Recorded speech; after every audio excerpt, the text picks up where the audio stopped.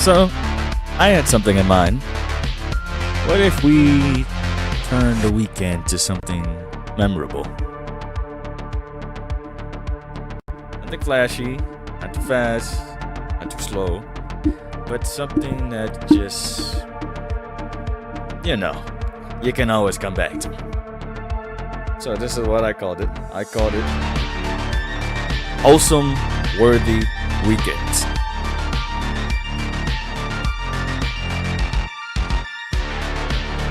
Anything related to art, music, games, technology, fashion,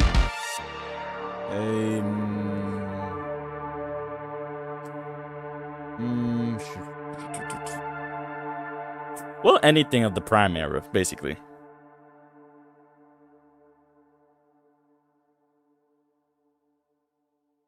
Yep. Anything of the prime era, everything relating to the good old days, anything of good stature. That is what I intended to be. At first, I was thinking something more spooky for the weekend. I was like, nah. I like spooky games, but not that much. So I'll just do this instead. Wholesome Worthy Weekends. That's what we're gonna call it. Wholesome Worthy Weekends. The 3 legendary W's. What best way to start with than start with one of the most games of the Neo Arcade.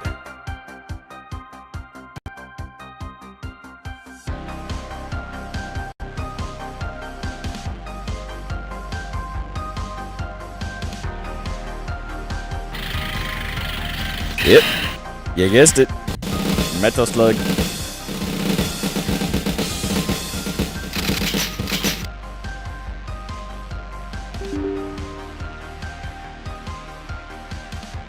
Metal Slug's the game today for the folks. So hold on to your butts. Cause we're in for a long ride of just wholesomeness. That's literally it.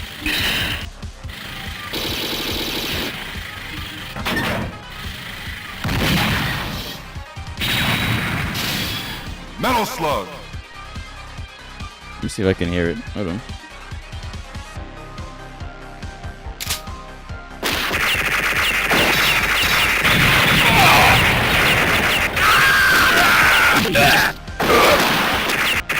Alright, it works. Rocket launcher. Let's get started, shall we? We got 2 things.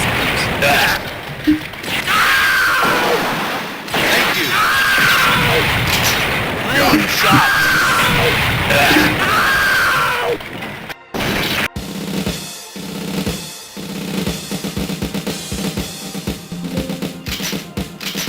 Okay.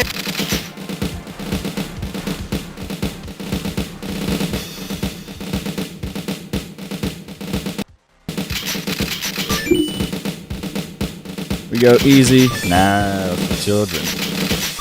We go very hard. Okay. Mission 1. Okay. 1. Mission 1. Start.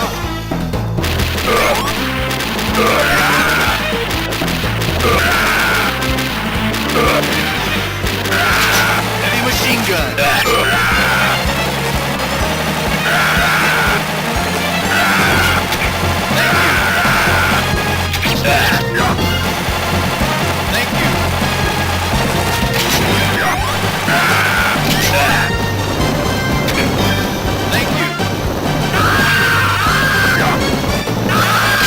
Heavy machine gun.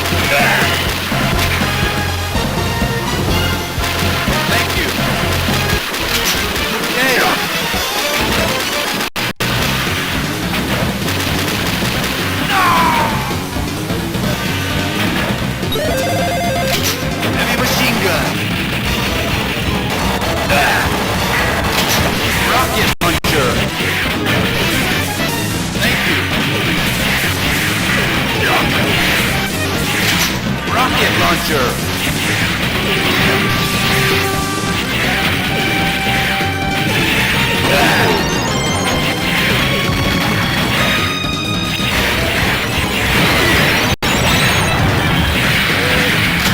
Heavy machine gun.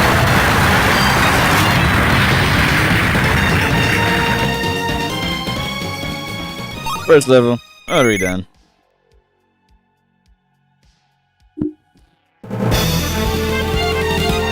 Mission complete.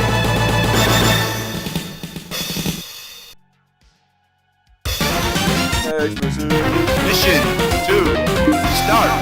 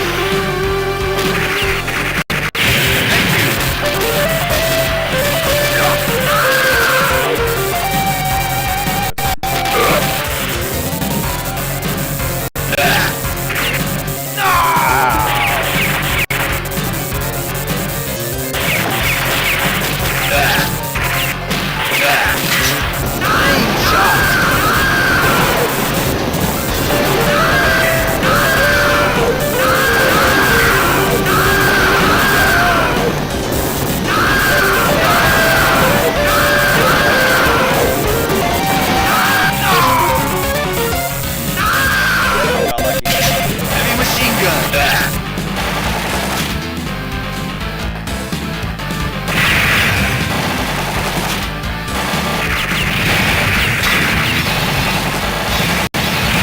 Thank you.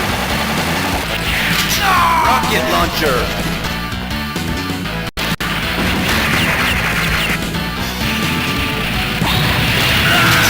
Rocket launcher.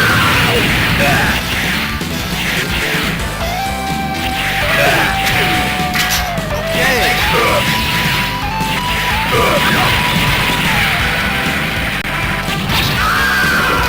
Rocket launcher.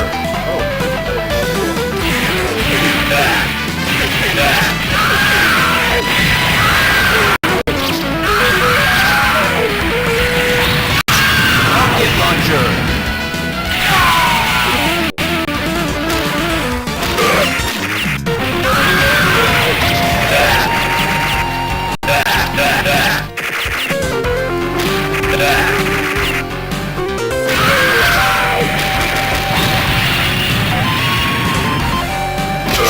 Shotgun.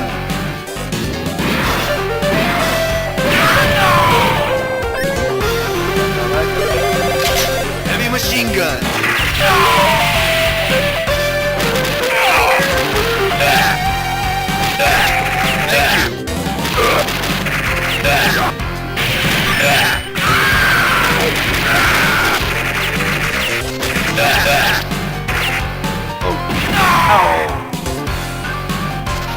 Thank you.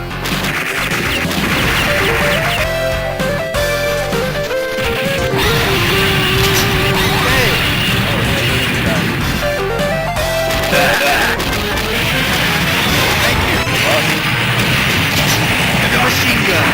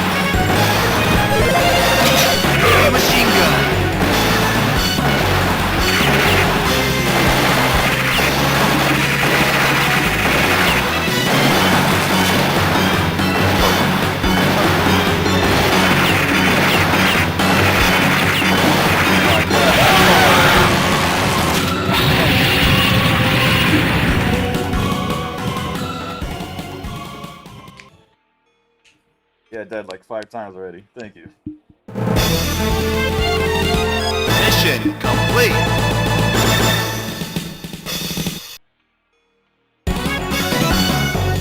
Mission 3. Start. Okay, got on.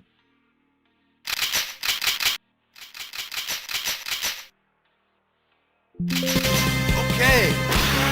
Thank you. Heavy machine gun.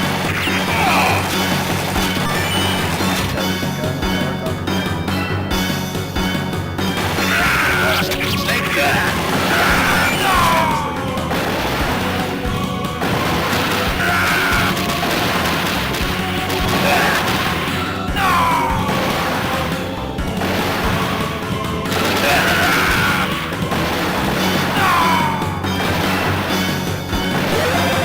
Heavy machine gun.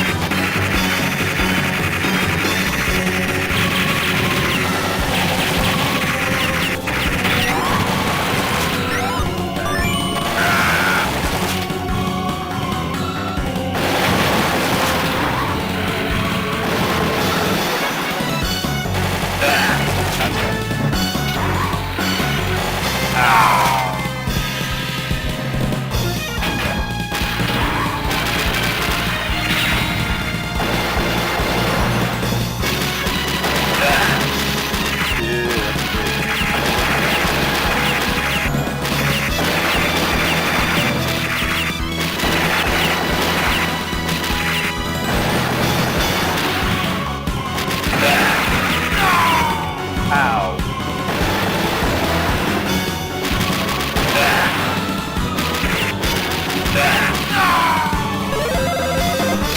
Heavy machine gun.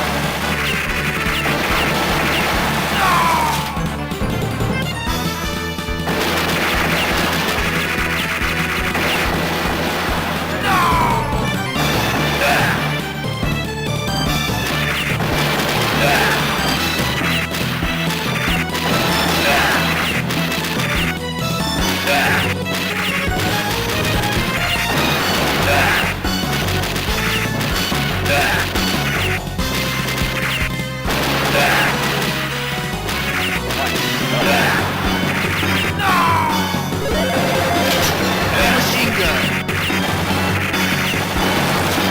Oh my god.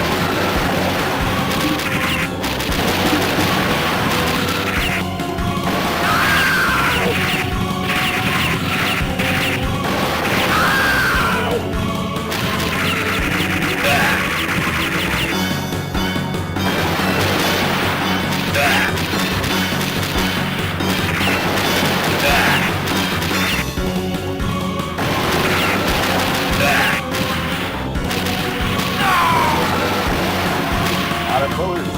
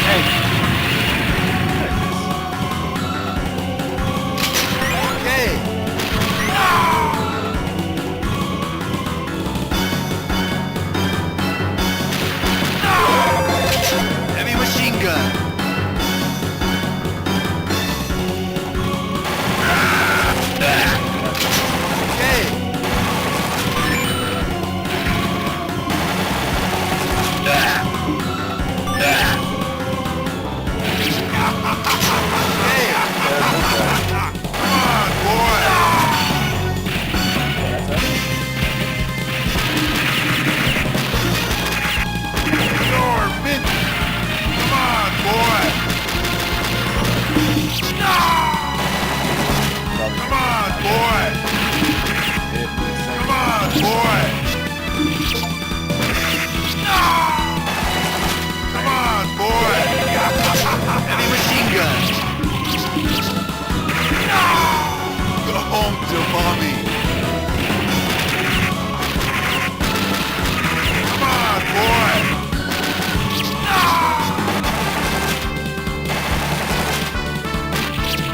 See you in hell! Don't come back.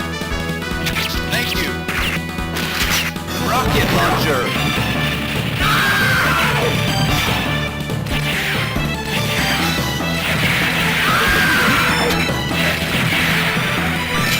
Shotgun! Thank you!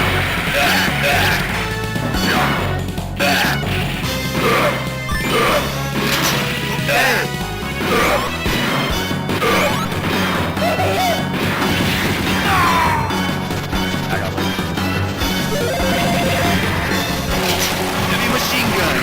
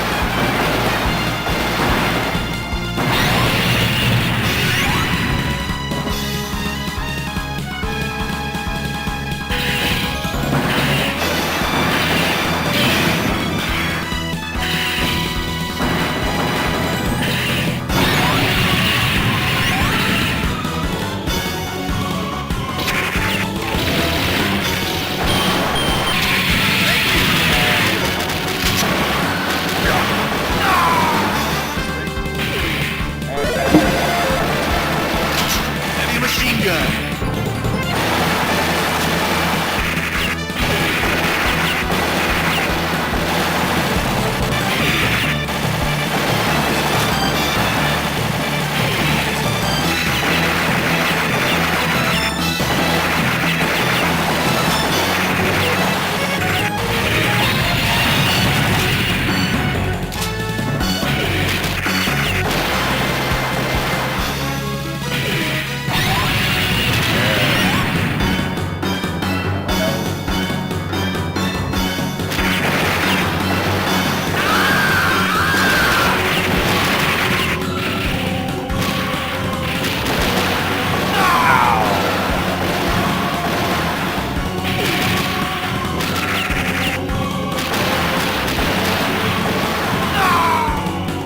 Doesn't get hit.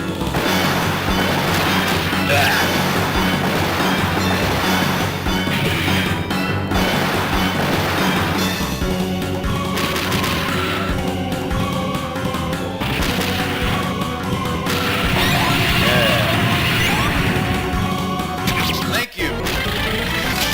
Rocket launcher! Oh, that's a big thing.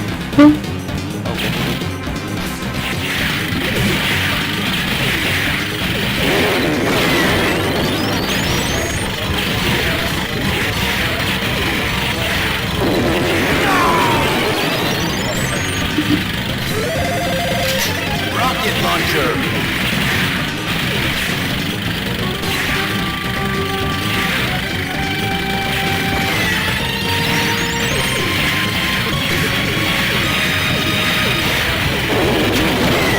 Thank you! Rocket launcher!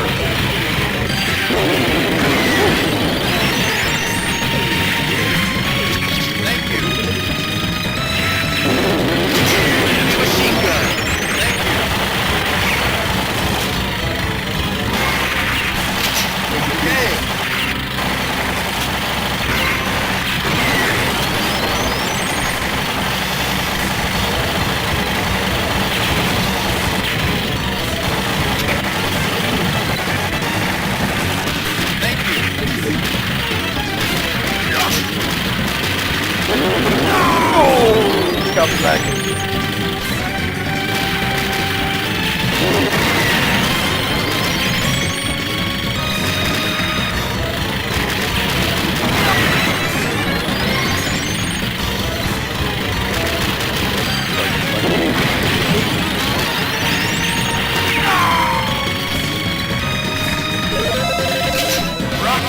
launcher.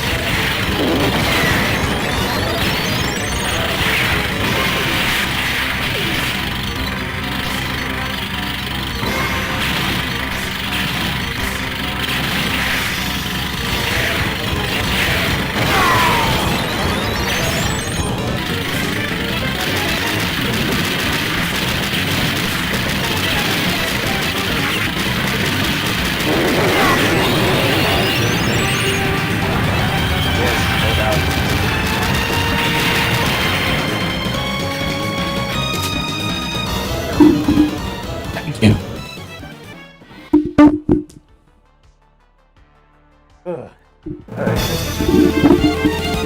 Mission complete. Alright, this is 3. Mission 4. Start.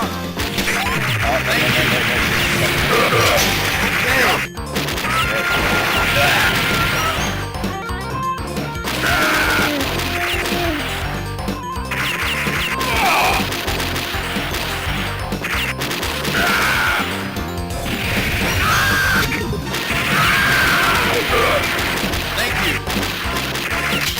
Rocket launcher.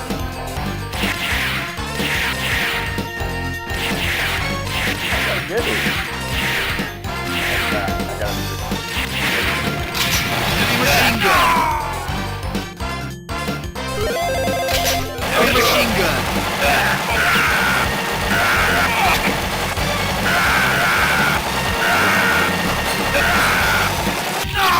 Oh, wait, we got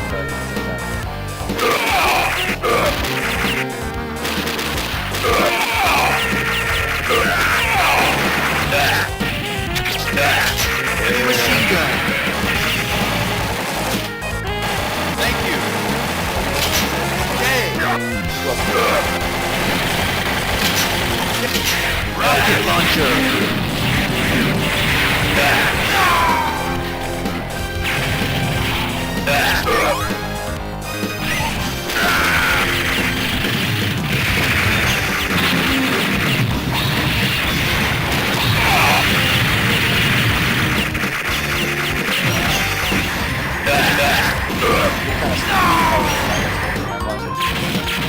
Heavy machine gun.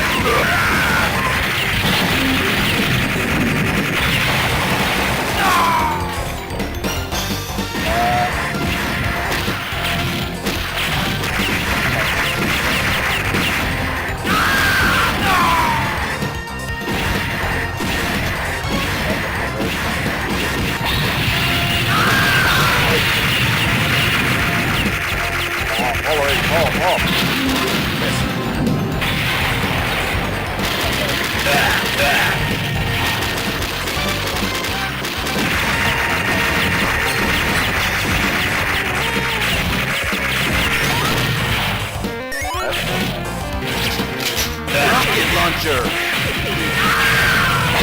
Thank you. Okay.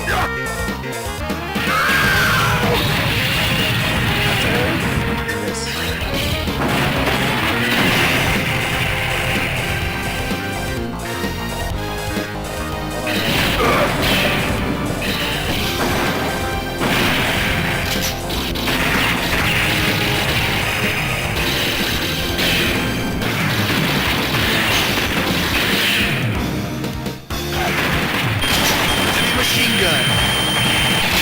Shotgun.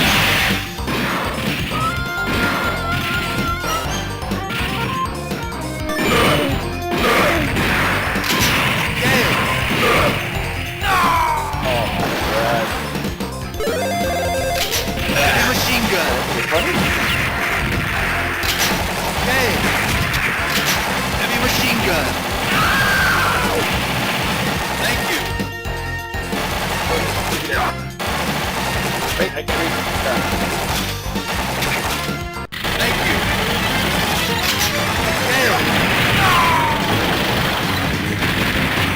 Okay.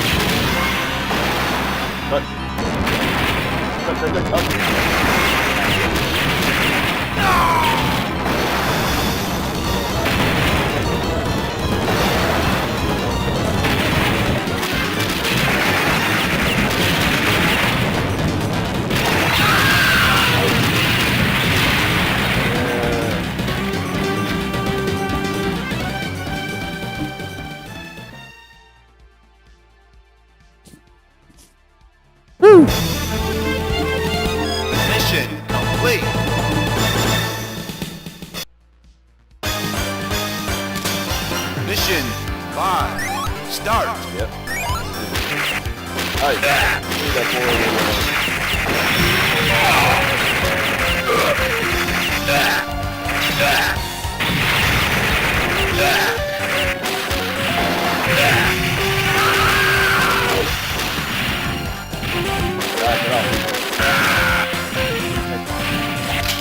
Rocket launcher.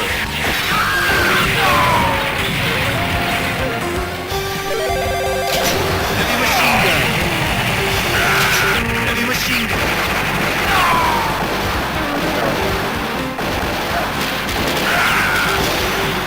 Thank you.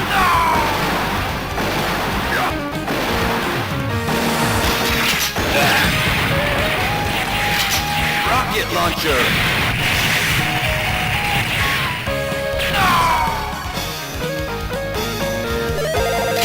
Heavy machine gun.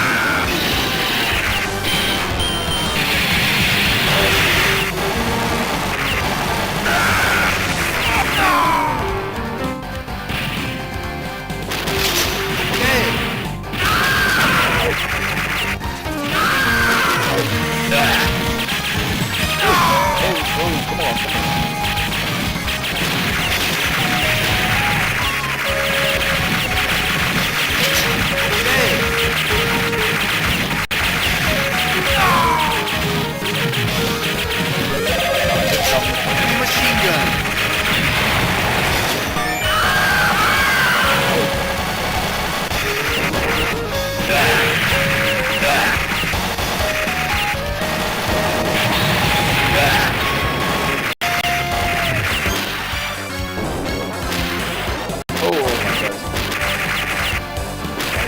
There's times I need it to work.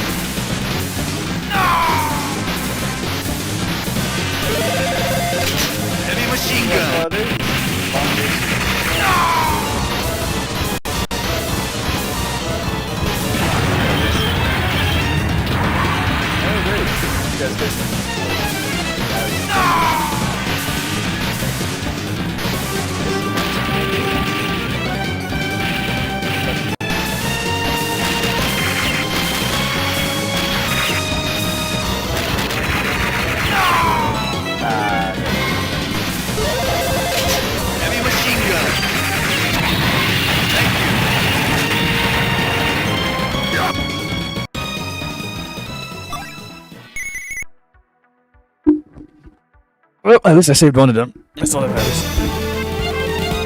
Mission complete.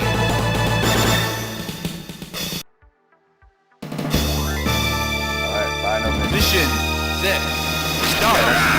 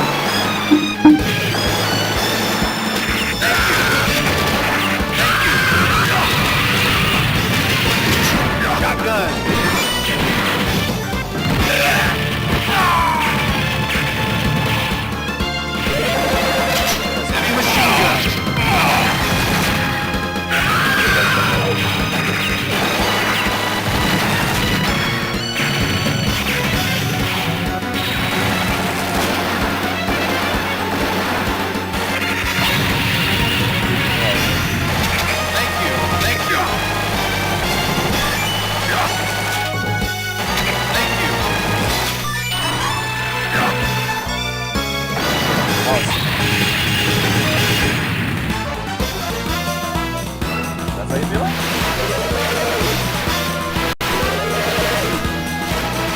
Tour it, baby.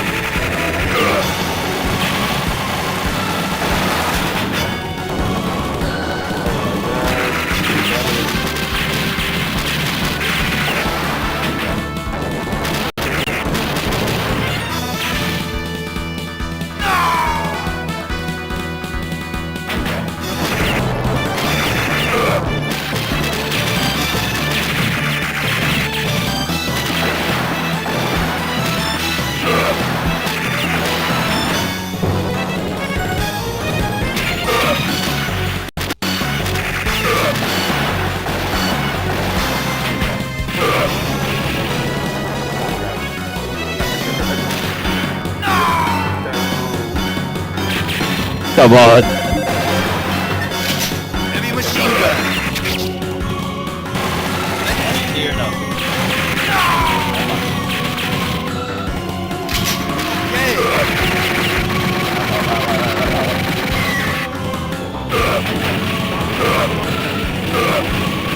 Oh my God, all of it.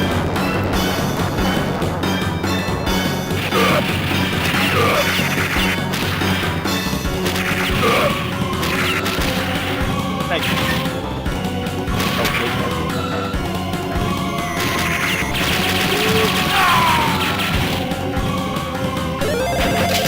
Heavy machine gun.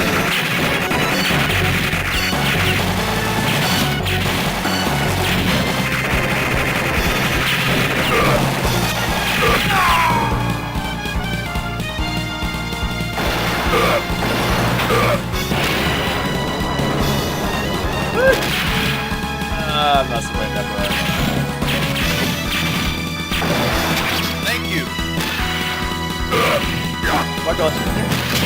Rocket launcher. Heavy machine gun.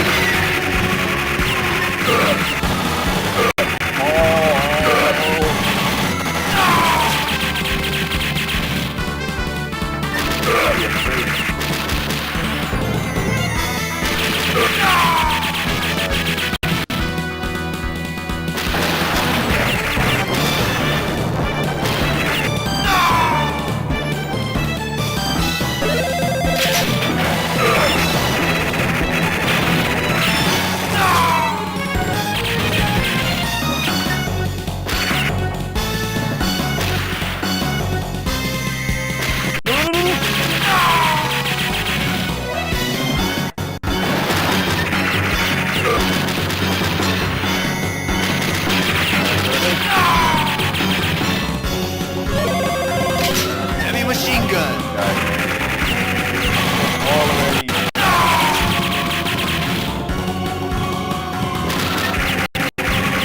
I'll fucking do it.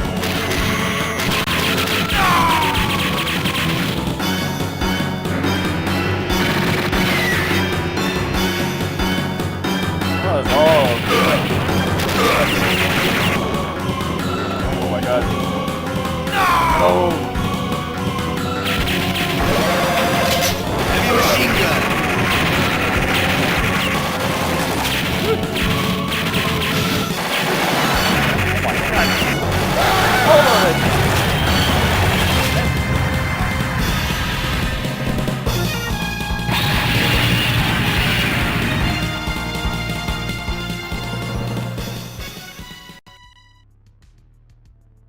Oh, I ain't catching up with this. Oh, that's Mission complete.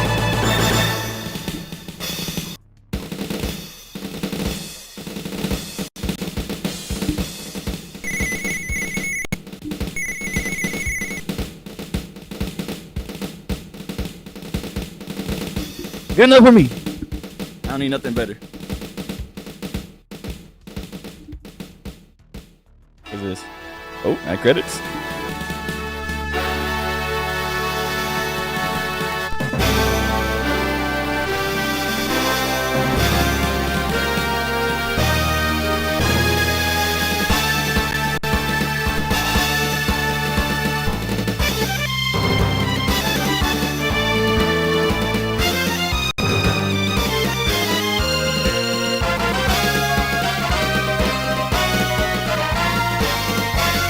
Yeah, I took you out, I took you out, I took you out. You deserved it, you deserved it, you 100% deserved it.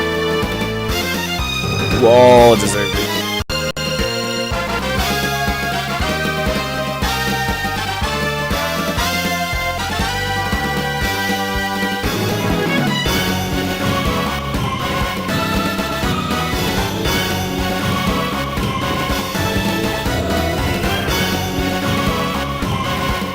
Yes. Yes.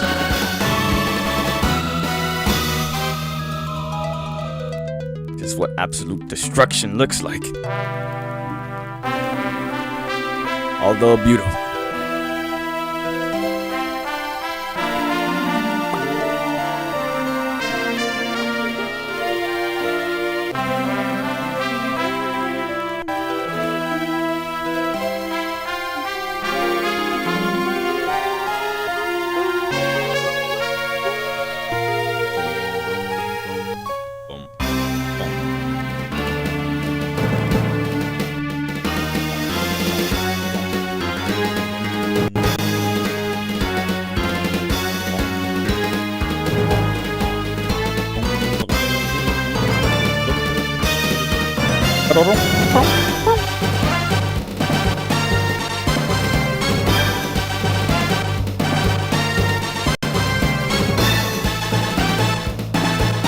NASCAR Corporation. Up to the stars.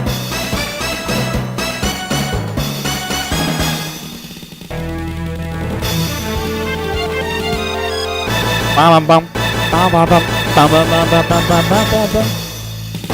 Bum.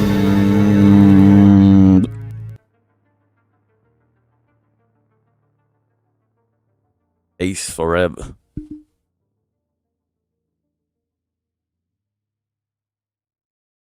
Where's my score? Yeah. Not bad, not bad. Okay. Okay. We could do multiplayer. Okay. Okay. Mission 1. Start. Wait. Oh no, it isn't. Oh, never mind. No. No good. Okay. Okay. Yeah, I played with 2 people, but I don't have a second partner. Okay. Okay. Okay. Alright. That's Metal Slug 1. Now it's time for Metal Slug 2.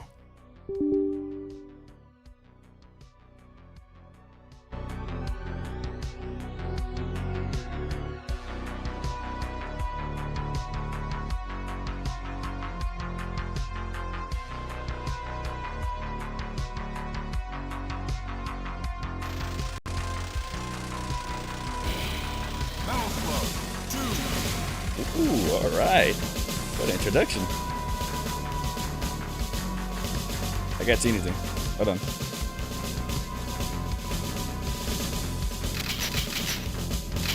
Okay.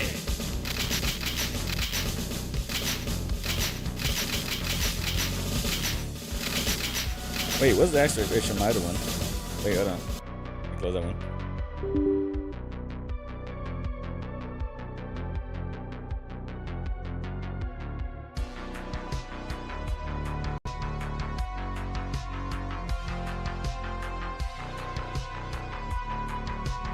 Come on.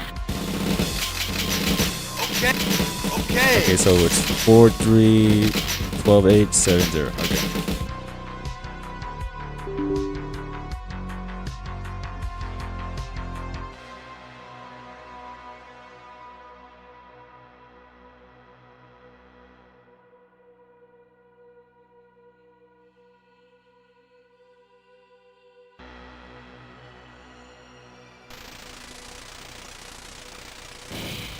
Metal Slug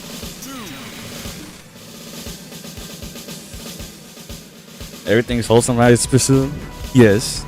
Yes, everything is wholesome. We'll keep it wholesome. A long, wild weekend. Alright? As much as we can. When I mean wholesome, I mean good. Just good things in general. It doesn't necessarily have to say good all the time. It just has to be a good vibe. Sometimes.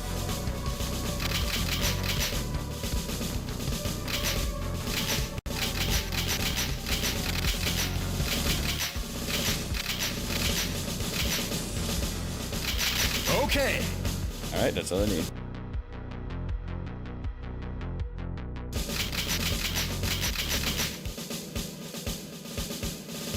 But yes, everything is wholesome. Wholesome, worthy weekends. That's what we're gonna call it. If it ain't wholesome, then maybe call it something else. But it's gotta be wholesome at least. Okay. Okay, we're gonna do very hard mission mode. Okay. Mission 1. 1 player. Ooh. We got Marco, Eri, Tarma.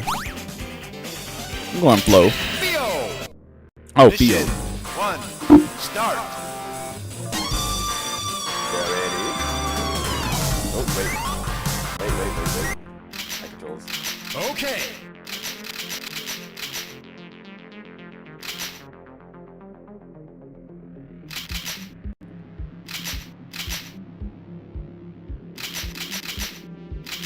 Up to W. Down. That's not.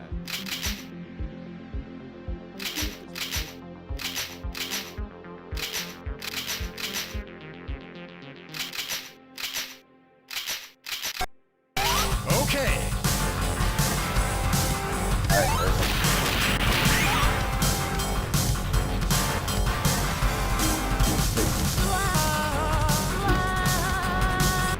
Wait. Okay. Okay. We'll see if it's all wholesome. Alright, bet. You know what? Fine, we'll keep everything wholesome for right now. No cussing, no raging, just wholesome. You want wholesome? Fine, I'll get you wholesome. Okay. Okay.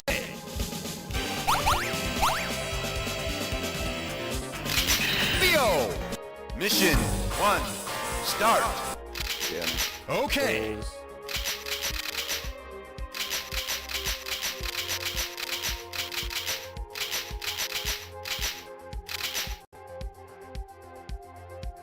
Oh no.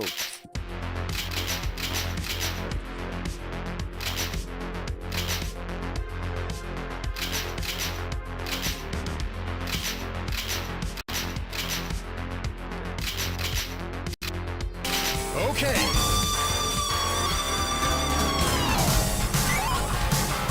Where are you going? Yes, just straight peace. Nothing crazy, nothing out of the ordinary, just peace. Straight peace. Contemporarily, unlimited peace. Okay. Okay. Okay, left jump. Fire.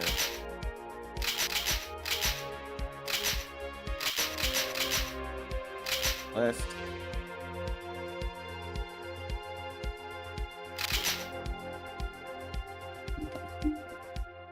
Is this gonna be loud? Okay, hold on. I'll put it down. Okay. All right, how's this? This should be. Is it still out?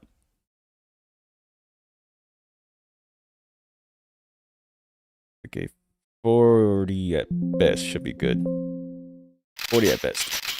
Okay.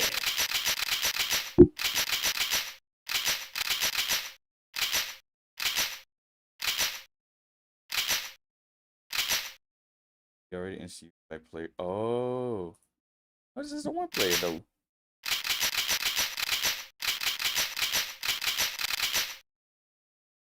It's wide.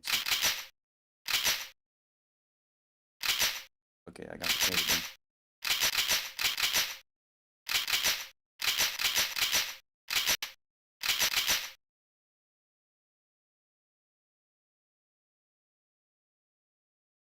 Why?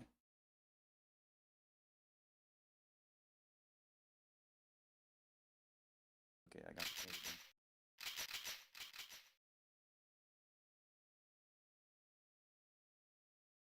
Okay, should be good now. Yes, I should be able to. Okay. Yes. All right.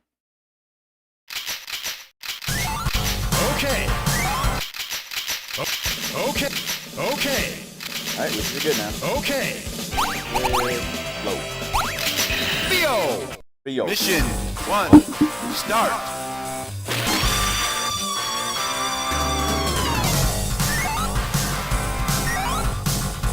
Oh, I see. Okay.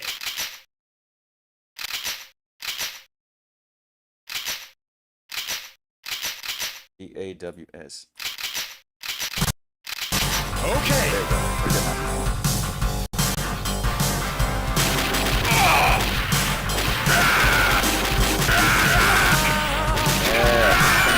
Thank you.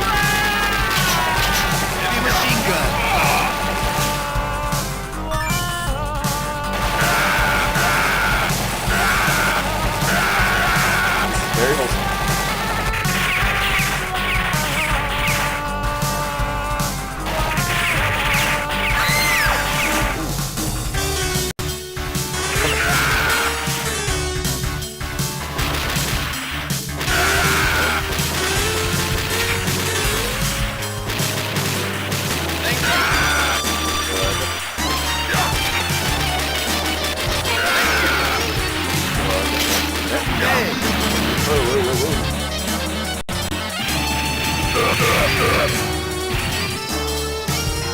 Yeah, run away.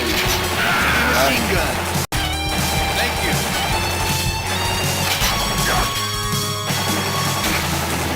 Thank you. Heavy machine gun.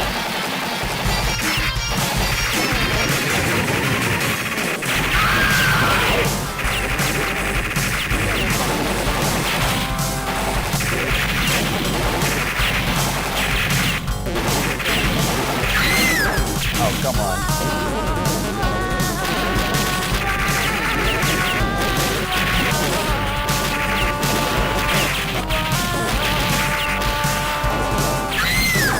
Come on. Heavy machine gun.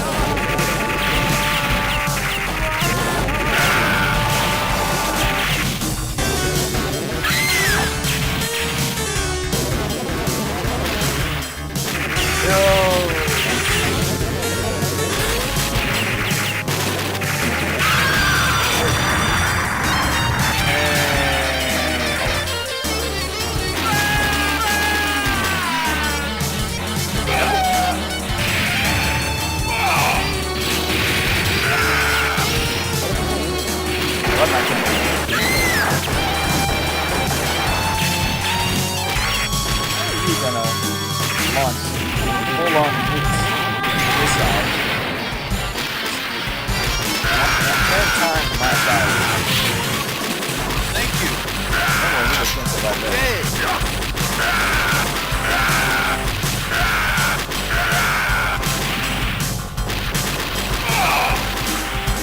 Go, go, go, go. Alright.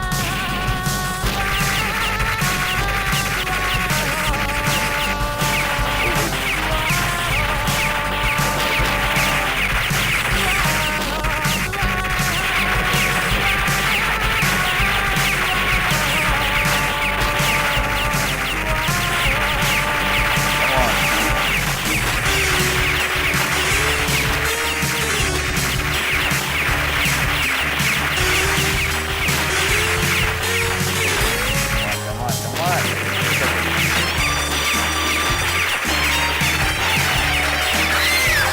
And I took it. Heavy machine gun.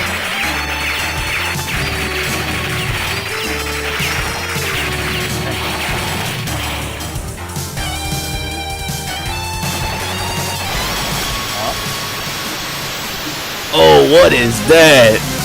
Oh, I gotta fight that.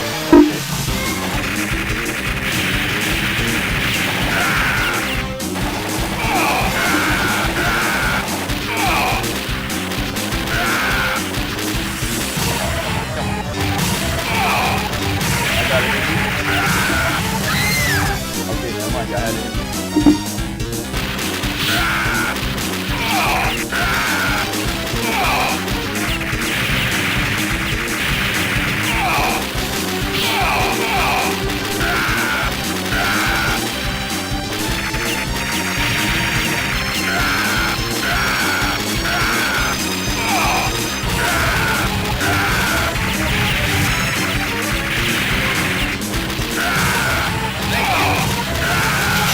Rocket launcher.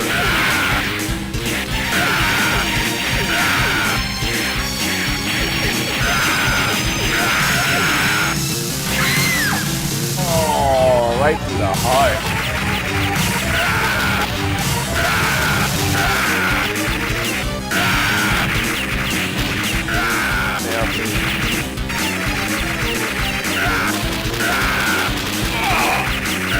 How can I attack you?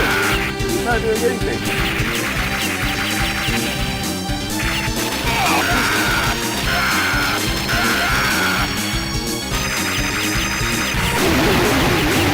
Oh, now it moves. Oh, now it moves.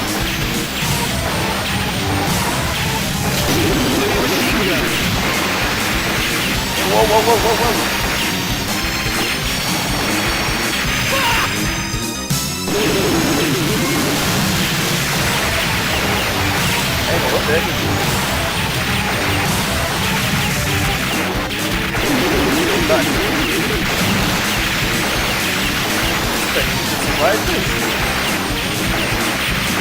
Oh my god.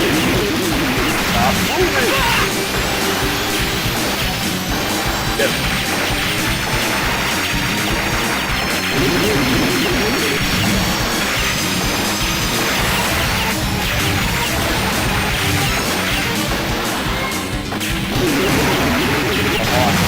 Come on.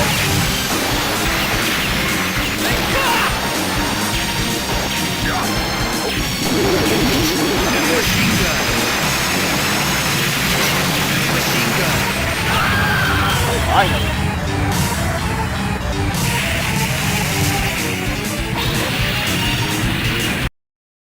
Woo.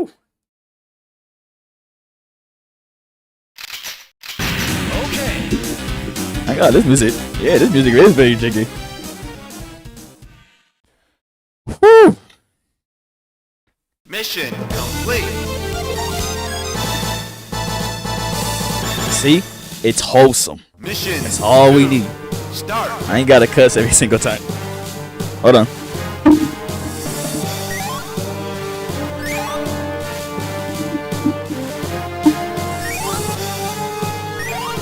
Hold on.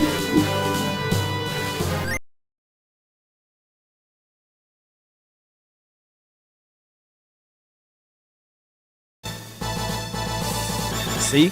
It's wholesome. Mission. That's all we need. Start. I ain't gotta. My day? Hold on.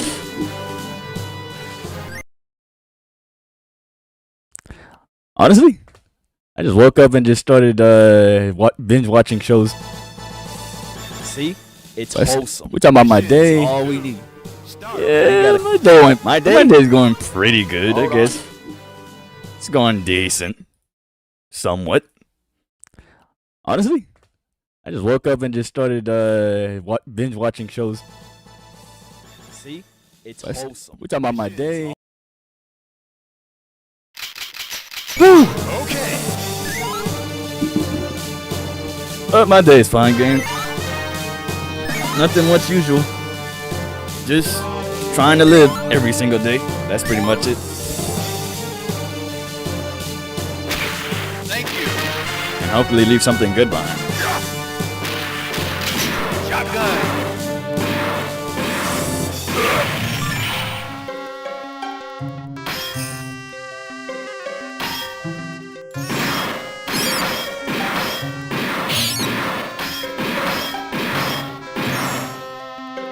Bring it on.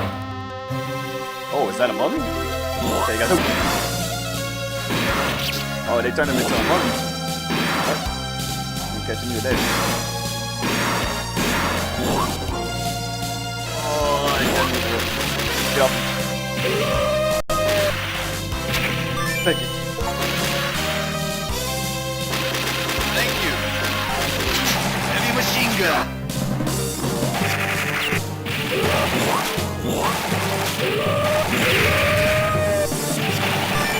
Got mummified zombies.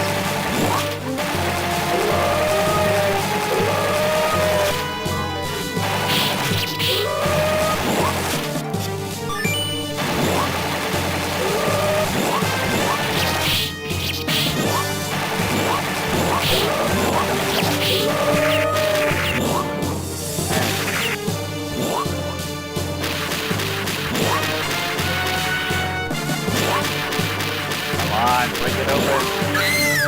Never mind.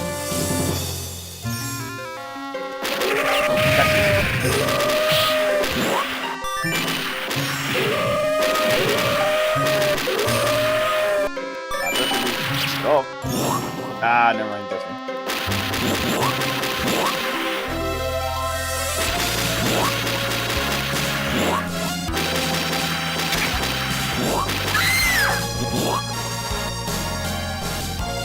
Thank you.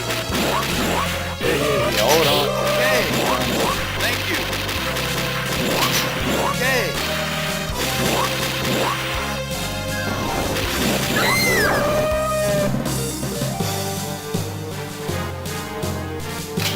Heavy machine gun.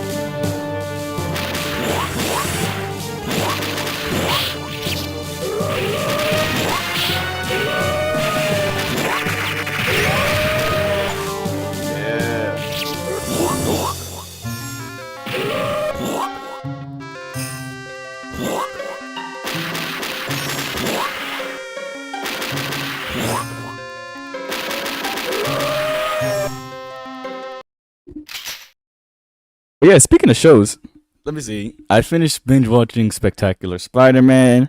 I finished The Boys. All I gotta say is Homelander deserved it. What else? Wait, what's that other one's name? Shit. What is that show's name?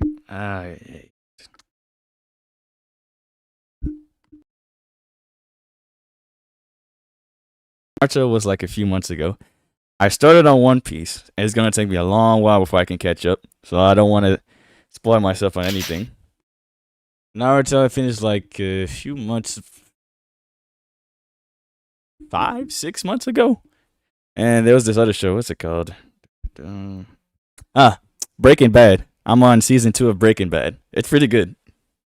But that's what the shows I've just been watching for the morning. Okay. Oh yeah, Invincible. Yeah, I'm caught up on Invincible. I'm way caught up. You can tell me anything you want about Invincible. I'm way caught up. All I gotta say is Thrag is a menace. Okay. Oh yeah, and also don't ever mess with Ultramites. Worst mistake you could do. Okay.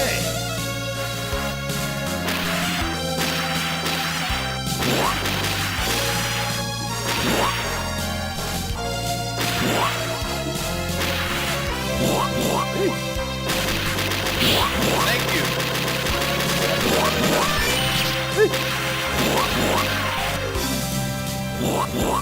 Ah, det kan vi.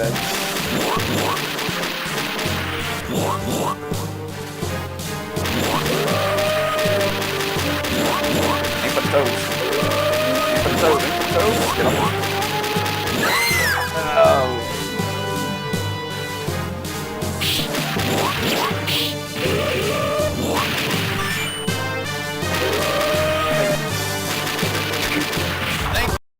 Woo.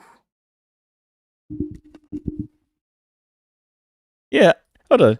I don't know why everybody was saying Thrag wasn't emulating that kind of aura. I'm like, what? No. Give it a second. All right, he just got introduced. Yes, it looks like his face is a bit round, but trust me, I don't think you want to underestimate Thrag that quickly. And right after we just got to introduce him, he was that problem.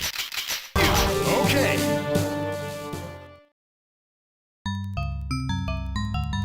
Ooh, spooky.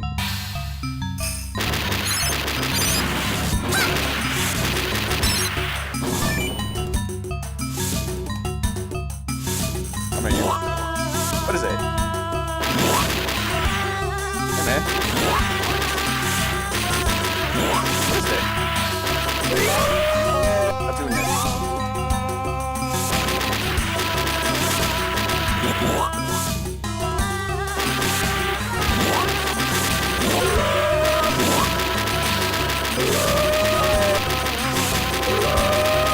Alright, stay over there.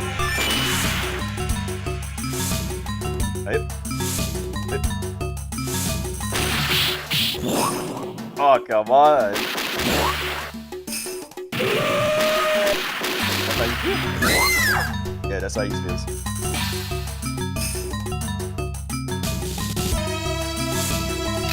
Heavy machine gun.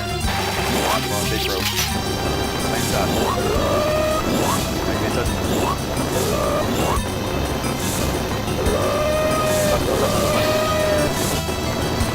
Hey man, you might want to get out of here.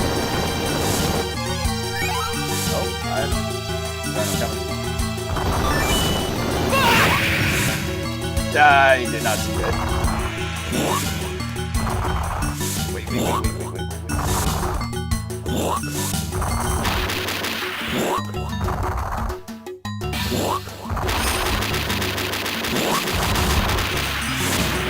Ah, you bastard.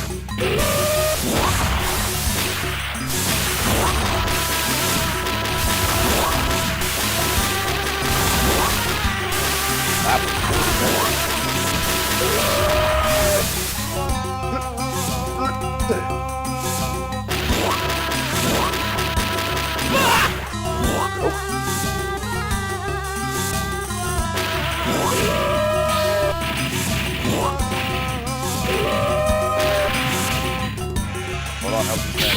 Thank you. Shotgun. Oh, jump! Why did you jump?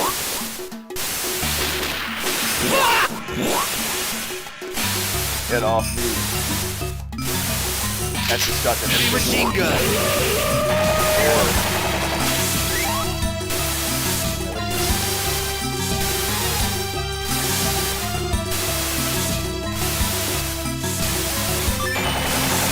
Whoa! I got like.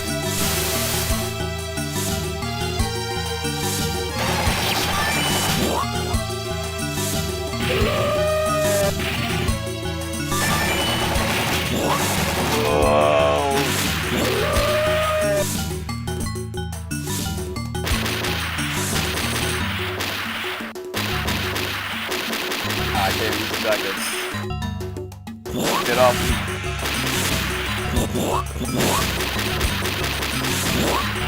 There's too many, y'all. Oh, bye.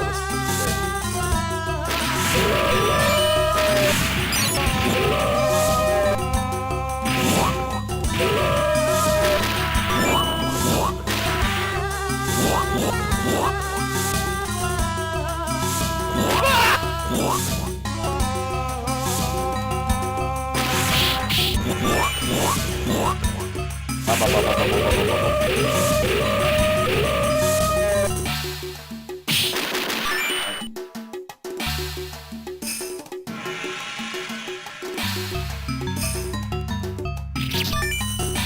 Oh, I see a mouse battle coming on.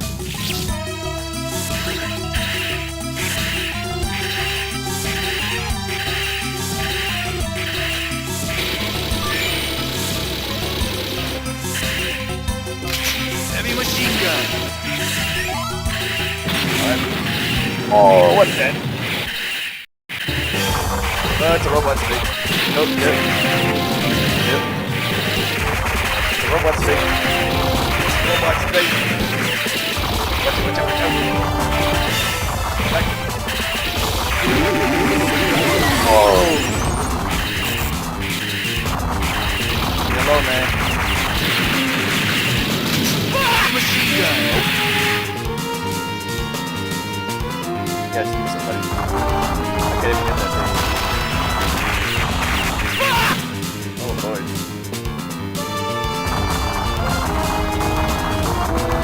Oh, look at it. Ah.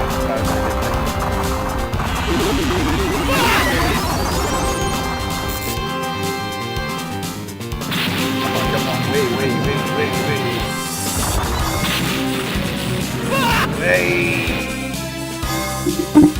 Give me a chance, would you? Heavy machine gun. Oh my god.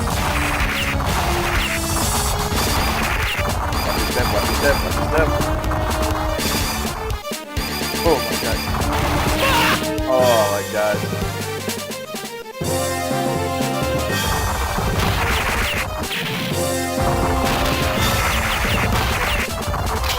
Rocket launcher.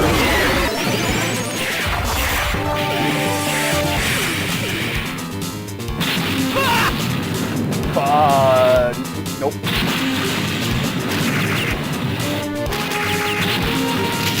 Rocket launcher.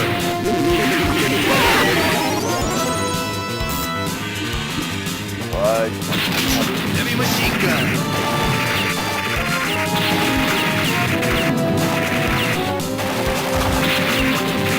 Oh Lord.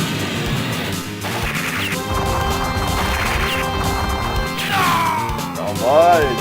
Lag it on my end. Like a split-second delay of lag.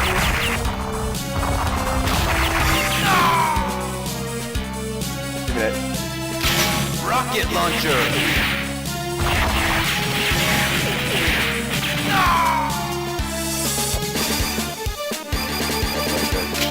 Heavy machine gun. I mean, this is very super hard for us to get right there.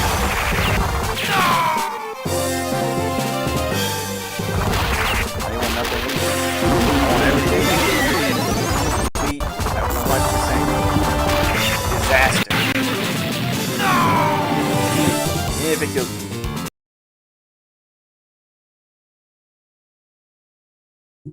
Okay. Wait. No. Oh, come on.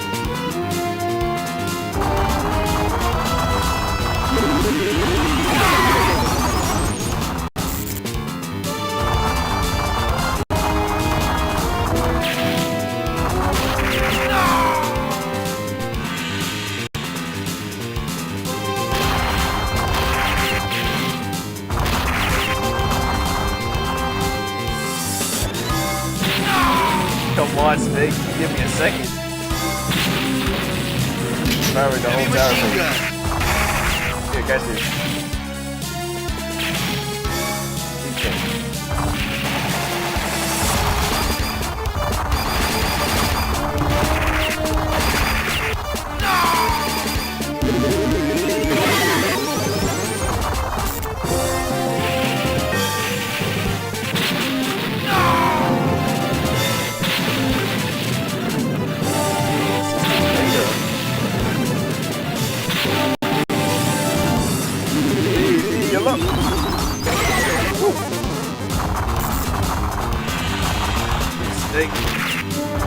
Yellow, babe. Yellow. Heavy machine gun.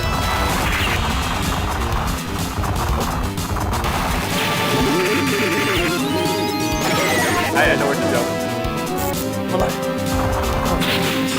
I thought I died.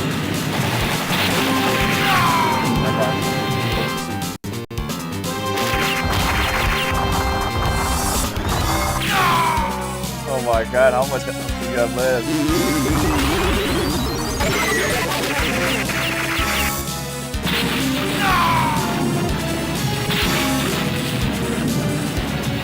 What health do you have left?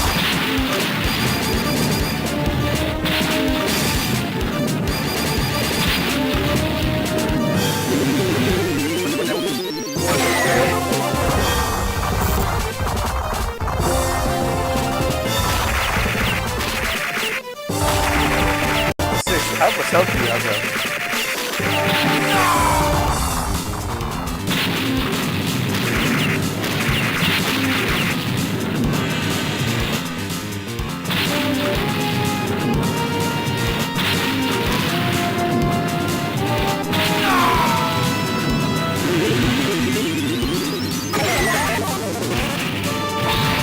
Hey! Goodness. No. Yep, go back down. Nope, don't want to deal with you anymore. I'm good. Man, it don't matter if I got any prisoners. Mission complete.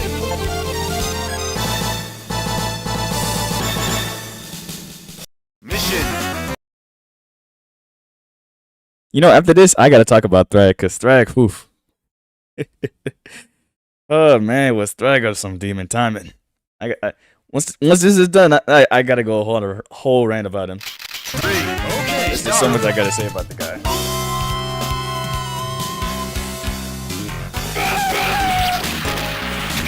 Sorry, I gotta interrupt your meal.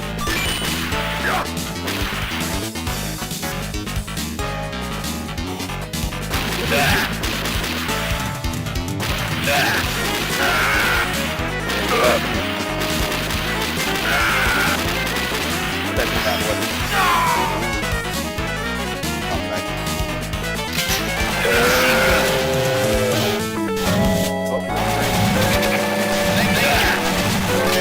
Heavy machine gun.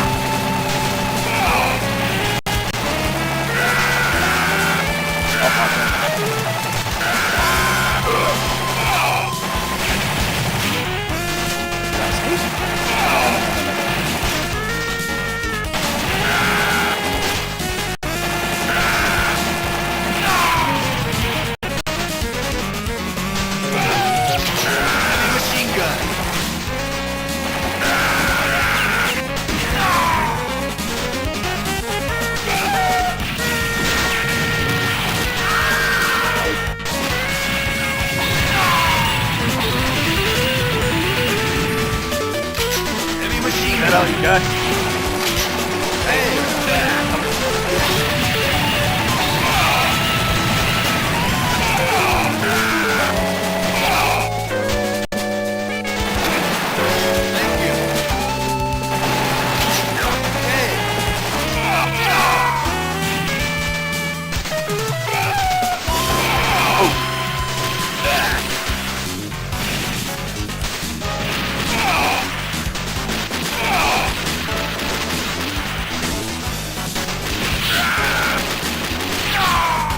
Ow!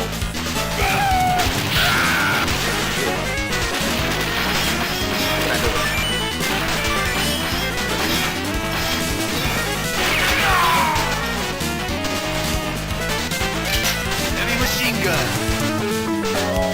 Thank you. Thank you.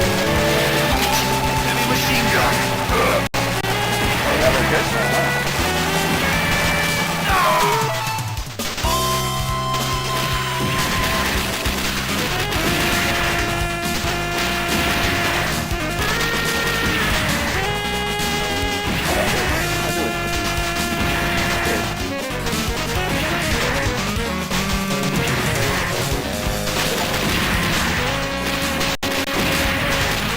Yeah, get off me.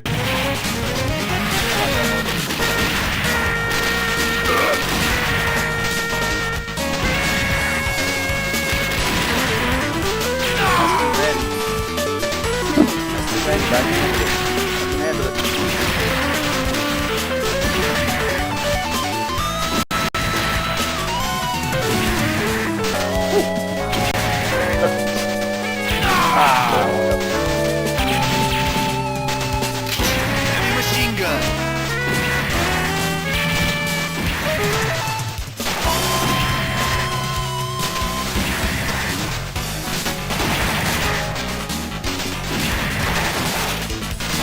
Get off, please. So what? I can't dodge all this.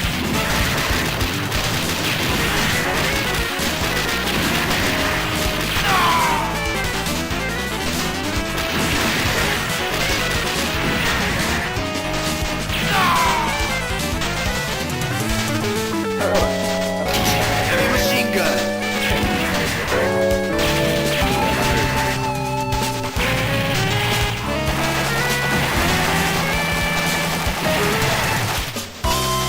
And got it. Thank you.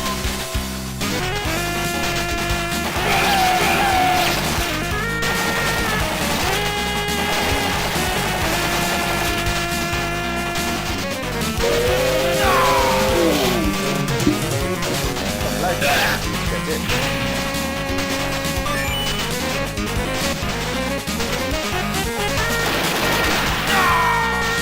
I thought it was. Oh wow, look at that. Nice thing.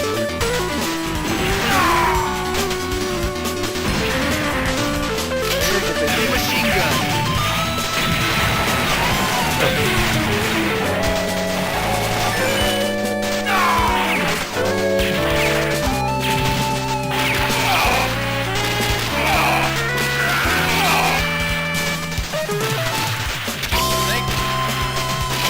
Heavy machine gun.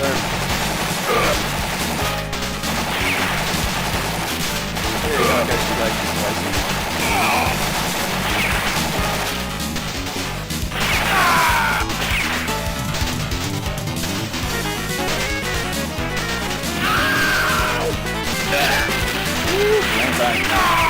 Out of my way for it. Machine gun. Yes, sir. Yeah. Mobile air support.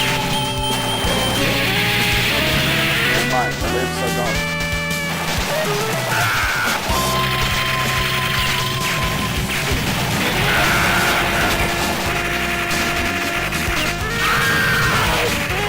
Thank you. Heavy machine gun.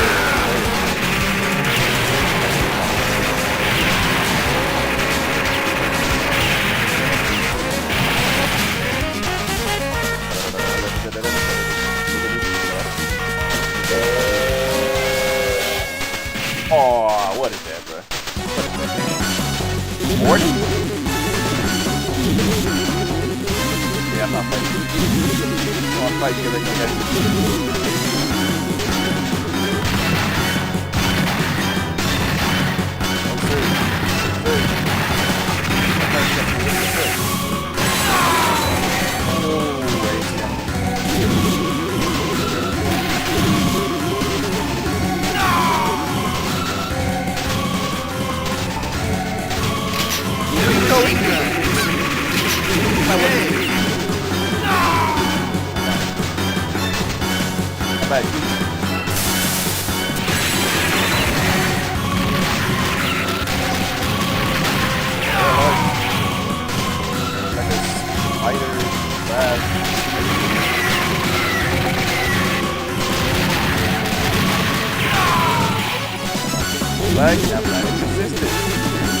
Thank you. Heavy machine gun.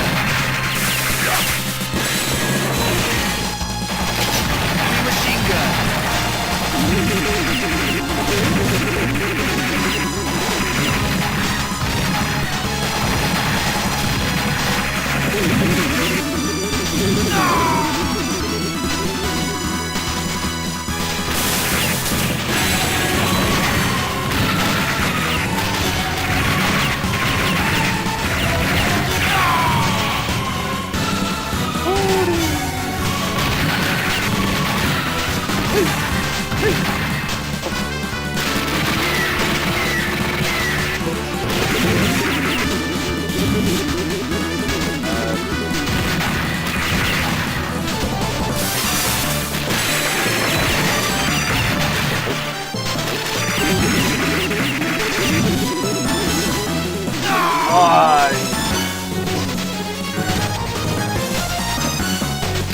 Heavy machine gun. That one thing.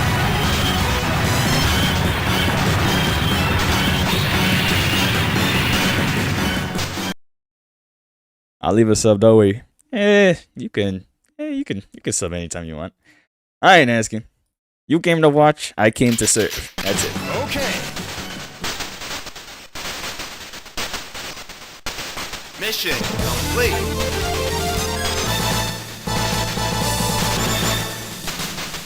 Mission 4. Alright, mission 4.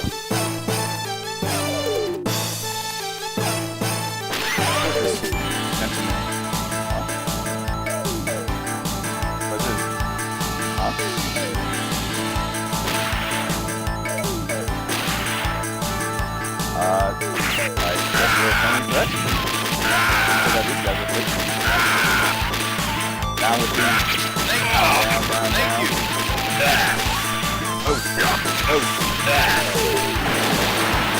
Oh.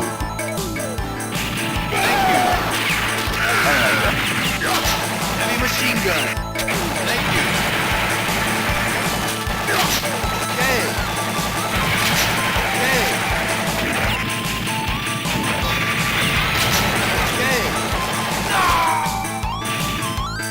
Oh, you think it's funny? Come on. Rocket launcher.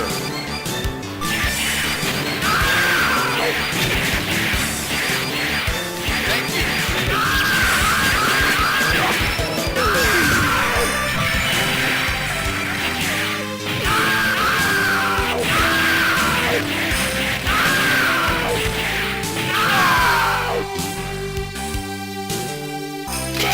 Heavy machine gun.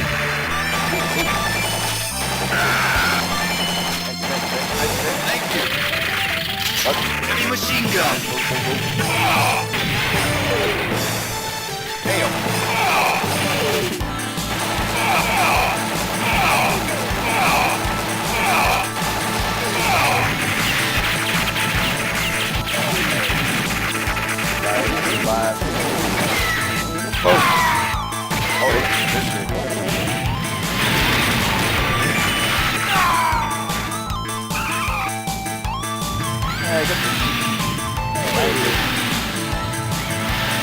Yeah, what's it? Got no weapons now.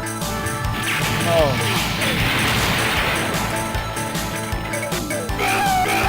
Come on, music.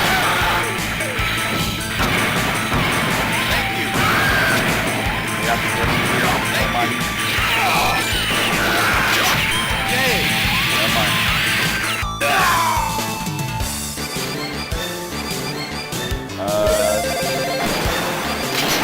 Machine gun.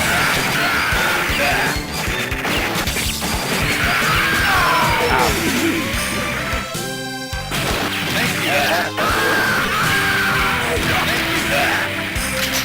Okay. That tank was moving a little too fast.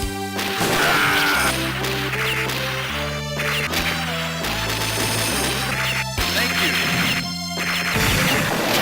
Heavy machine gun.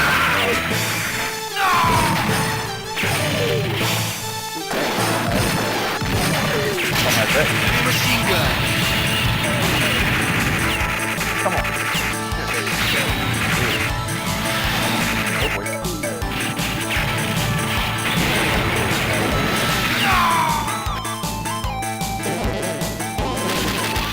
I've gone back from the heavy.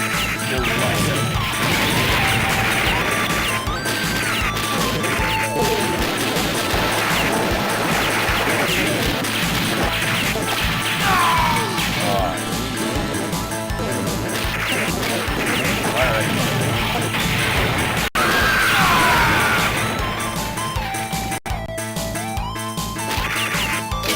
Heavy machine gun. Who's next? What is it? I gotta fight back? Okay. That's crazy, but okay.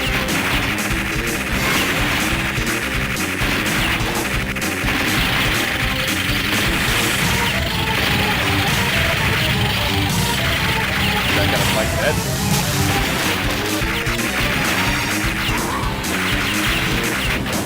Okay, that's just overkill. You want me to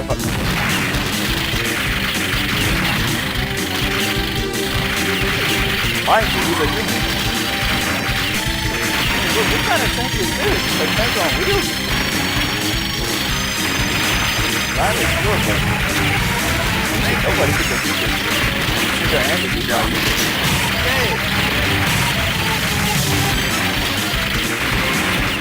But it is badass though. Come on.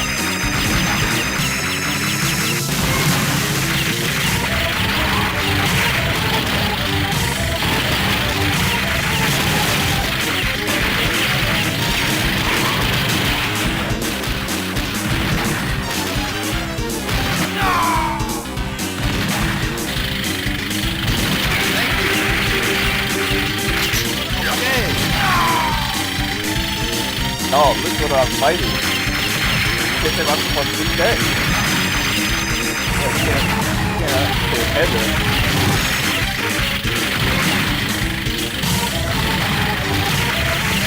I got a pistol and you got a cannon. You're gonna win.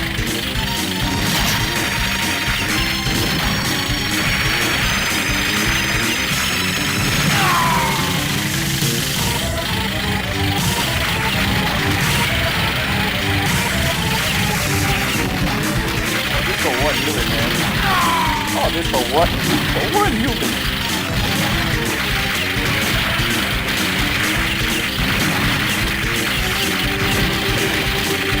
It never become that serious.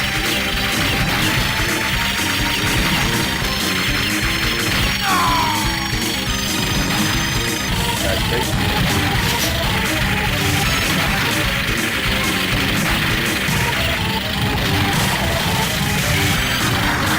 Alright.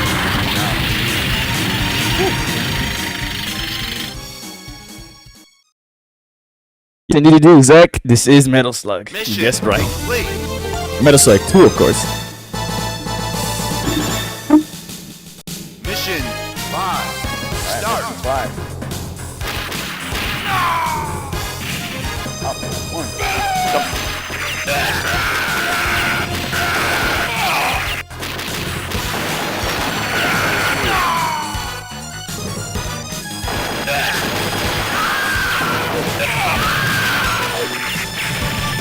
Oh yeah, they're inside the card.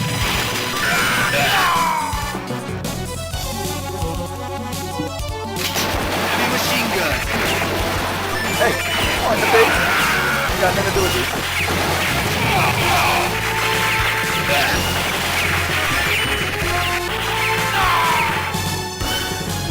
Yeah, wrap it up. Come here. Wrap it up.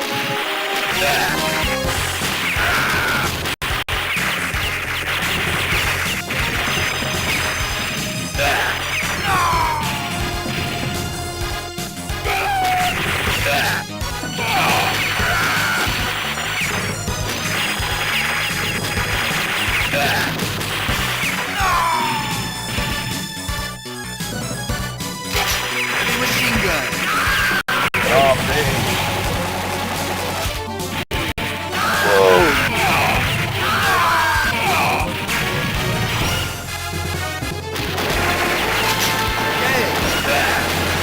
That's too many balls. Look at them.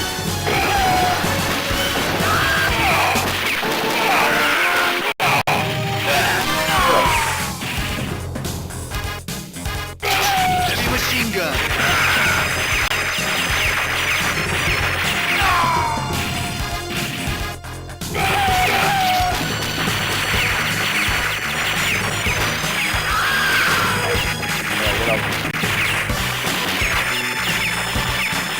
Ah, I tried to jump through.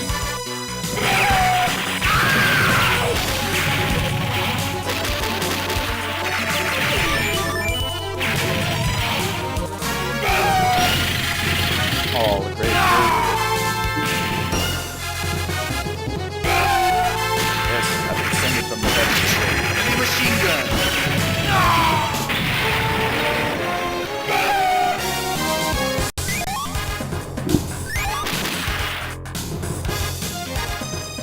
Whew.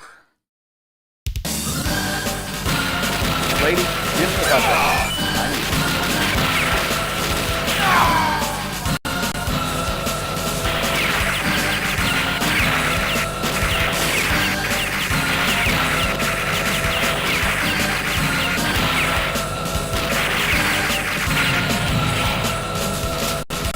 Oh my God. Stop trying to sneak me. I can't see you. Get behind me, this useless. Heavy machine gun.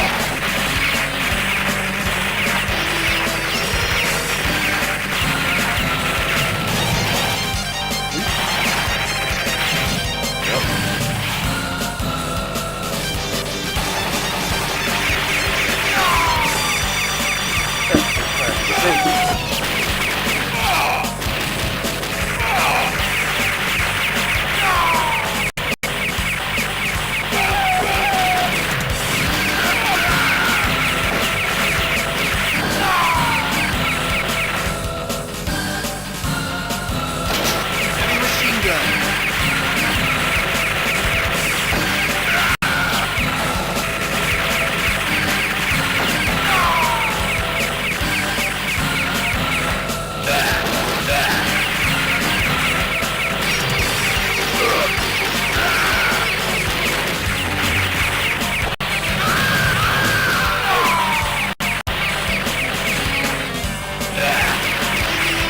Help me out here.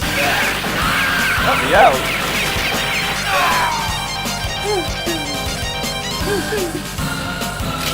Heavy machine gun. Flames down good. Okay, now it's me.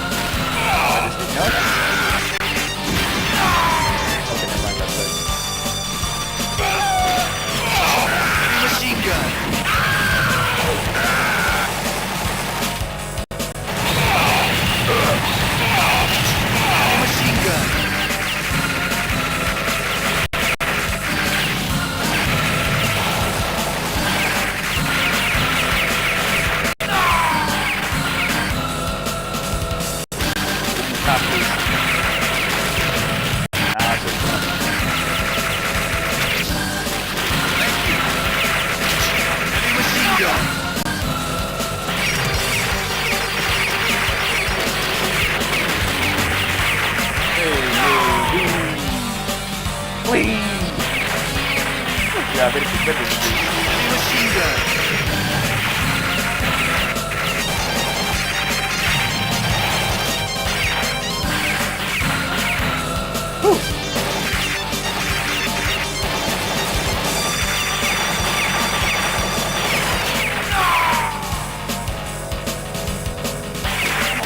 Fine.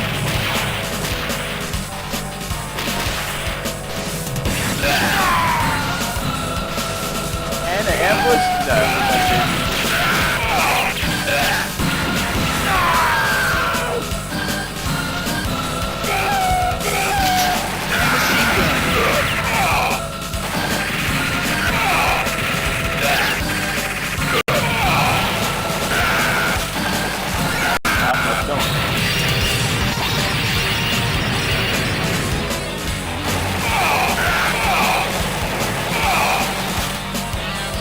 Guys, stuck it. I'm not gonna work. Come on now.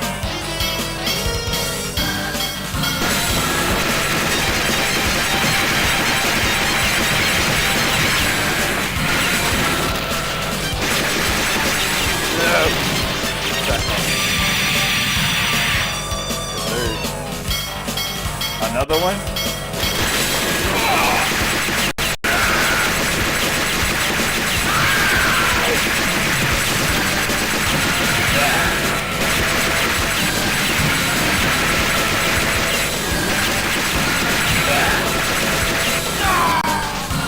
Damn it, you got lucky.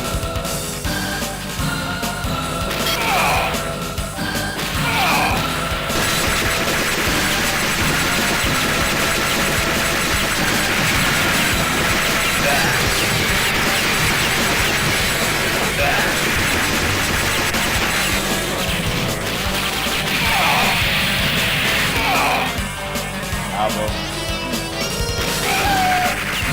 What I didn't do.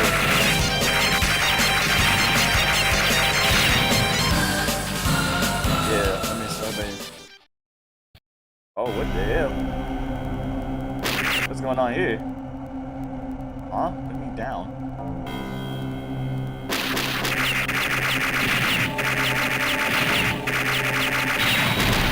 Out. Oh, what is that?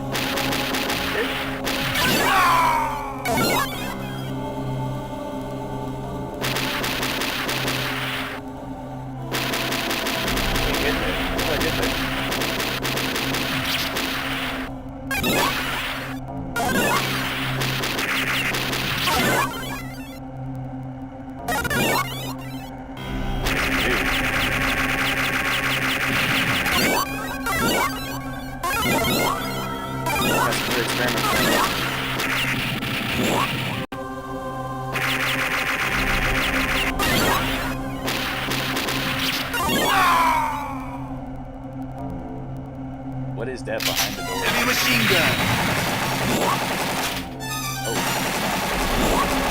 Oh.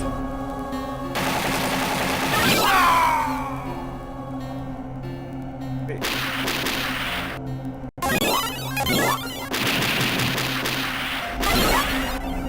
How do I get up there?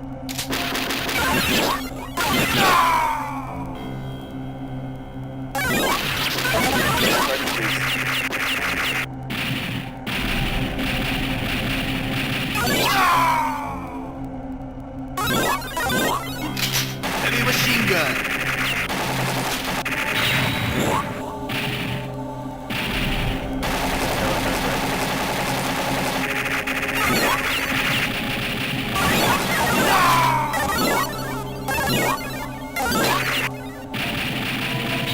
Yes. Oh, she's not dying. It's like somebody spitting.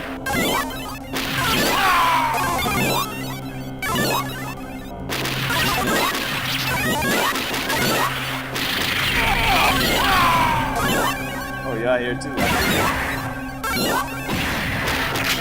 Heavy machine gun.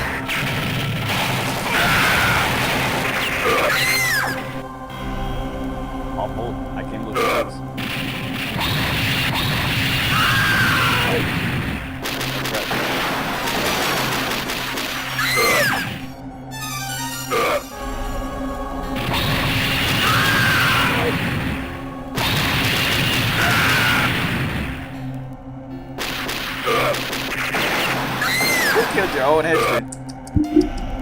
Oh wow. Heavy machine gun. What's going on?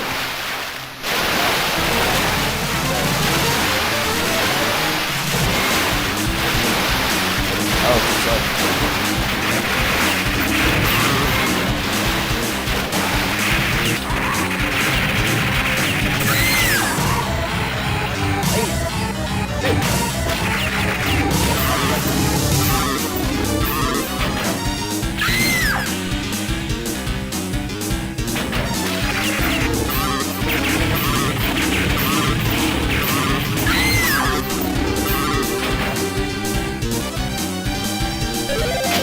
Heavy machine gun.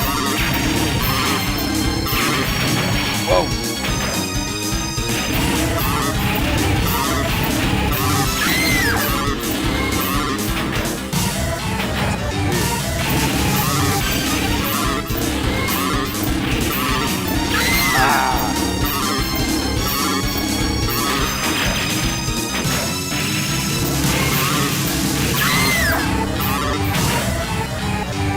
Oh, get off me. Heavy machine gun. That laser ain't gonna work on me.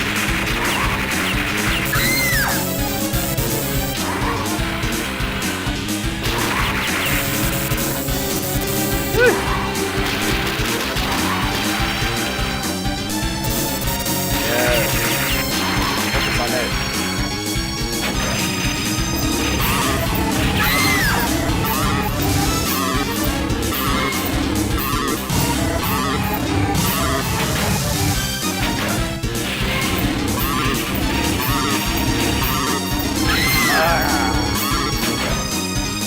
Come on. Heavy machine gun.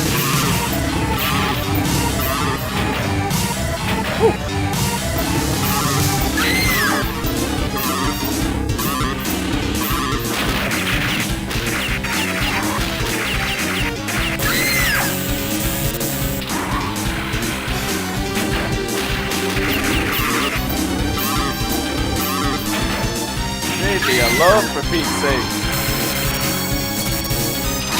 Heavy machine gun.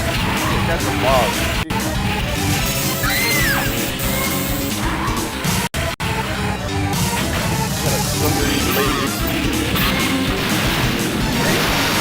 Everybody out. Everybody out.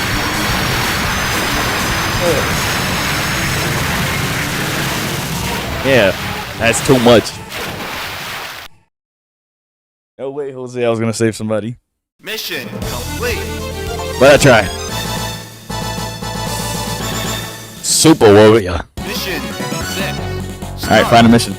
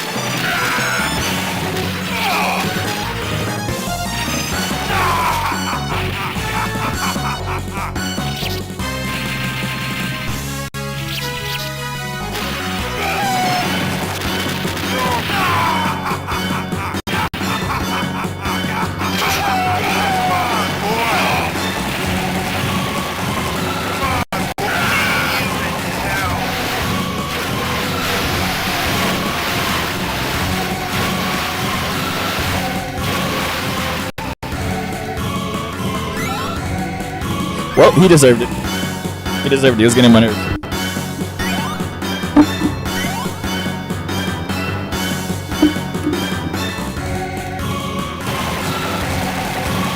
Alright, who's next?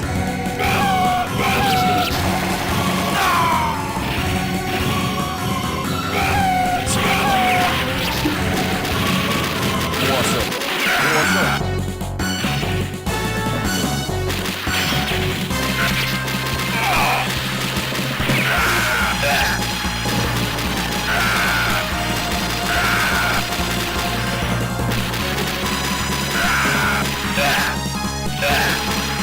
Thank you. Okay. Okay, you thought you were safe. No. Make sure all of them Heavy machine gun. Rush!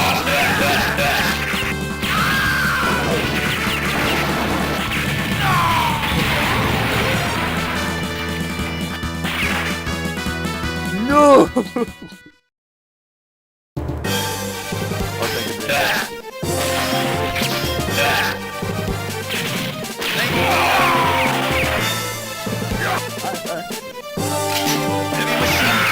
Heavy machine gun.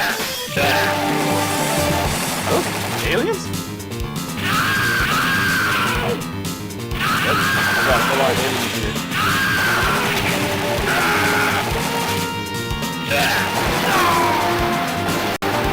Got full on aliens. Heavy machine gun.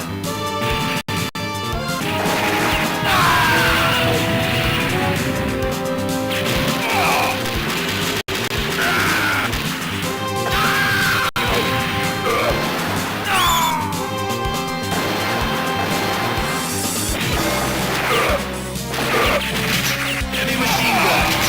Bang shot. Get out my way, tank. On my way. Whoa. Ah, there's 3 of them.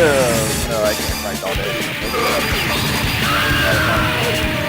Wait till it turns. Okay.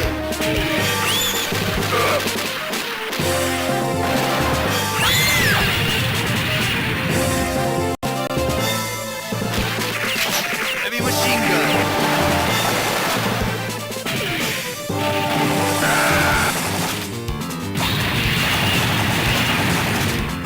Awesome. Thank you. Thank you. Heavy machine Damn, gun.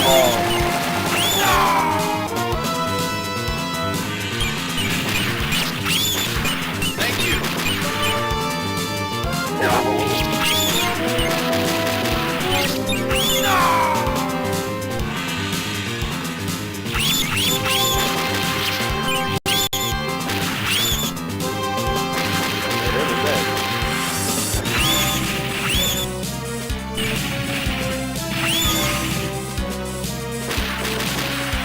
Oh, what the hell? Ow! What is that? Heavy machine gun.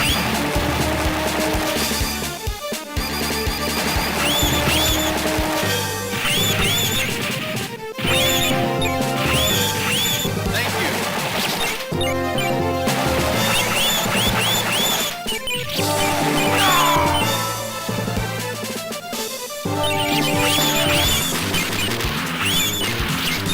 Come on.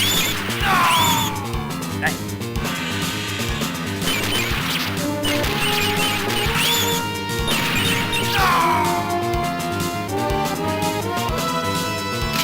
Heavy machine gun. Thank you.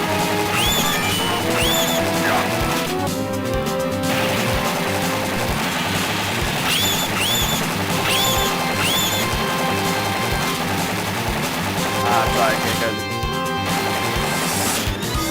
Why are you over there anyways? All aliens can catch it.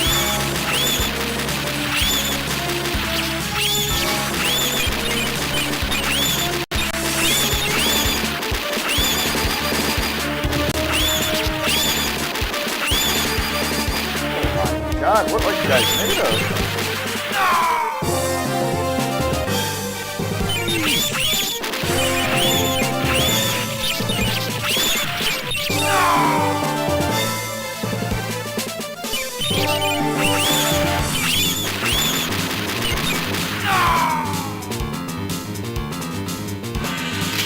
Heavy machine gun.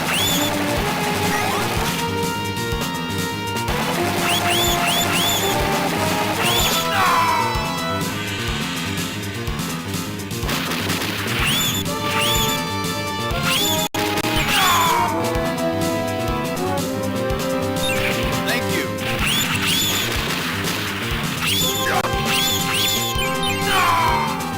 Let me get my shotgun. Heavy machine gun. Heavy machine gun.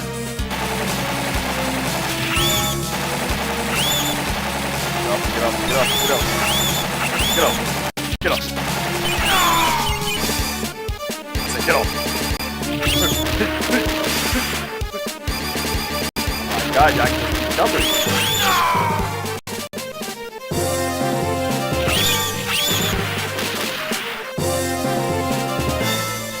I can't reach you, man.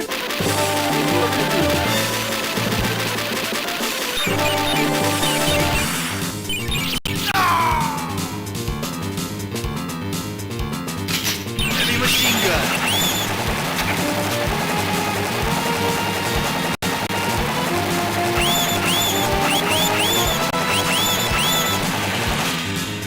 Let me through. Thank you. Oh, what the heck?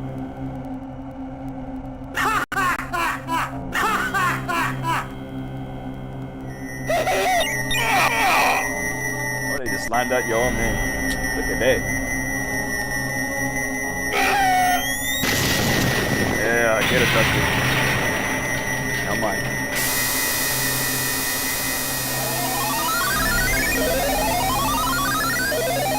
That looks like the enemy just got abducted. And now we fight the mothership. Oh, part of it.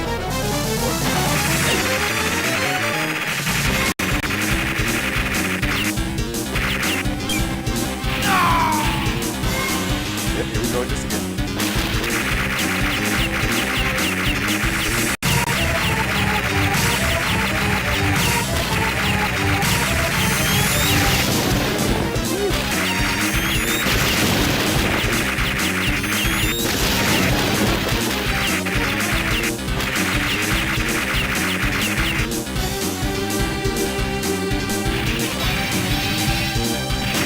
Laser! Laser.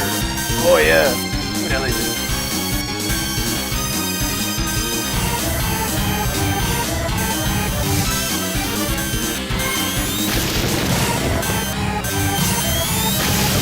Woo! Let the laser just magic. Yeah!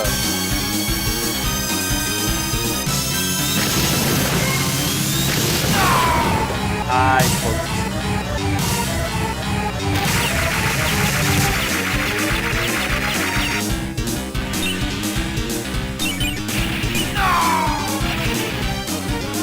Leave me alone.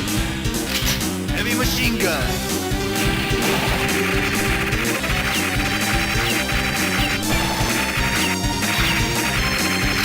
Heavy machine gun.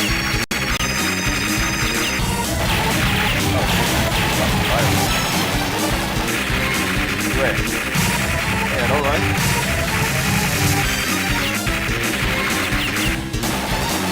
Yeah, that's right. Come on. Take your fireball.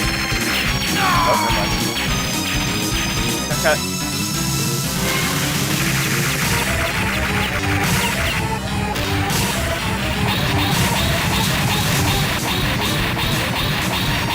Yeah.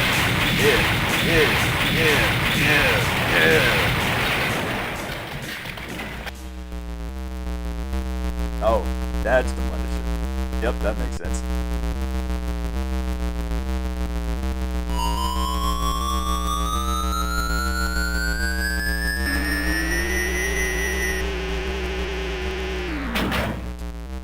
Oh. Round 2.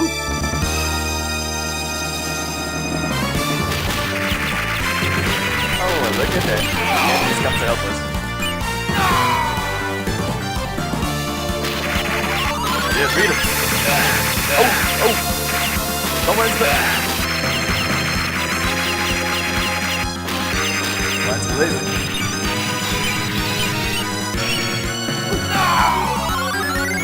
See my laser. Laser.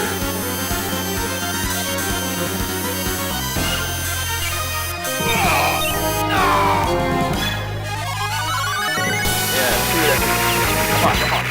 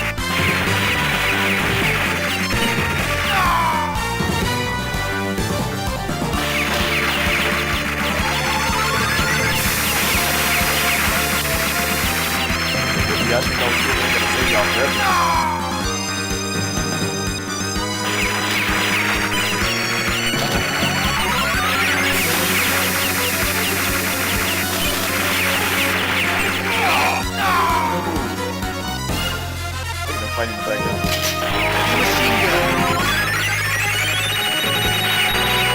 Yes.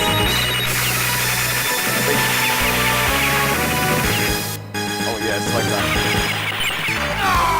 Ah, come on, give me my slug. No, wait.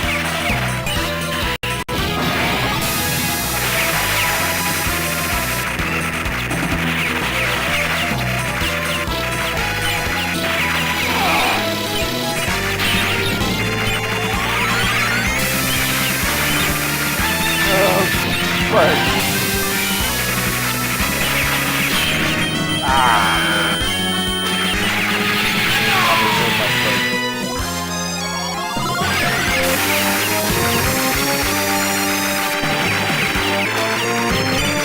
What? Fall already.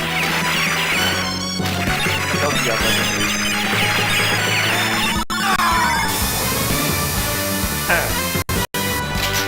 machine gun.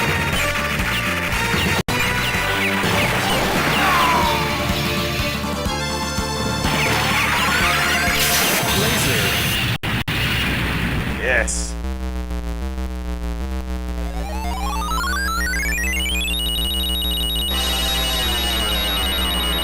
What is he?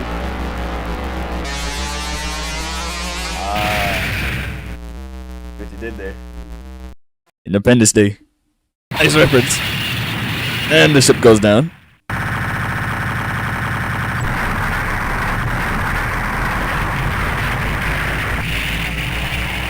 Yep.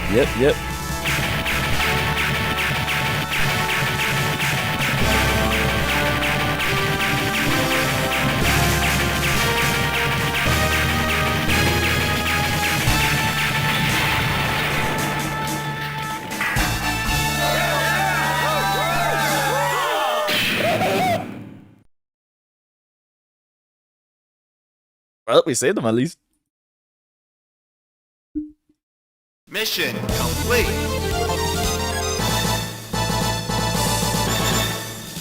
Ooh. Hey, that is Metal Slug 2.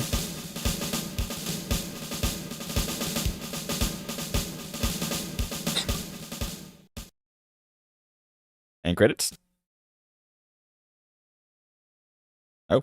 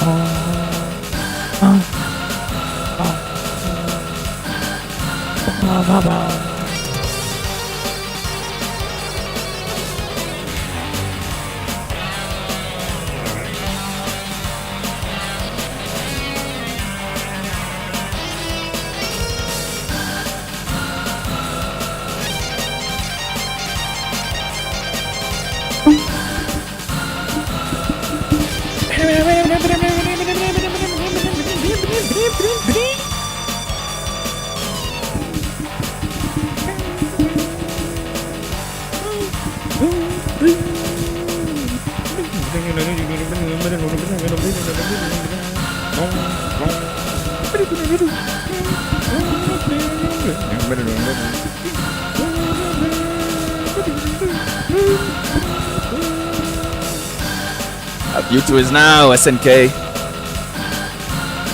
Future is now.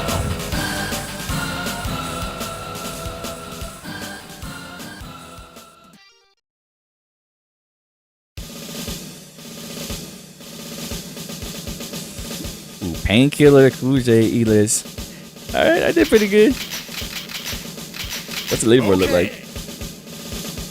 Okay. Okay. Okay, so I'm on the leaderboard. Okay. So where's that rank me?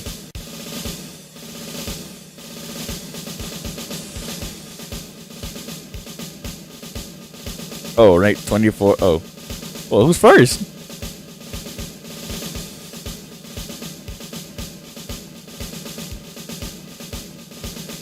Oh, never mind. I'm not searching no for that. Okay. Alright, since we're done with Metal Slug, finally.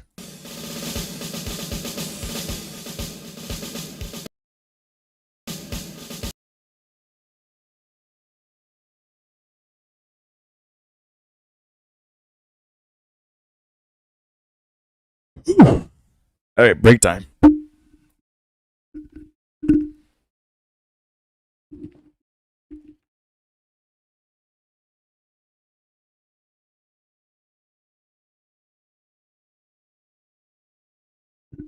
And I'll be right back.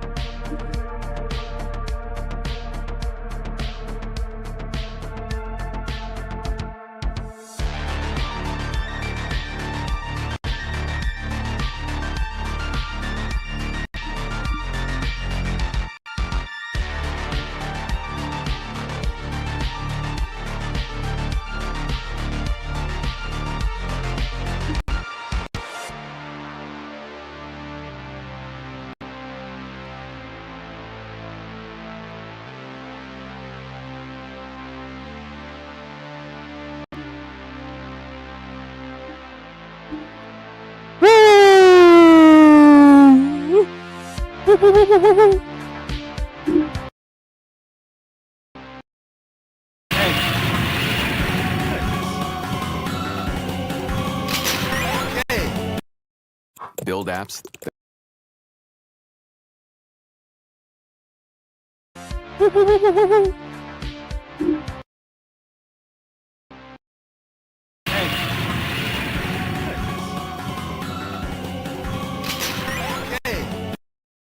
Build apps.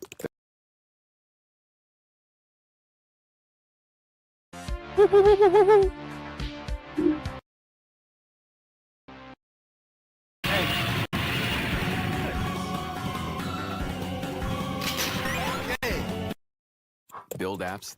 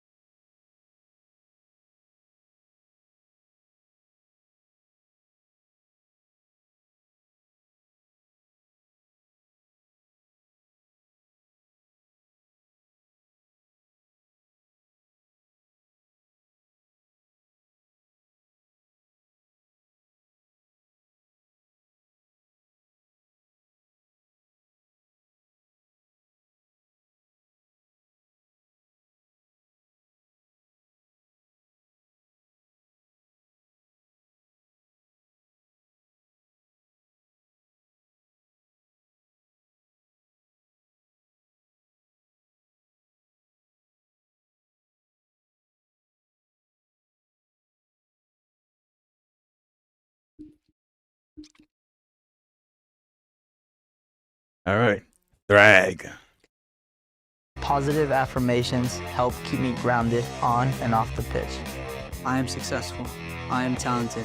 I am strong. I'm healing all areas of my life. Love your mind.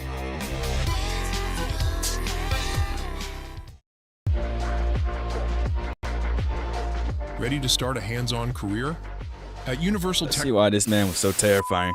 I choose death! This one chaos. I got a lot of hoes, so I ain't got no name tag. You are all next. This upside down, cause it timid, hit his neck.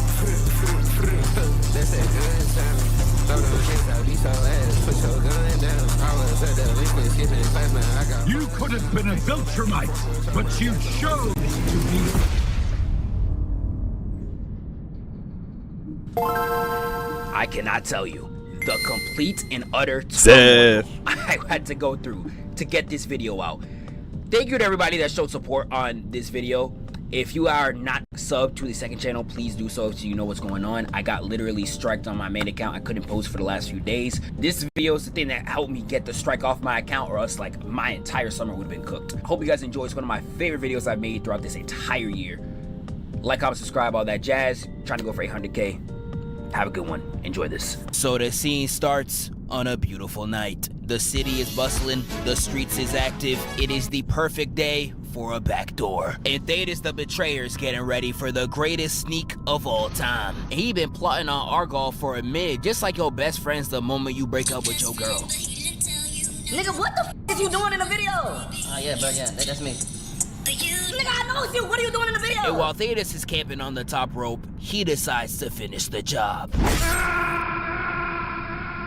And this leads to the funeral of Argyle. And this is how I knew Viltrumites were straight niggas in the flesh. Because tell me why they was out here mid-funeral, aura farming in the sky using the Nigerian coffin technique. You can't even have a funeral on Viltrum without some aura farming. Incredible. As you know, today we gather for the loss of a real nigga, the realest nigga within our ranks, Emperor Argyle. And as your new Grand Regent, I make it my mission to lead Viltrum into more planets, more money, and most importantly, more bitches. Silence! We first need to weed out our weakness. You, are you loyal? Yes, I am, General Drag. Bitch, who you talking to? It's Grand Regent Drag, nigga. That's gotta be racist. There's no way. And for my first order of business, any weak nigga in your presence can and will get smoked. Now let the purge begin. Announcing the commencement of the annual purge. And this right here is where everyone starts tweaking. I'm telling you, the whole house mad. Everyone on the planet running the sickest fade. It's looking like an 8-player smash. Dare I say Tilted Towers in its prime. I'm seeing home runs into the scenery. People getting hit with the Bane backbreaker. I know Battle Beast watching this geeked right now. But this segment really got the most brutal kills in the entire show. I'm seeing Shawty ripping out niggas' guts only to get killed by a boulder. I saw Michael Jordan in real life get pushed down and stepped on. And even the little niggas out here getting jumped for their lunch money. I was like, no! I ain't gonna do that's my guy! And this one right here gotta be the worst. My brother got third party and his body ripped apart.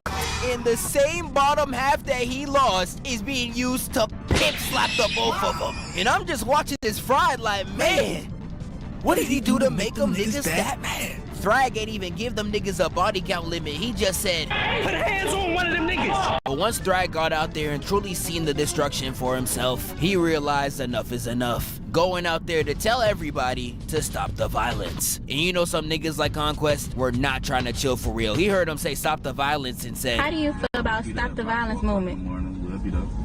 Who movement that is? Young boys. How do you feel about it? Yeah. we still gonna be out all night. It's good now. And with Thrag ending the annihilation of his race, he plans to lead them to a The way you see an idea in your mind. The way you describe it to a friend. former glory. And now we get to Earth. We get back to my dog Invincible on Earth, and to the shock of absolutely nobody, this nigga's life still sucks. This man Mark can... This man has the worst life ever. ...not catch a break. These villains on Earth are just pressing Mark at every turn, and at this point of his career, Mark's just like, you know what? F all that! And he's smoking anyone on sight. It ain't matter if he was a dinosaur, a human, nigga, a lizard. Invincible will make sure he sends you to hell. Literally. He was even down there in the underworld fighting shorties like...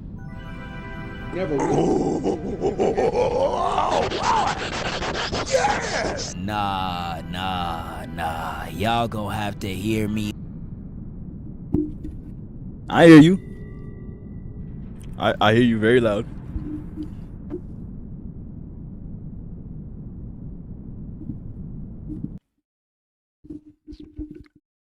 Wood. Out for this one. I'm already seeing y'all type in the comments, Goon Fire, Diddy Fire. Y'all can't even call me Snowfire for this take. This more like Fire. You get it? Cause like, she's like, Oh, brother, this guy's I'm sorry! But when Invincible returns, he sees Nolan. Back on Earth with Alan, out here to recruit Mark and Oliver for the upcoming Viltrumite War. And before we even move on, I just gotta say this. No matter what conflict happens in this universe, niggas always gotta involve Mark. Like the fact that he's been kidnapped to save a planet that's not even his twice would have royally pissed me off. I would have been like, you know what? How about we all die? Mark agrees to join, but Nolan's also here for a completely different reason. Getting his favorite eater back on the roster. And when I saw Debbie open that front door, it was looking like a mission that was nigh impossible. And when he got into that house, I was sadly correct. Debbie was blocking every attempt at the rim. But babe, you said you loved me. Bro, I never said that. Fuck you, bitch. I ain't never said you was nice, nigga. I ain't even want you on the team. Fuck is you talking about, bitch?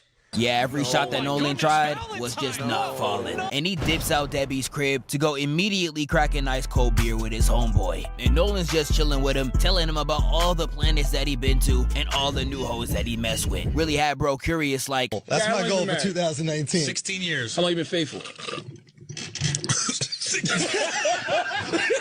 Mark and Oliver grab their stuff and they head off into space. And I shit you not even 5 minutes after takeoff, their entire ship explodes. Like, what do I keep telling y'all, bro? This nigga's life is terrible. The ship explodes all over the place like me inside Yo Mama. And the moment you look at the debris, you immediately see Oliver knocked out. Sit down.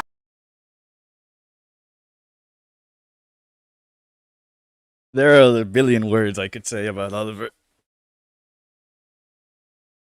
And somehow a billion is just not enough. I'm big fella. Like, I would really go off on Lil Bro, but just wait on it, bruh. It gets worse. Mark checks up on him to make sure he's alright, but when he turns around, he sees someone that should already be dead. This is what happens when you don't... Someone that should Conquest. already be dead. This is what happens when you don't finish what you started. Conquest, popping back out, ready for round 2.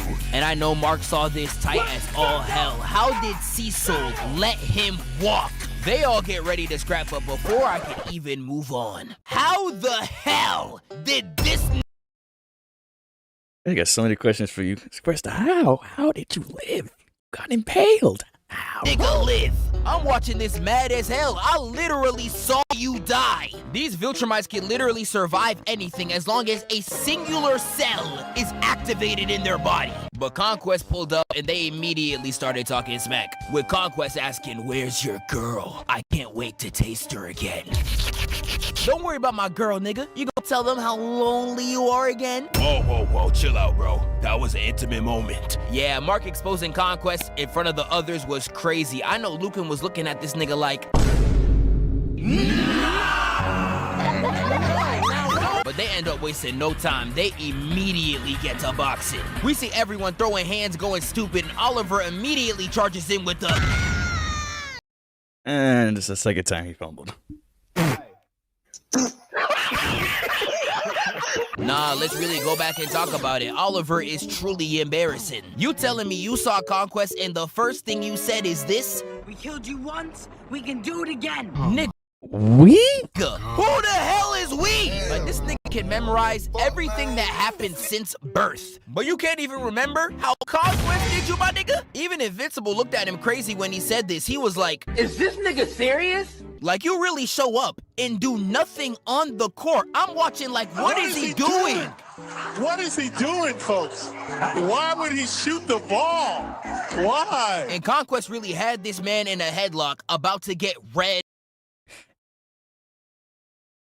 No, I'm not gonna say it. Rushed, I'm gonna say it. like on a channel where I've covered Hawkeye, Cyborg, and Daniel LaRusso. You are the biggest fraud I have ever seen. But Oliver gets bailed out by Nolan, and they get to scrapping, sending punches and shockwaves all throughout the galaxy, and they get in a lock. And Conquest starts talking his smack. He's like, I keep hearing Nolan this, Nolan that, Nolan top 3 in the verse. Nigga, your chain fake.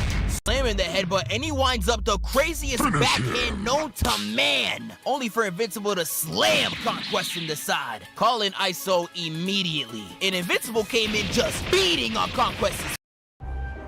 My heart's fine. I'm only 40. Ignoring your heart health risk is no way to go through the world. Face. Hitting punch after punch after punch. He's gonna come out looking like Black Boy Max. And this man hit him with 1 elbow. As a matter of fact, 2. You know what? Here go 3. Like, nah, Mark, since when you move like this? Had Conquest looking at him like, nah, this biracial nigga tough as f. And we see Oliver watching the fight, waiting for him. I just want to get Invincible to win so he can take all the credit. And while he's watching, Oliver gets caught lacking by Lucian like. And Lucan started giving straight belt. Doing Oliver so bad he started hitting the speed face. Nolan saves him again and immediately sends Oliver to the bench, telling him to go on that planet and sub yourself out. And Oliver immediately does so. Conquest looks over and sees Oliver running away, and he only sees this as fresh prey, knocking Mark away and proceeds to do Oliver the worst.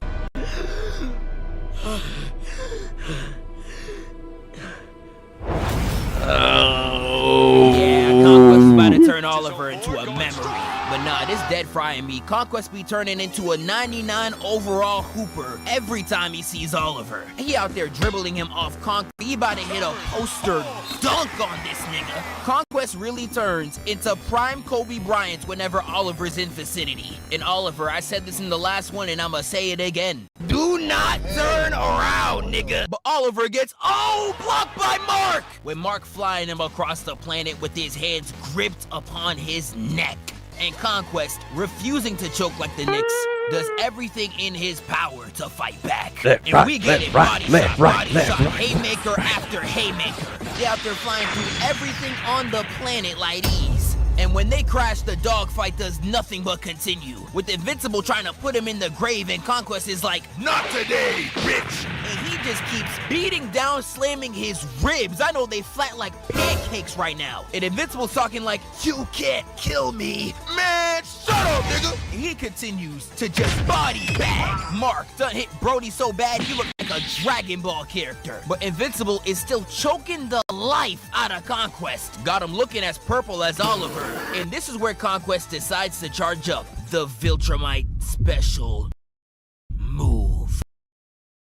That hand is dangerous. One that I personally like to call the Viltrumite guillotine. And with one strike, he stabs through Mark, leaving him impaled and the entire scenery decorated in his blood. And I'm crying. With this move, Conquest put Mark at Adam Eve and couple goals. But as wounded as he is, Invincible is still fighting back. Still pushing Conquest to the ground, and in an act of defiance, Conquest starts pulling down Invincible's intestines in.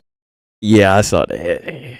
I had to look away for a second. I can't even show on YouTube. And you got Conquest pulling his shit out like silly string, looking like that one scene from Open Season. But despite Mark having less working organs than a fetus, he still digs his hands in Conquest's neck. Finally forces Conquest to take his last breath.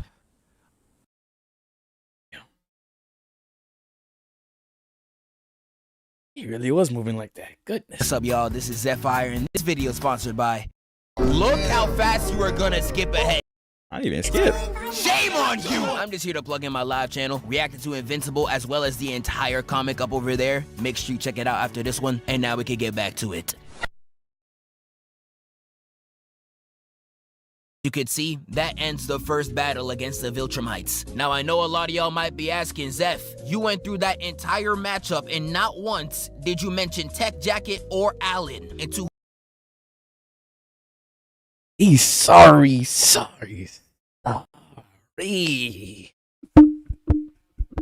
Yo, those two did nothing.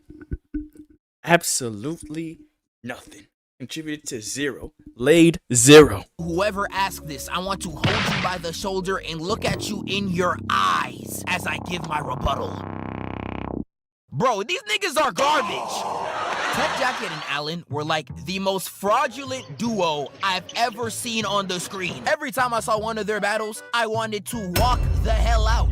No exaggeration. I'm gonna get to even more of my complaints later on, but in just this battle, they was just out there running cardio. They were out there stat padding against the Viltrumites doing nothing of worth. 90% of the episode, you had Alan and Alan can kill one of them. Why is he not? Tech Jacket moving in a straight line, and these folk couldn't even land a shot to save their life. And literally going to their face and not getting shot. These stray bullets were doing more damage to the environment than two of your opponents combined. This whole little side quest was trash.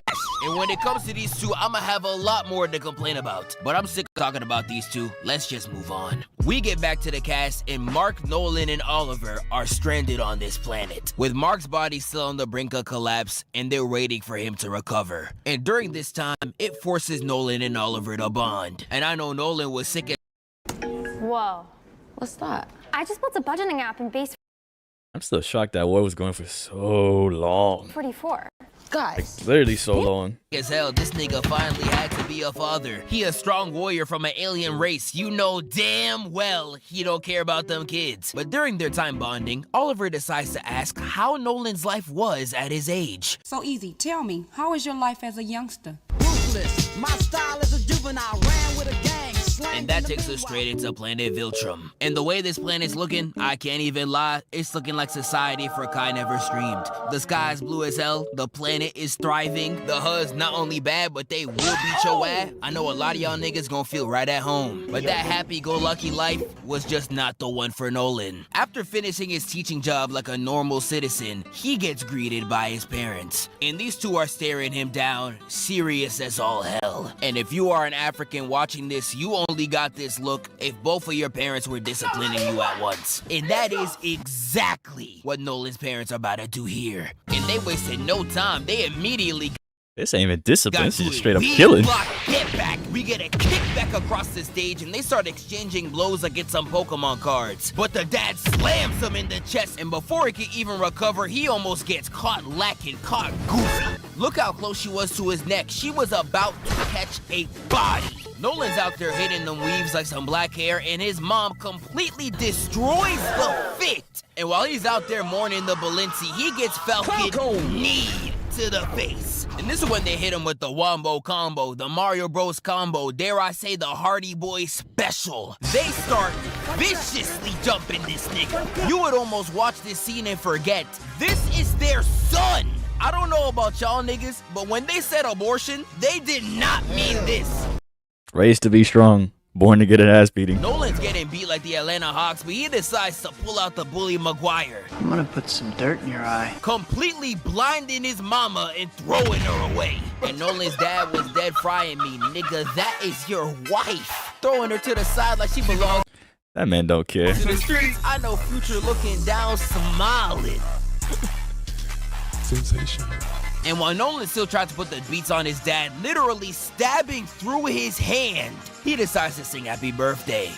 It's your birthday. Good on your birthday. She there for your birthday. And while torturing his son with that straight ear cancer, Nolan's mom swoops in and decides to give the worst beating I done ever seen in my life. She really out here mad talking about some he's a failure. Nigga, you are the mother. You raised him. That was you. And after that beatdown, his mom just decides to leave the entire family. Bro, what type of family dynamic is this? And my 18th birthday was the last time I see my mom. Last time I saw my dad was a week later, along with 99% of my planet. Yeah, Pops, I'm going to bed. And during this offseason, let's just say the coalition were going crazy. Starting with Alan reuniting with his girl and Tech Jacket continuing to invite herself in every single conversation. Like, why are you joining me talk with my girl, dog? Who the hell are you? And after this, we find out the coalition are up a million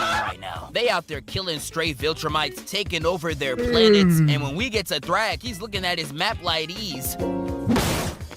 pissed off, and rightfully so. But sadly, the coalition had my ex on the team, a whole snake, feeding information straight to the Viltrumites. And they plan to stage their lick back in the middle of this coalition strategy meeting. And while Thetis is trying to rally the troops for one final push, that's when the Viltrumites decide to make their move. And before Thetis could even get a sentence off, this nigga gets boomed with all these Viltrumites descending on the planet. And I'm low-key crying. Thetis was just talking smack, and they pulled up on bro like this. Pull up. Pull up. Please pull up. I want you to pull up. Watch your back. Nobody's behind me, brother. But the Viltrumites start attacking the entire planet, got the whole place looking like hell. And they out here destroying the alien race with comical levels of ease. That's so easy. Like, just look at Craig right here. This man swiped his body from his shoulder to his liver, threw it at the other nigga, and then kicked him in the face. Like, nah, folks, these niggas some demons. But Krieg was really getting shots up on the G League and thought he was about it. He straight up said, Where is the betrayer? Here. Where is the betrayer? Here.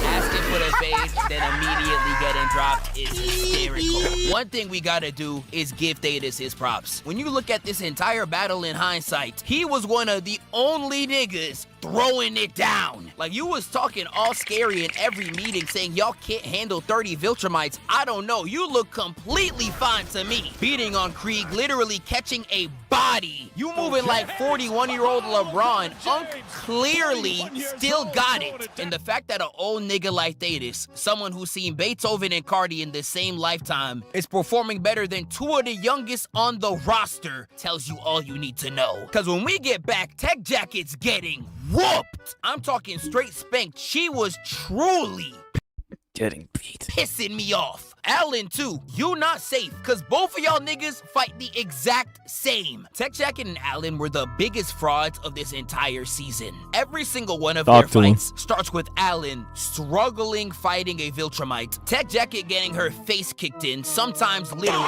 Allen turning around being like, one-shotting whatever Viltrumites in front of him at the time, despite him struggling, and then saves Zoe with relative ease. Now repeat for an entire season. Like, Allen, you be dragging these fights like they're difficult for you, but could easily overpower these Viltrumites whenever you need to. Like, you are sending them flying like a Looney Tunes character, and you expect me to believe that you're struggling, my nigga? I'm not buying it. I'm just watching all these fights like, bro, why is he lying? And when we see her about to get murked by Anissa, she gets saved yet again. But this time, it's not by about to get murked by Anissa. She gets saved yet again. But this time, jeez, that nigga killing fast. when we see her about to get murked by Anissa, she gets saved yet again. But this time, it's not by Allen. Invincible. Back at it again with the whole fam, and I know everyone watching was... We hear everything and miss nothing. Whew.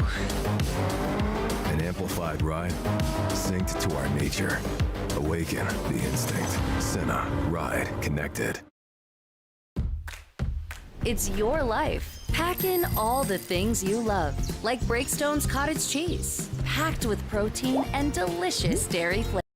Now, sadly, the animation just completely sold the bag. Like, if you compare the comic page to what they actually animated, I don't know how you could convey more energy on a still image than a fully animated scene. Like, the outrage...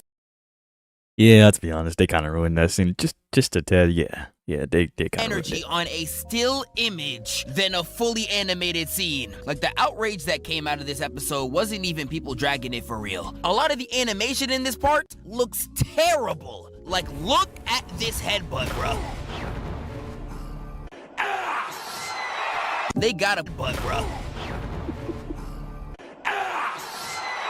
They gotta put more effort in the animation because the series would be even more elite if they did. And one more thing to complain about, when Thrag's ship was blowing up at the end of the battle, he decides to say this.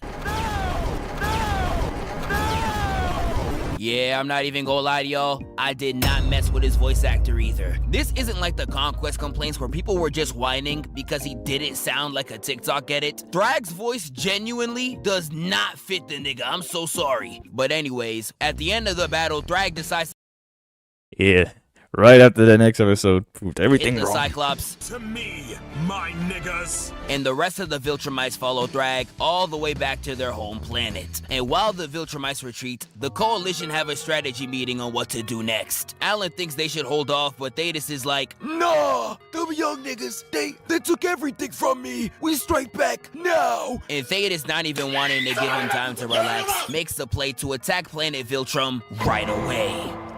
We get to planet Viltrum and we see all the characters posted up ready for battle. And we get this very beautiful scene out of Alan's girlfriend. Go save the galaxy already.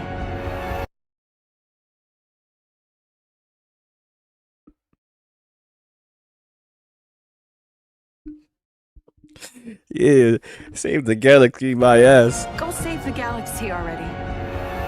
We got our ass whooped. We ain't saved nothing. Never mind. And as they start flying towards Viltrum, going through all the dead bodies, all you see on the horizon is Thrag. And yes, even at this distance, he's still showing the fit. But Thrag's out there standing alone with the entire Coalition and Oliver standing for battle. And the way Thrag just started spawning in teammates, it felt just like this. What's up, nigga? What's up? What's up? What's up? What's up? And just like that, all these niggas look like they're about to get jumped. And the battle immediately starts with a backdoor on Thetis. Thula's out here going crazy, literally getting a slash-off battle beast. And I'm crying. This nigga literally took damage and started pumping his chest like he 2018 Braun. This nigga is crazy. That's my battle beast. And while everyone out there running their fades, we get to Mark and Oliver hitting a wombo combo all over Lucan. We got Craig over here hitting eagle tackles to get on Thetis and literally rips his back like it's some homework, and Thetis wasn't playing that at all. Headbutting Krieg, pulling him back, and with just this pull in the knee, he literally breaks this man's wrist. See, now I know why he was the first one to crack some shorties on Earth. He was genuinely out here going through hell. We get back to Oliver, I'm just out here gracing, and he puts up no shots in the field. Lucan charging at Mark, straight pissed about that wombo combo, and just starts wailing all over Mark. Man, get off me! Man, I'ma dodge your next attack and hit the ribs off you. Survey says no.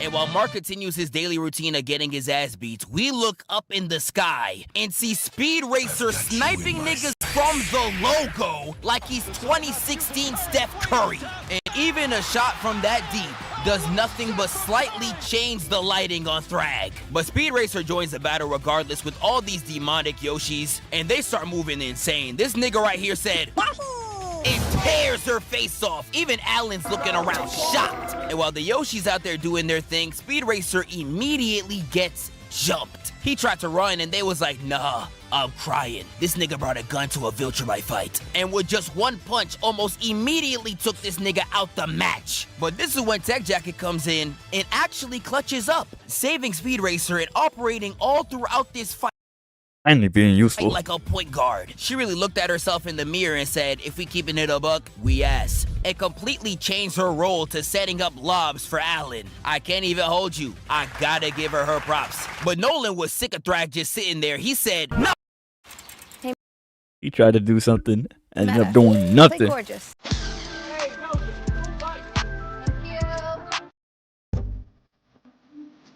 Eating straight dirt.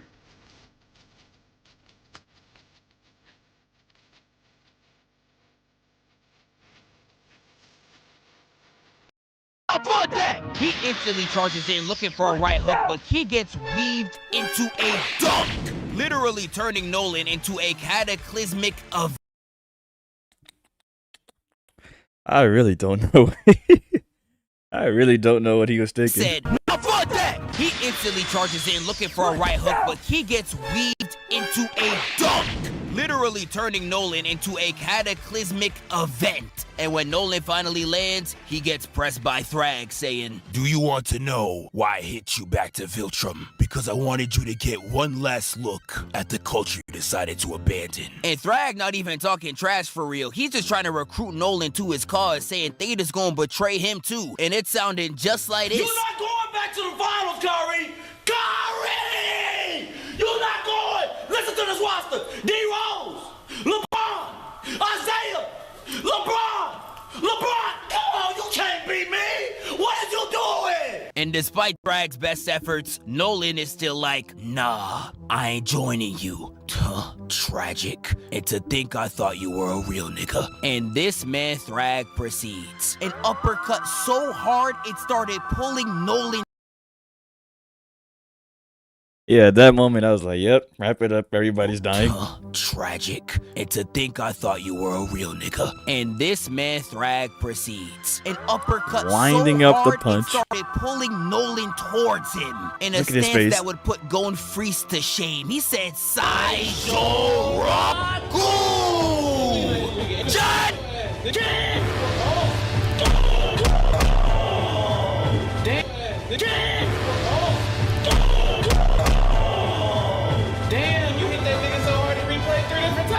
And with Thrag sending Nolan straight back into space, he goes back up there ready to run the craziest squad wipe of all time. But before that even happens, we get to see Oliver CTE Grayson immediately charge into the fight. Why did nobody stop him?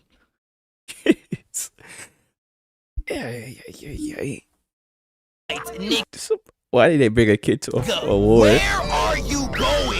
Your dad got dragged back farther than Stephen A's hairline, and you're just charging in? You legitimately have a fetish of getting your ass beat. He comes in with, by far, the weakest pull-up line I'd have ever heard. A black hole call. He wants it sucked back. A black hole. Oh, Man, what the fuck is you talking about? was that? I don't know what this nigga was thinking. You sounded just like DDG. You 21, but you is not a savage. And Thrag immediately puts the beats on him, I'm so glad he beat his ass. crushing his fist. This man needed a lesson. Nah, don't run, nigga. Bam! I'm just looking at him and I'm just Serves like, you bro, right. what's all over good for? Absolutely nothing. And Mark was watching this pissed. He said, "I killed Conquest, I'm gonna kill you too." And this had everyone looking shocked and one woman turned on. And all I gotta say is do not touch Keep that freak away from her. pissed. He said, "I killed Keep that freak away from him. I'm gonna kill you too." And this had everyone looking shocked and one woman turned on. And all I gotta say is do not touch that nigga, you bastard. Mark charges right in trying to send him to next week, and Thrag hits a reverse impact frame and completely negates the attack with his hairline. And Mark out here holding his wrist with Thrag being like, Yeah, that shit hurt, don't it? and Mark just continues to get sunned. Pimp slap, smack him so hard he Got could this in even one see punch. Rod Wave in front of him. Gut check, get the fuck up out of here. Hard he couldn't even see Rod Wave in front of him. Gut check, get the fuck up out of here. And Thrag just starts putting beats on everybody. Battle gut done. Pimp I gotta see that one just one more smacked time. him so hard he couldn't even Jeez. see Rod Wave in front of him. Gut check, get the fuck up out of here. And Thrag just starts putting beats on everybody. Battle Beast tries to come in for the smoke. Body. Grabbing his jetpack No, don't worry, they gonna have their rematch. and throwing that nigga like a Looney Tunes character. And when we get back to Nolan, he's just watching all this destruction from the top rope, and he proceeds to get so pissed off, he decides to pull a Frieza. I own you. I own your planet. I own this planet. In fact, this planet. Charging straight to This planet. In fact, this planet. Charging straight towards the planet's core, taking out any lacking nigga in his wake. Nolan gets them all to destroy the entire planet. And once Thrag catches wind of this, he gets pissed. Literally, look at how he was schmoozed. Wind of this, he gets No. pissed. Literally, look at how he was schmoovin'. But even if you moving at the speed of a girl rejecting a Twitch mod, Viltrum not gonna matter on Judgment Day. And with the power of the 3 Viltrumites, the entire planet explodes into nothing. Everyone's looking in despair until you see Lucan's happy ass talking about some ooh, shiny. But once planet Viltrum is completely destroyed, we see the rubble of all the destruction. Fragments of the planet everywhere, Viltrumite corpses all around. I'm talking bodies.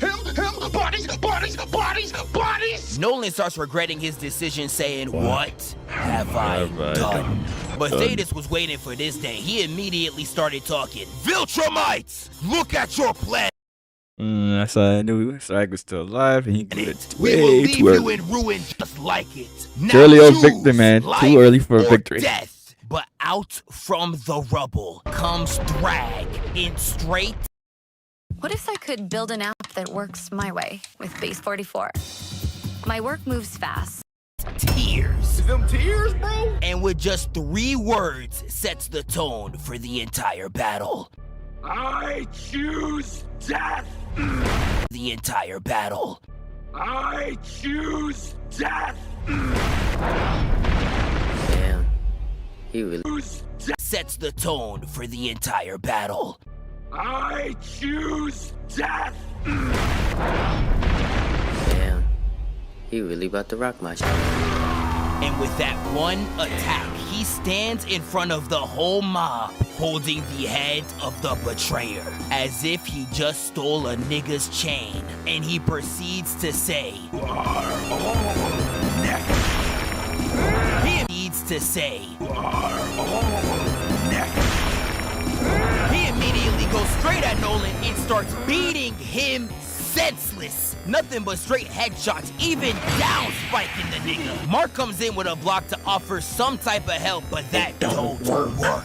Getting hit with an elbow right into a 2H, and immediately gets back to beating Nolan so bad, it's looking fresh out of Punch-Out. I haven't seen a 2v1 this dominant since Darth Maul fought 2 top-tier niggas by himself. Nolan tries to get back, but gets his forearm blown out by a block. And when Mark looks up, he sees his dad's toes up in the air looking like these. And he said, oh, hell no. Left his father to die for nothing. In the air looking like these. And he said, oh, hell no. And Thrag was on his ass like white on rice. He was like, you beat Conquest, right? Show me then, nigga. Got Mark like white on rice. He was like, you beat Conquest, right? Show me then, nigga. Got Mark looking all types of crazy. And before Thrag could turn his head into Angstrom Levy, Nolan comes in with the save. Thank you, Dad. You saved me. No problem, son. We got this. And with just one attack, Nolan was instantly pushed to the grave. And Mark, getting his Shonen anger boost, tries to get back, but... Shonen anger boost tries to get back, but...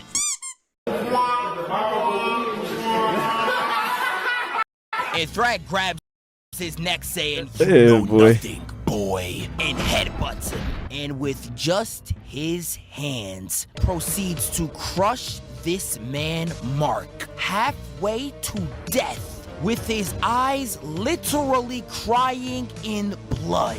But he was about to crush his head like a piñata. But once he saw Planet Viltrum, he was like, nah, I got an even better way to get back. And after getting left alone in space, a coalition ship finally picks up Mark and Nolan. And when Mark finally wakes up, he checks on Nolan and Oliver, and they're both looking cruised. And I'm not gonna lie, I saw Oliver, and I was trying so hard not to laugh. Mark and Got beat so bad, I put him in the chamber.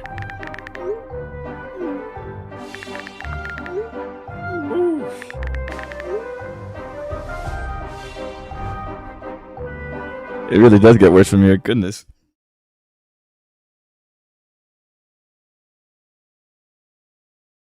And let's see what happens to him. Makes sense. You got in here after one hit. This nigga genuinely didn't put up no shots for real. And now they got you in this Goku-ass healing chamber. Nah, he really think he's in. And Mark gets back up with Alan and the gang, and they surprisingly lost all the Viltrumites. They've been looking all over the universe and couldn't find not a single trace. And that's when Mark comes into the realization. They come to Earth. And all we see is all these Viltrumites descend onto Earth. All we see is all these Viltrumites. Yeah, Earth done. Descend Earth is done for it.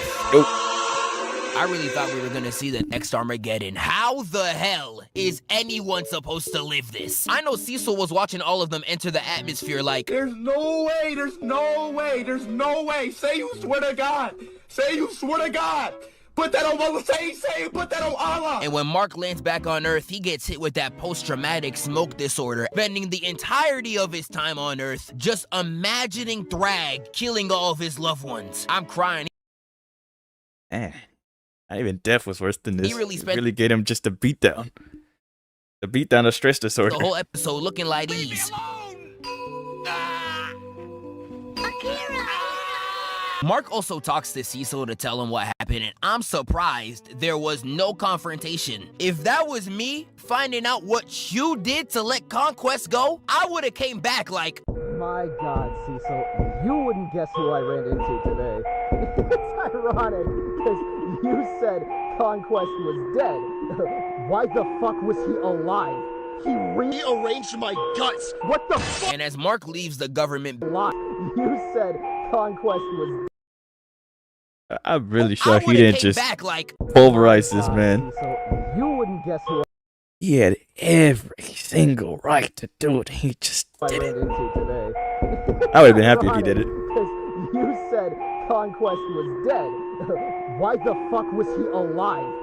He rearranged my guts. What the fuck? And as Mark leaves the government base, all he sees in the sky is Thrag. Or farming like the best of the best, just to talk to Mark. And the only question that I have is, how long were you standing there, my nigga? Mark immediately tries to run a fade, but Thrag is not here for a fight, but a talk. Look, this is how we doing this. We will stay on your planet. Crack your hose, and you will do nothing about it. You took away my and he quite literally did nothing about it. Planet, so I will take every piece of poom poom on this planet. I will have you on the planetary cuck chair, nigga. Now choose. And while Mark is out there contemplating his decision, I know Lucan is down where somewhere lit as hell. And although Mark does not want to agree, he starts getting flashes. Like he has a choice. Everybody he cares about. But he was still about to fight Thrag until he saw Adam Eve flash into his head. And you telling me you thought of your own mama die and you was still willing to get into the battle, but you stopped at the snow bunny, my nigga? I know Lucan watching you like this, my nigga. And I'm telling you right now, you cannot come to the National Black Revolutionary Political Convention. You cannot come to the National Black Revolutionary Political Convention if you got a snow bunny on your arm. But Mark reluctantly agrees and lets Thrag walk, knowing full well he damn near risked the well-being of the entire planet. But even though the main war is over, the plotting is not done. Because Status truly shows why he was called the Betrayer. Because even beyond the grave, he sets up the greatest backdoor of all time, confronting Alan and telling him, yo, you know your friends? Nigga, fuck them. You're going to Earth and putting every Viltrumite in the grave. Ending the season, teasing yet another betrayal. Wake up, filthy. Hey, it's like you got come in peace. Dreaming of big roller coasters and bigger hair in Dollywood? Or maybe small town charm is more your speed. For adventures of all sizes, choose Allianz Travel Insurance to protect you, your trip, and your peace of mind. Oh, he really put the brakes off of him. I'm telling you, you shouldn't.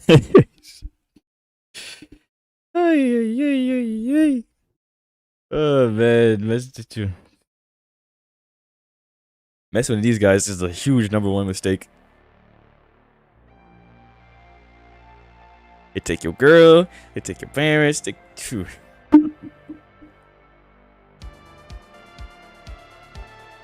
I would think abduction is the least torture you can get.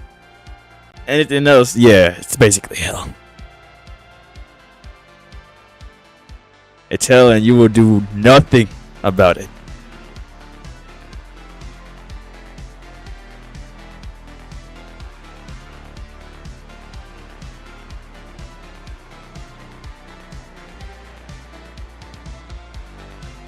Alright, let's see what else is wholesome. See, that's just a wholesome ass beating. Let's see what else they got else more wholesome.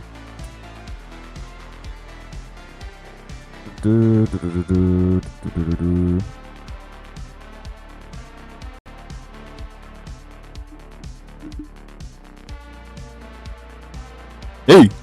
Hey, you don't need to see that. You don't need to see that.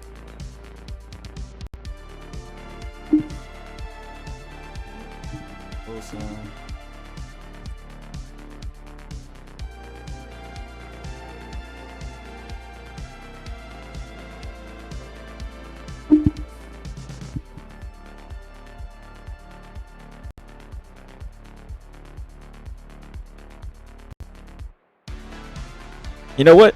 Since that Michael Jackson movie there, hold on.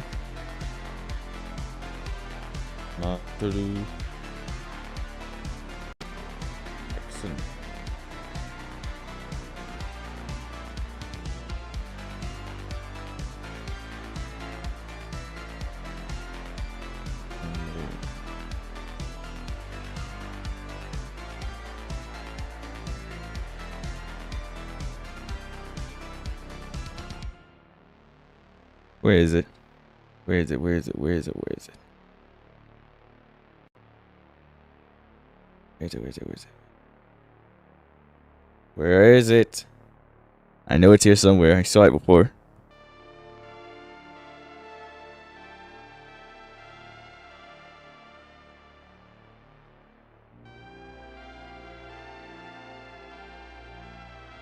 Now you know I give you a deep dive. Oh, hey Charles. Yeah. What are you wearing?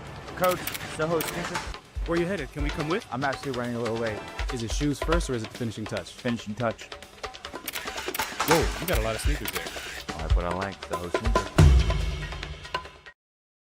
Welcome to the new generation of web creation, where words can launch a director's cut version of this. Alright, deep dive into my MJ. This video is available through the all-new Mike the Snare Patreon. Thank you and enjoy. Welcome back to the Deep Discog Dive. This one is gonna be rough. We're talking today about an artist who is integral to pop music as we know it, transcending music and art itself, who is responsible for some of pop music's greatest songs, and who also lived a very tragic life in a lot of ways. But at some point, we'll get to hear the bass line from Get on the Floor, so hopefully it'll all be worth it. Today, we're talking about Michael Jackson. Let's dive in.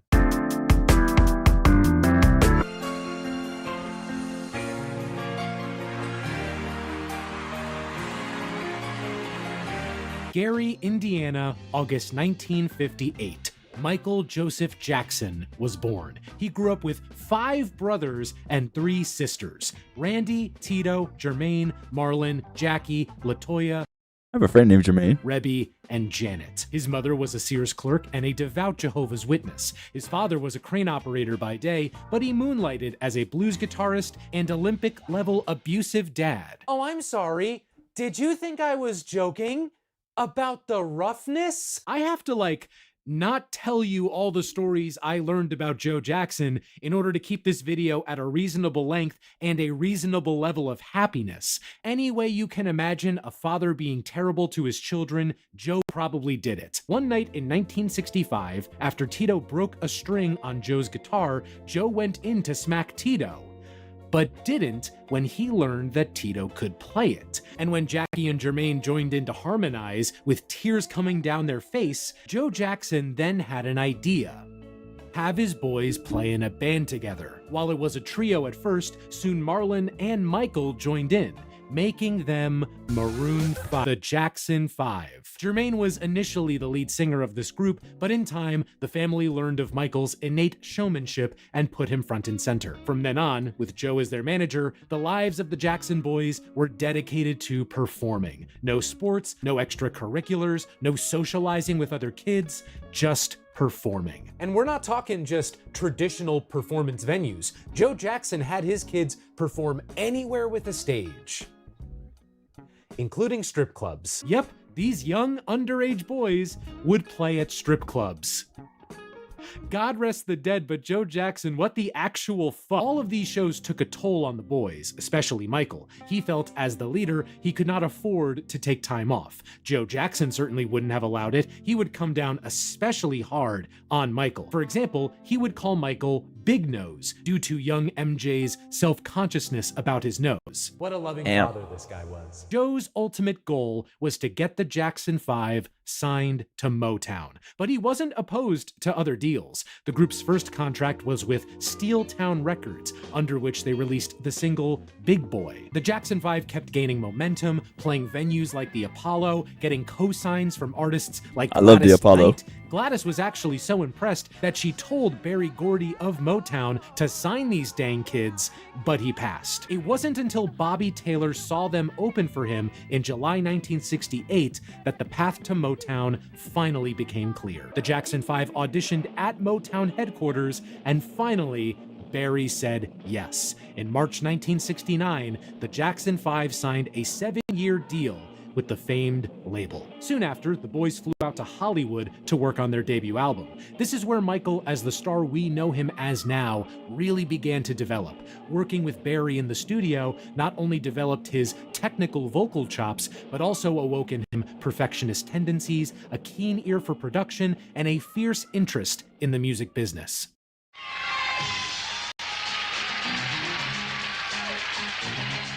I have the pleasure of introducing a great young star who has been in the business all of his life. He's worked with his family, and when he sings and dances, he lights up the stage.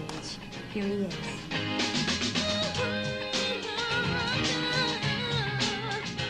Damn. In October 1969, the Jackson 5 made their Motown debut with I Want You Back. I Want You This Back man really topped was a the born Billboard singer. charts in January 1970, and from then on, the Jackson 5 ruled pop music. When it came time to launch their debut album, Motown's PR team thought it best to tie the group to the legendary Diana Ross. That album came out a few months after I Want You Back. Diana Ross presents the Jackson 5. And this is where I should let you know from here on out, I am not going to individually cover the albums made by the Jackson 5 or the Jacksons. I'm sorry if that disappoints you, and I will continue to talk about the group, but only as it relates to Michael. Their next 3 singles, ABC, The Love You Save, and I'll Be There, all topped the charts as well. An adoring fan base, a TV show, merchandise, a Rolling Stone cover. Why does this 11-year-old stay up past his bedtime? The murder of Ruben Salazar. Life was good for the Jacksons, who had moved from Indiana to Encino, California. Joe didn't just stop with the Jackson 5, though. He had 4 other children to exploit. While this was going on, the 3 daughters went out to Las Vegas to perform as a group. Same with Randy. But the Jackson 5 still had opportunities for exploitation. There were 5 of them after all. Sure, they could release music together, but what about individually? In January 1972, Michael Jackson released his debut album, Got to Be Oh, look at that fit! Oh, he looks so clean! Can I have that fit? I want that fit. Like the Jackson 5's debut album, Got to Be There is a mix of originals and covers. The covers range from Bill Withers to Carole King, and the originals were handled by Motown's songwriting and producing team, The Corporation. The songs that made the Jackson 5 big were all boisterous and upbeat, but Got to Be There is more reserved by comparison. It's still got that classic Motown sound, but it takes a backseat to Michael as a vocalist. And man,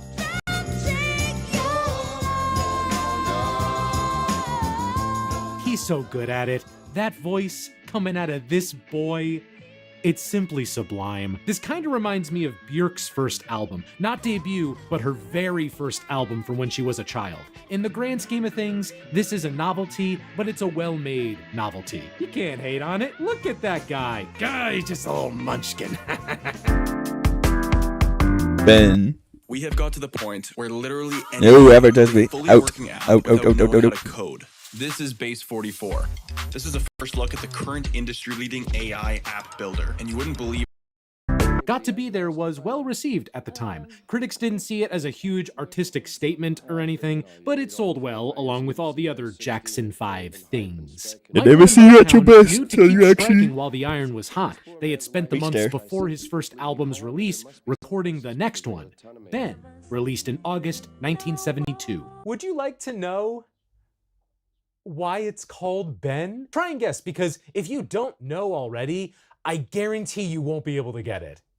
Okay, got a guess in your head? Okay, so Ben is named after the title track. The title track was written for the movie Ben. Ben is about a killer rat, and it's the sequel to the classic film Willard. Where Willard ended, Ben begins.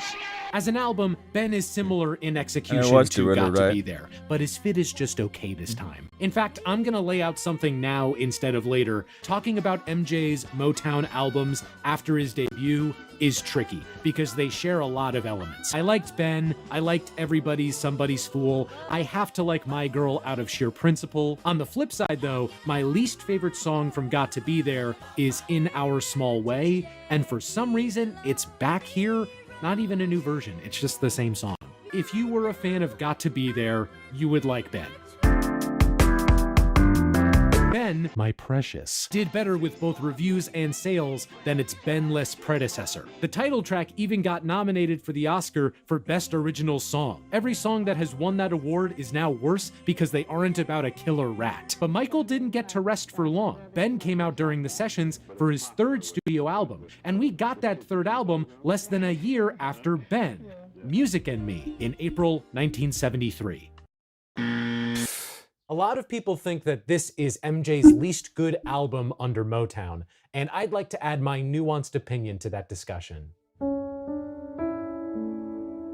I know I praised Got to Be There for a more laid-back production style, but now I feel it's laid way too far back. Like it's just perfectly horizontal now. Without Michael's voice, excellent as always, this is essentially Motown Muzak. Michael, at this point, was firmly a teenager, even when Motown said he wasn't. His voice was changing. He was changing. He wanted to have more of a hand in production, to play instruments, to be more like other Motown acts like Marvin Gaye and Stevie Wonder. So he went to Motown, the label famous for giving artists creative freedom, and asked if he could play more of a role in making his own music, and they said no. So to that extent, Music and Me feels like Michael hitting the creative Companies, ceiling, man. so to speak. They Some always tracks turn are you worth down. checking out, With Always. A Child's Heart, All the Things You Are, the title track, but it's an inessential listen. Held back by the Motown structure Michael was made to follow.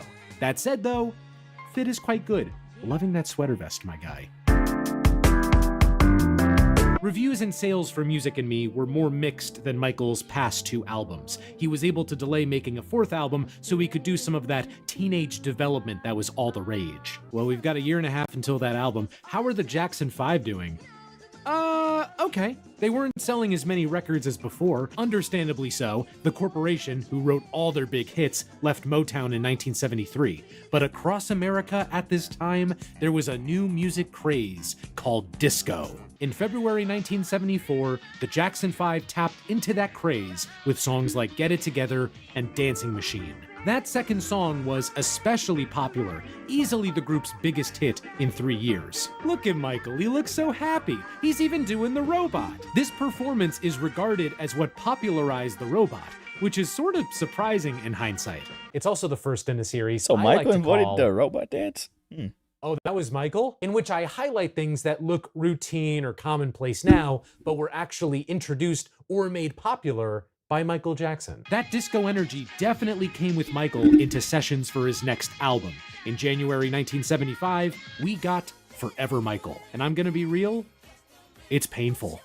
I know that sounds like a terrible clickbait thumbnail, but hear me out. There are moments where I hear the MJ that would soon take over the world. Not just with the music, but Michael's voice had deepened a bit, making him sound more like he does on his biggest hits. Take one listen to songs like We're Almost There, Just a Little Bit of You, Take Me Back, and tell me you don't hear the man who would go on to make Ghosts. But in that same way, it hurts when I want these songs to reach the heights of his best disco tracks, and they don't. Still, it's a solid and necessary step in that direction, and the production is a much-needed shot of adrenaline. Ladies and gentlemen, if you would now lower your safety bars, keep all hands and feet inside the vehicle at all times, because we are about to take the hell off.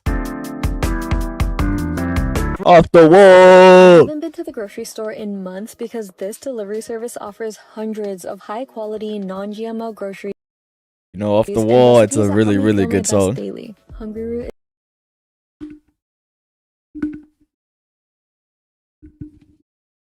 is the easiest way to take all the stress.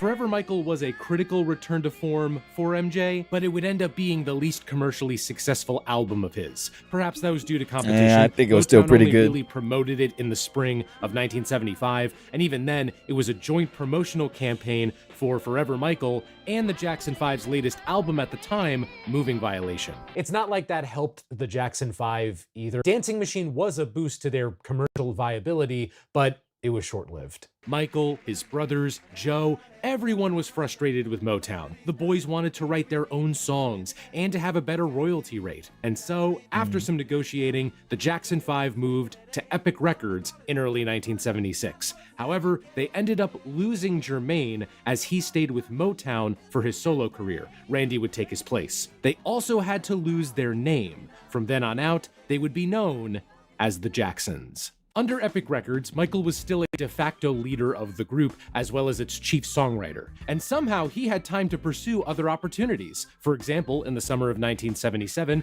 Michael moved with his sister LaToya to New York City for a film. The head of Motown's film division, Rob Cohen, thought Michael would be perfect to play the Scarecrow in Sidney Lumet's adaptation of the 1974 musical The Wiz. Granted, Sidney wasn't super convinced. He saw Michael and his family as a bunch of Vegas acts. You know who else wasn't convinced? The film's music director, Quincy Jones. But once Michael came out to audition, everyone knew he was the guy for the job. In October 1978, Michael made his big screen debut in The Wiz.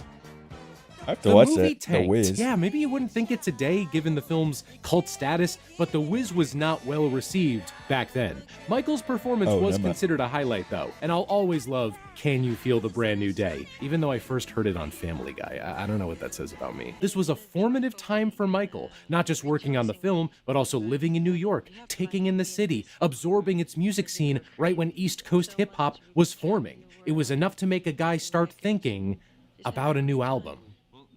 And get a rhinoplasty for the first time, but mostly the album. In fact, during The Wiz's production, Michael asked Quincy if he knew of anybody who would want to produce his first album under Epic. And Quincy said, Me. In August.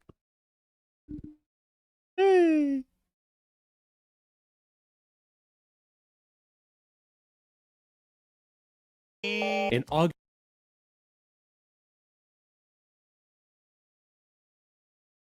Audio? Is that me? Nope, that's not me. Talking about. They even interesting because start talking about real ass pop music. This is the album they're talking about, which is interesting because this disco album came out right as disco was becoming reviled. They even had a whole demolition about it. Yet this album would be a commercial and critical success. Why? Because of the songs. These are gold-plated, handcrafted. All night, next to the sunlight. Because of the songs. These are gold-plated, handcrafted, military-grade songs. You could eat a Christmas goose off these songs. That opener, Don't Stop Till You Get It. Yep, that's copyright too. Unbridled joy. It's that same feeling I got when I heard I Want You Back for the first time. Rock With You is the song that plays when you get to heaven and everyone's roller skating and eating cotton candy. It has the quickest 0 to ooh speed of any song. Ooh.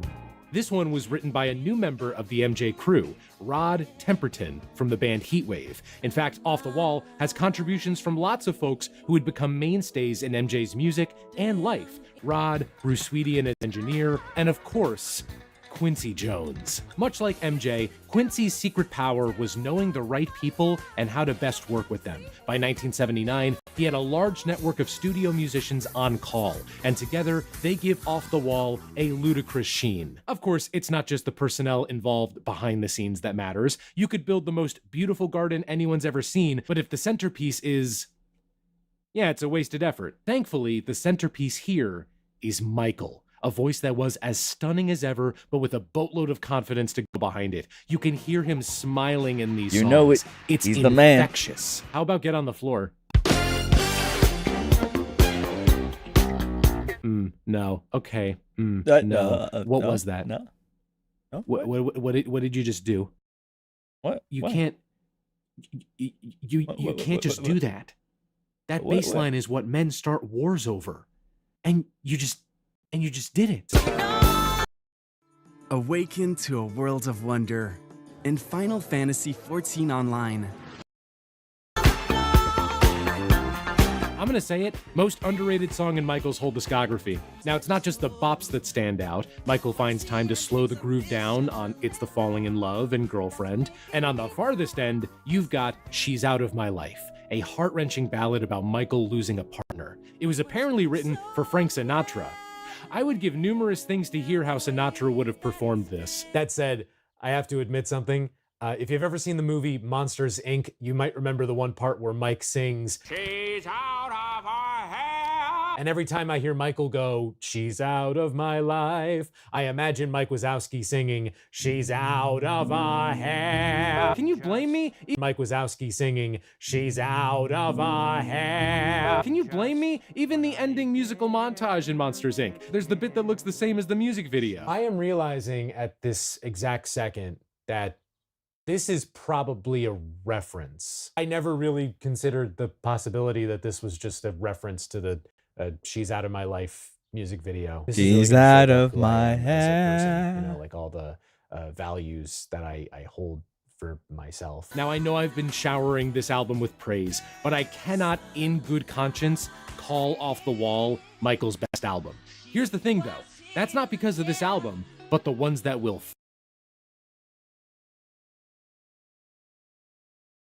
Thank goodness for copyright. I don't say this. Was Off the Wall Michael #1 song to this day. Jackson's debut album? No. Was Off the Wall Michael Jackson's debut?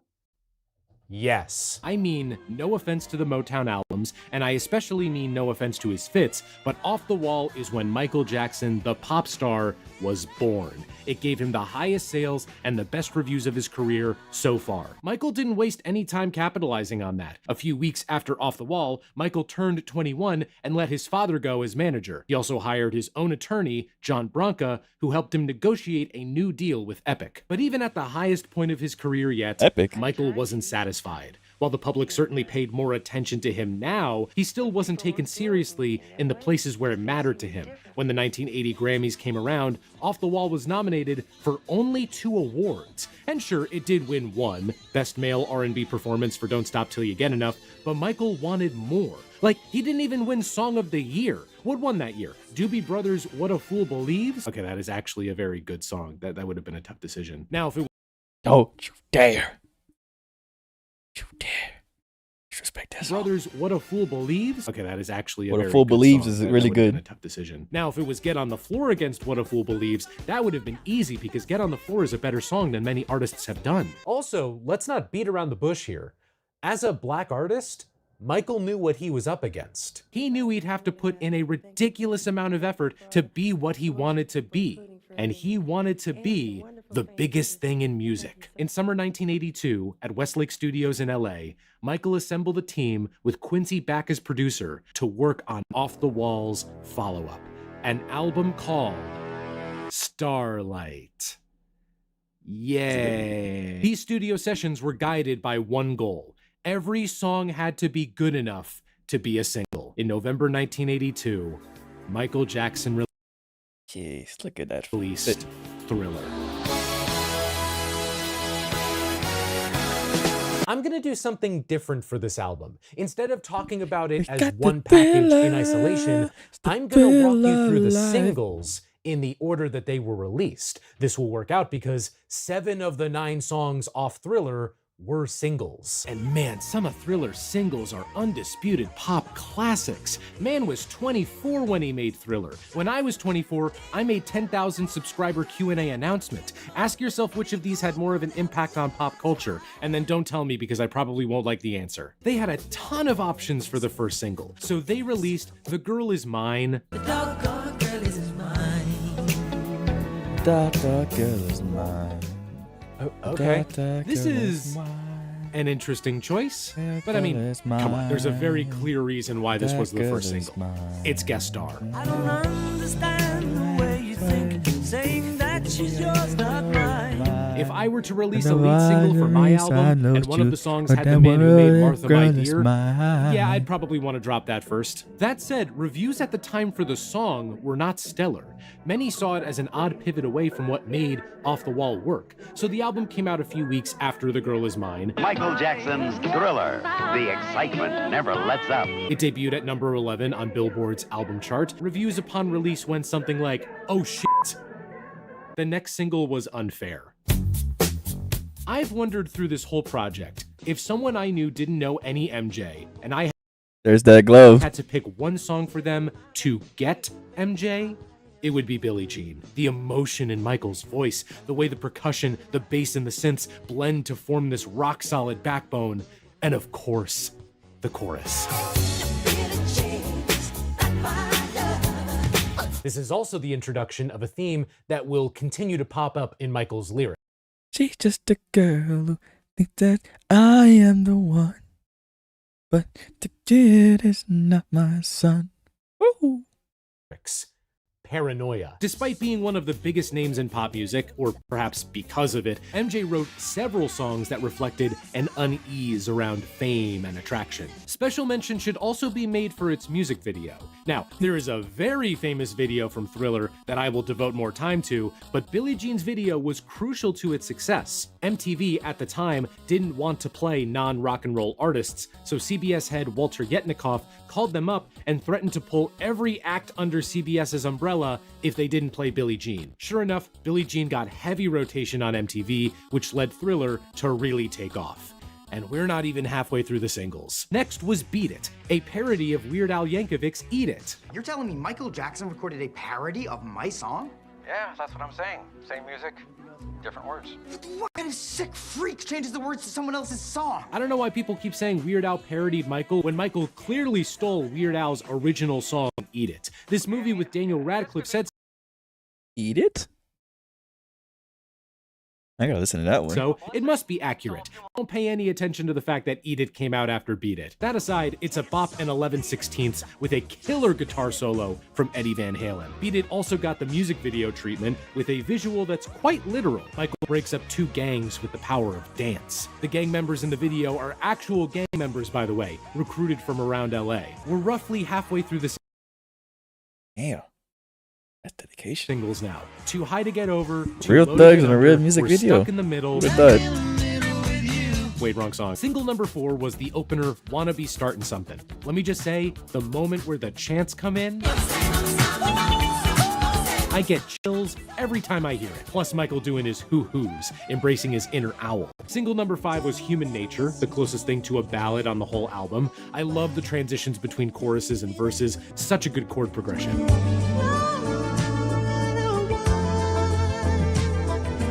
Single number 6, PYT.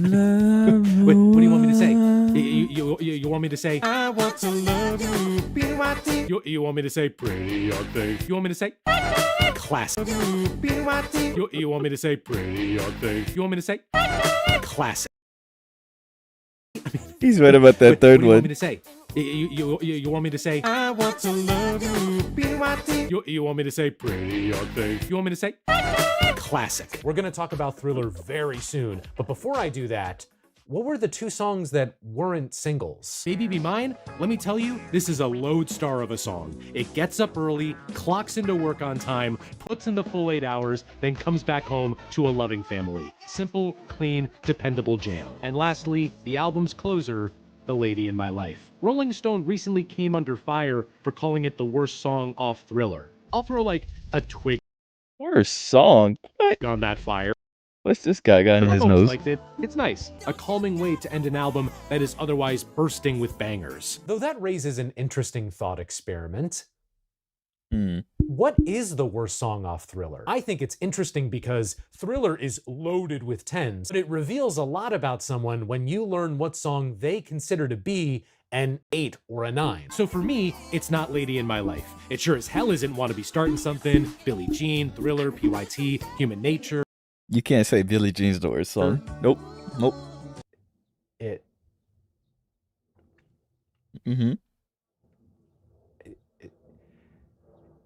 It could be. Ooh, that's a strong fighting word right there.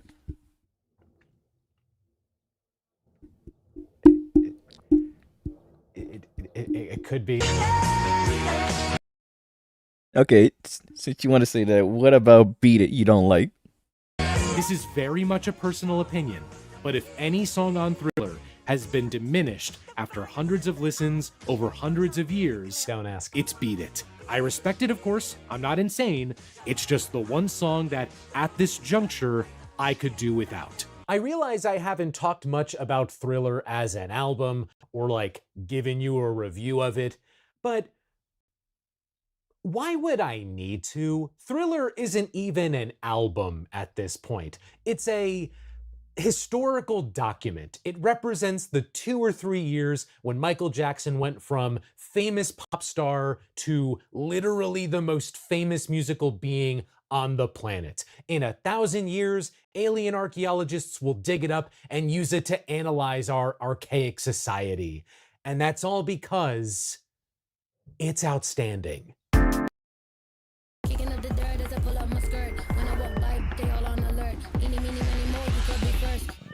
Left foot, right foot, left foot, right foot. Jaywalk.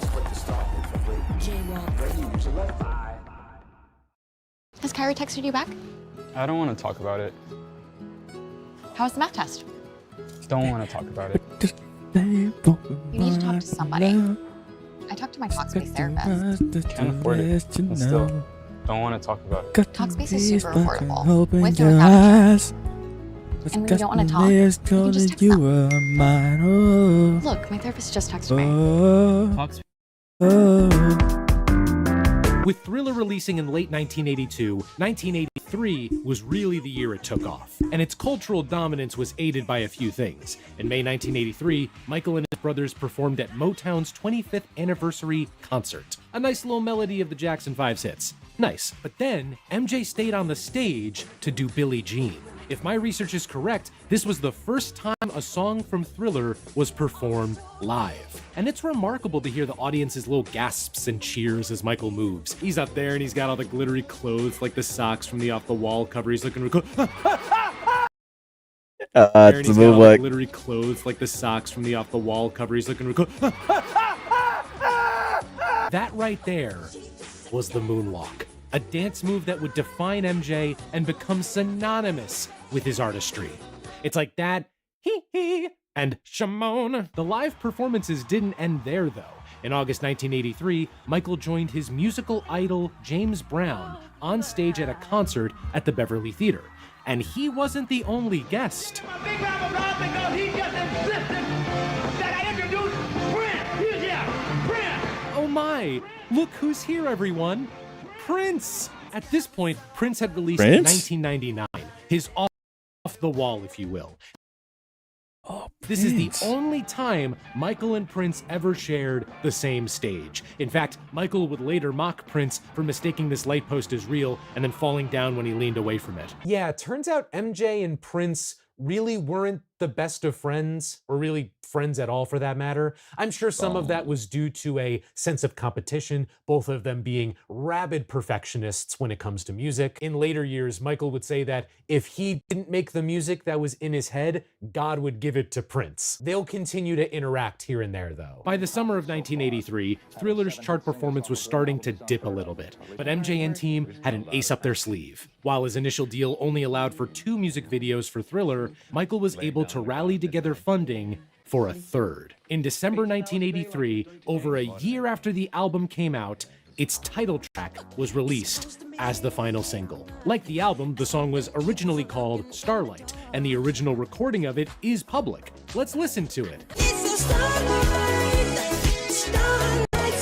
Gotta tell you, it's surreal to hear the song most associated with Halloween, with non-spooky lyrics, but with the same production. Frankly, this version is scarier than the one that's meant to be scary. Thriller is the kind of song where every part of the song could be the hook. Listen to that little synth in the chorus. Isn't that part great? I'm like the only person in history who's noticed that synth. And then you throw on that one harmony in the final chorus. Harmony in the final chorus. And Vincent Price dropping bars over the outro. And grisly ghouls from every tomb. But that wasn't everything. Along with the single, we got the Thriller music video, directed by John Landis. Hey Michael, what's your favorite song off Yuck's 2011 debut album?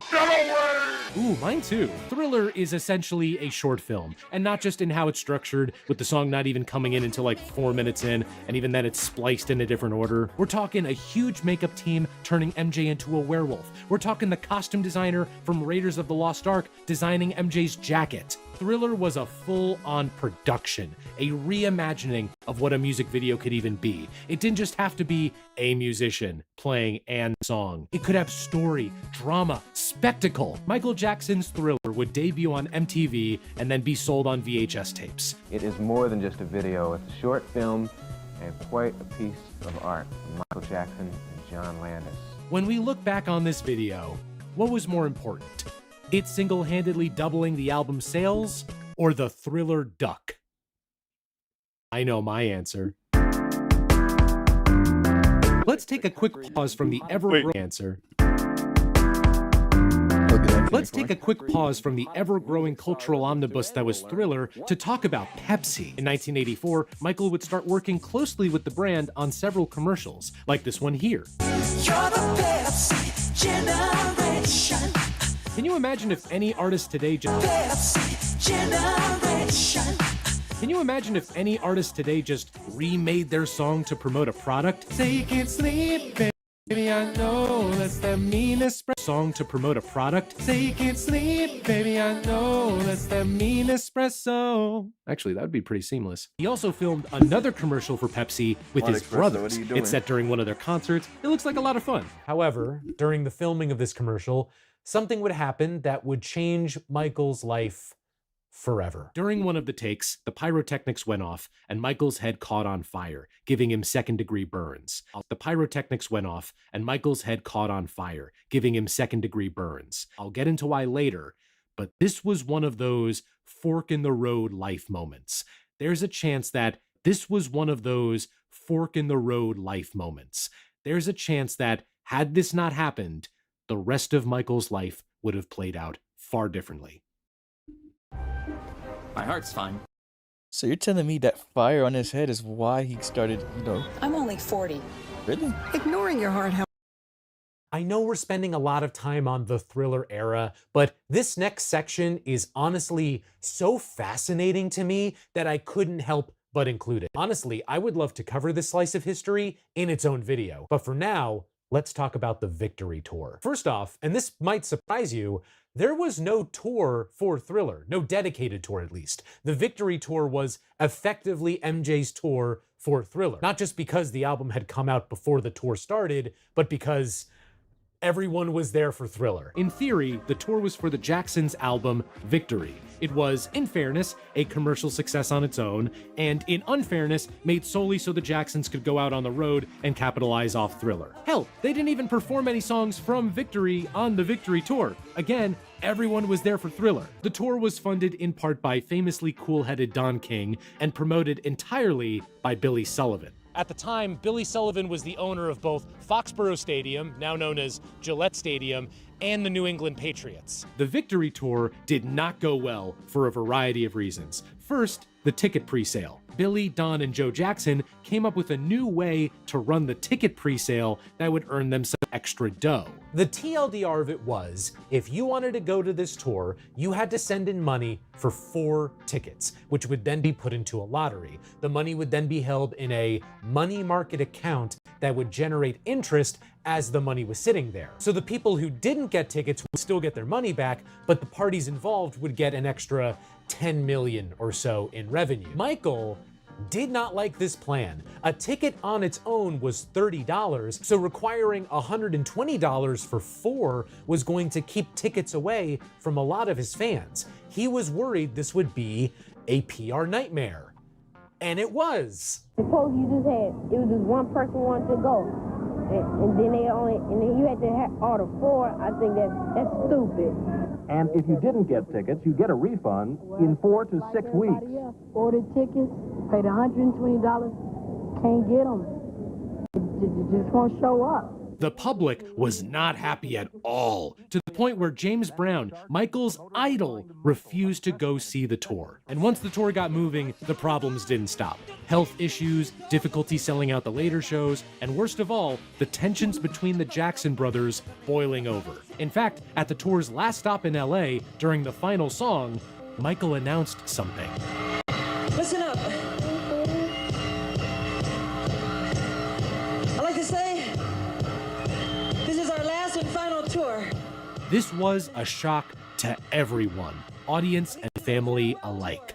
Michael's time as a member of the Jacksons ended that night. If there was any long-term benefit to come from the Victory Tour, it was Michael hiring Frank DeLeo, Epic's chief of promotions, as his new manager. Frank would have a strong hand in marketing Michael in the years to come. Here's the part that really blew my mind, though. So Billy Sullivan had invested a lot of his own money into this tour, and he was the one who lost the most. That, combined with a couple other bad investments, meant that he had to sell both Foxborough Stadium and the New England Patriots. Both would change hands a couple times in the years following until they were eventually sold to Robert Kraft. Kraft then, of course, overhauled the whole team in the stadium, and he brought in both Bill Belichick as head coach and Tom Brady as quarterback. So in other words, Michael Jackson is loosely responsible for one of the greatest dynasties in American football history.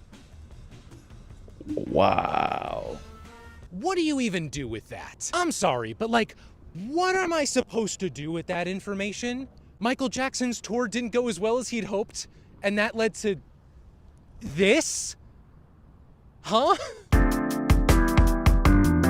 I hope it would be clear after I dedicated 3 whole sections to it, but Thriller was successful. Michael was even getting invited to the White House. Isn't this a thriller? Please give some TLC to the PYTs. I know that sounds a little off the wall, but you know what I mean. They said, we want you back. Politicians were more happy. The whole sections to it, but Thriller was successful. Michael was even getting invited being to political the White House. 24/7. Isn't this a thriller? Please give some TLC to the PYTs. I know that sounds a little off the wall, but you know what I mean. They said, we want you back. Reagan, I'm about to come down to hell and smack you for all those puns. It has gone on to... Said, we want you back. Reagan, I'm about to come down to hell and smack... Oh, that's wrong. Oh, that's wrong. That was Reagan. A little off the wall, but you know what I mean. They said, we want you back. Reagan, I'm about to come down to hell and smack you for all those puns. It has gone on to be the best-selling album of all time. And I'm not going to qualify that, by the way. I'm not going to say best-selling album of all time as of this video. No. The second best-selling album of all time has sold 20 million units less than Thriller. The closest album from this century is Adele's 21, and that's only at 31 million. We as a collective people are never going to purchase 50 million copies of an album ever again. Thriller is the best-selling album of all time. And, making good on his initial drive for one-upping Off the Wall, Michael left the 1984 Grammys with 7 awards for Thriller, and 1 for the E.T. audiobook he narrated. But despite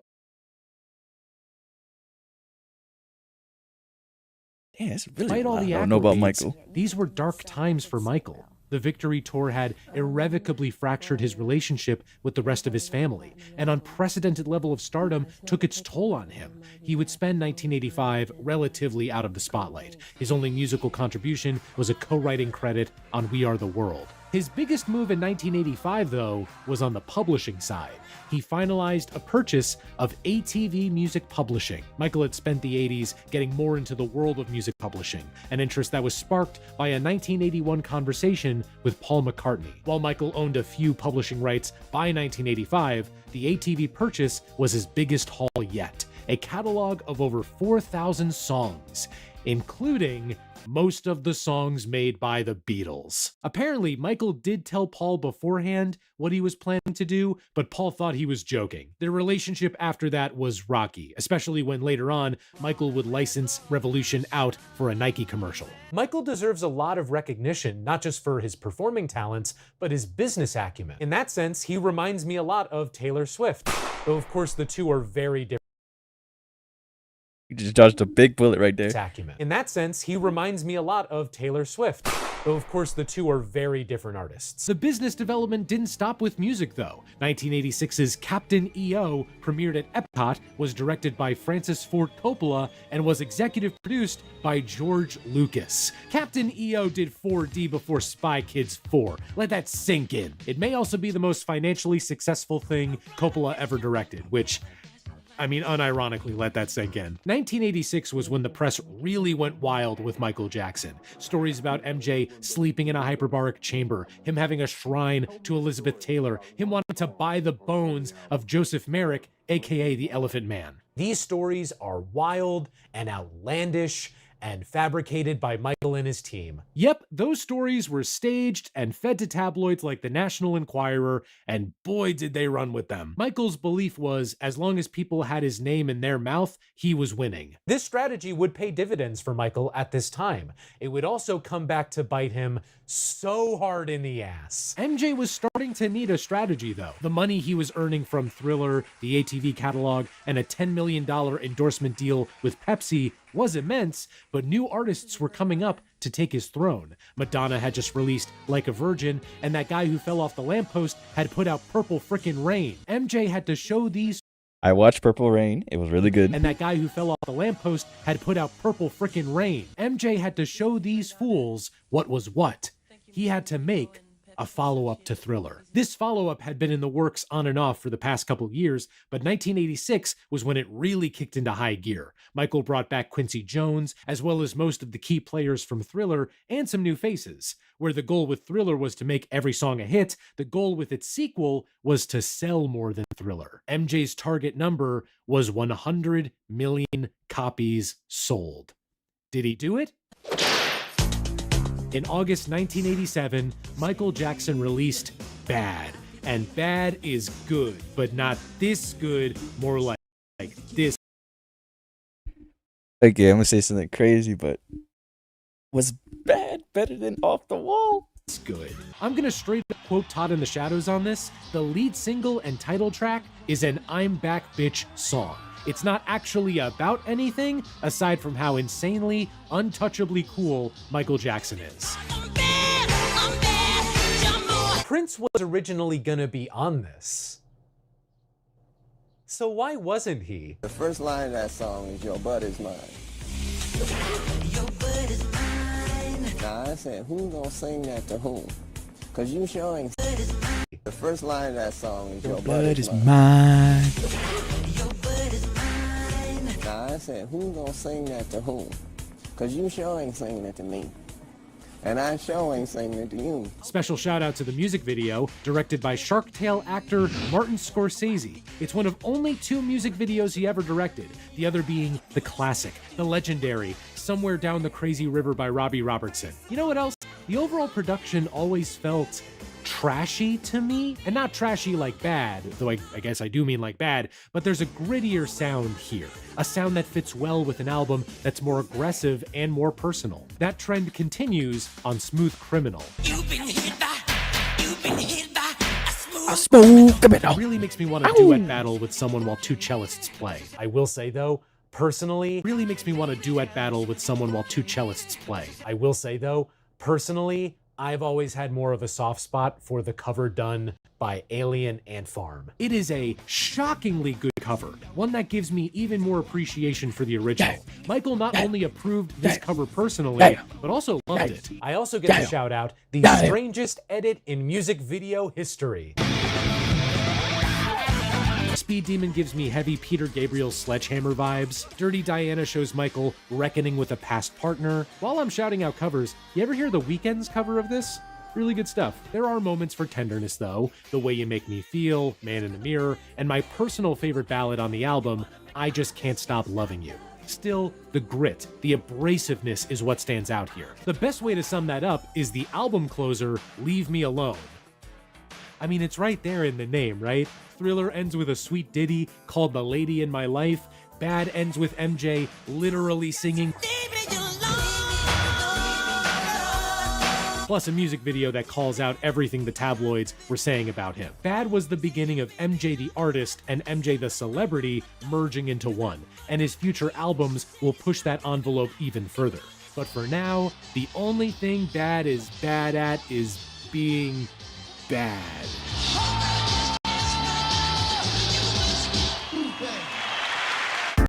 Before we found Skyscanner, searching for travel deals got a little crazy. I'm comparing travel sites on the phone tree. Brilliant. But Skyscanner searches all our favorite travel sites with one simple search. It's crazy, but in a good way. Living with chronic migraine? 15 or more headache days a month, each lasting 4. So did Bad sell 100 million copies? Yes. No. As of right now, it's gotten up to 35 million. This was the start of a trend. Why is Hitler here? Of comparative underperformance for Michael. 35 million Nice to kick it. copies sold. For anyone else, amazing, incredible, outstanding. But for the guy who made the best-selling album ever, Not to mention, the American public did start to turn against Michael a bit. In one 1988 poll, Rolling Stone readers voted Michael as worst male singer, worst male rock artist, worst album cover, worst single. Hold on. Hold on. Worst male singer, worst rock artist, worst dress, worst album, worst single, worst video, worst album cover, worst hype of the year, most welcome comeback. This is straight up hate. Video, we're stressed. My God, yo, you gonna stop there? How about most likely to be a stinky doo-doo head? Still, in the grand scheme, Bad was a success. In my estimation, the true king of pop, rock, and soul, Mr. Michael Jackson. As was its world tour, which As ran from rightly September so. 1987 to January 1989. The rumors about Michael did not stop during this time. I mean, the tabloids were saying that Michael was traveling with a pet gorilla. Like, are you kidding me? It was a pet chimpanzee, you silly bitches. My friends, this is Bubbles. Say hi to Bubbles. Hi, Bubbles. Bubbles is Michael's pet chimpanzee. Bubbles not only traveled with Michael during this tour, but he also joined Michael during press conferences and in the studio. Bubbles is also the reason why we didn't get a duet with Michael and Freddie Mercury, because Freddie didn't like having a chimp in the studio. Ah well, Freddie's loss. Even with Bubbles' glorious presence, Michael was dealing with plenty of troubles. I haven't mentioned it yet, but Michael was a Jehovah's Witness. He even used to go door to door preaching the word, an activity he would eventually share with Prince.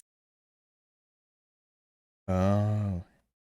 And throughout his adult career, his work would cause a lot of friction with the religion at large. Billie Jean got him in some trouble with the sexual lyrics and MJ grabbing his religion at large. Billie Jean got him in some trouble with the sexual lyrics and MJ grabbing his crotch when he performed it at the Motown Anniversary show. There was also the Thriller music video, which dabbled in darker themes that the church frowned upon. You know that disclaimer where MJ said he didn't believe in the occult? That was put in so he wouldn't be expelled from the church. This friction culminated with the Smooth Criminal video. In it, Michael uses a gun, but Jehovah's Witnesses are not allowed to use or even hold firearms. Somehow, the church found out about that before the video came out, and they sent a letter to Michael basically telling him to atone or face immediate removal.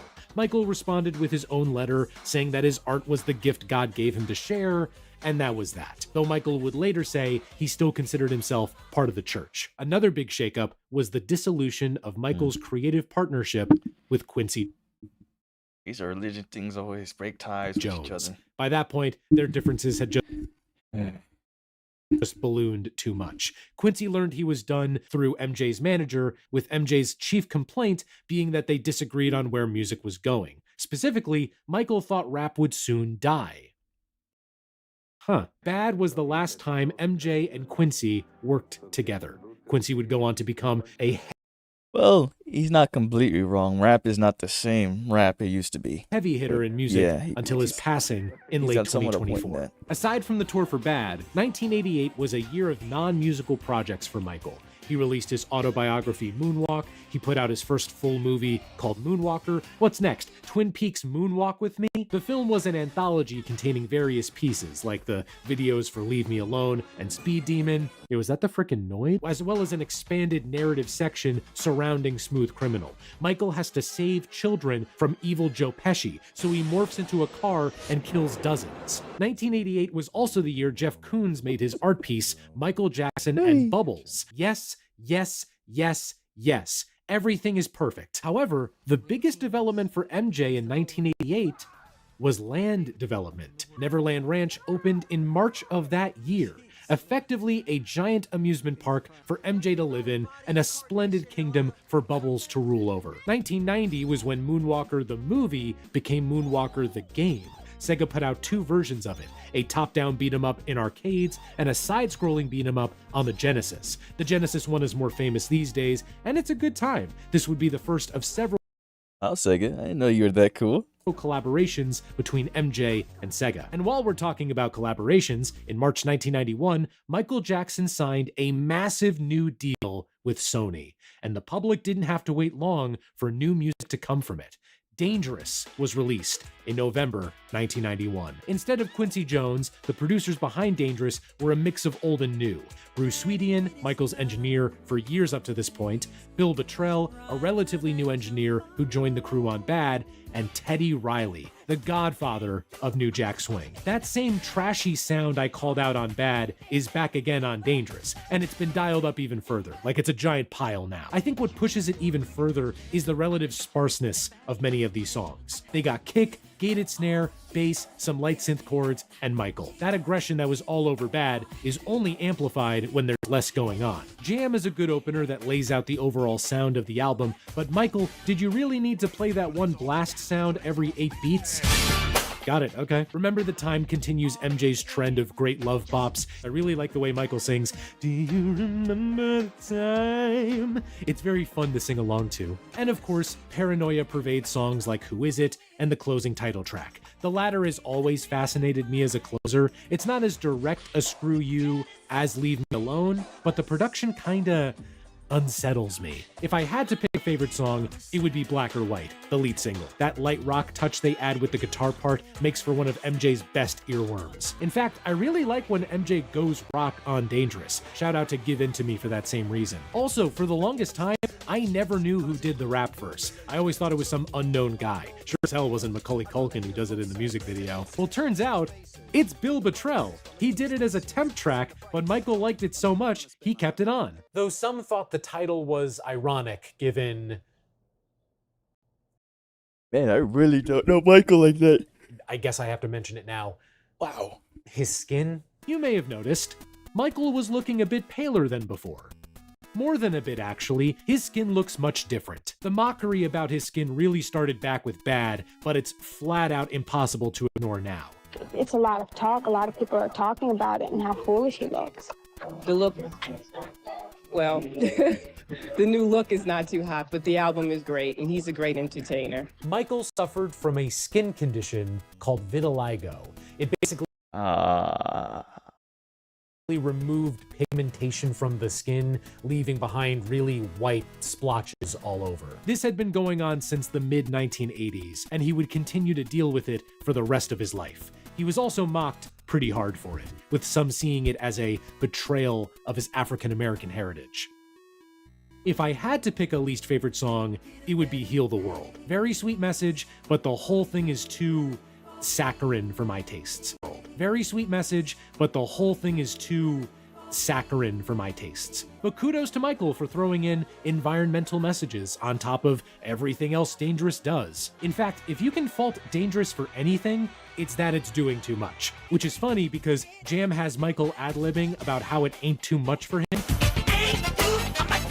But I disagree. I think it is a bit too much for you, Michael. But still, if there's any artist from this time that could make sheer excess look and sound good, it's Michael Jackson.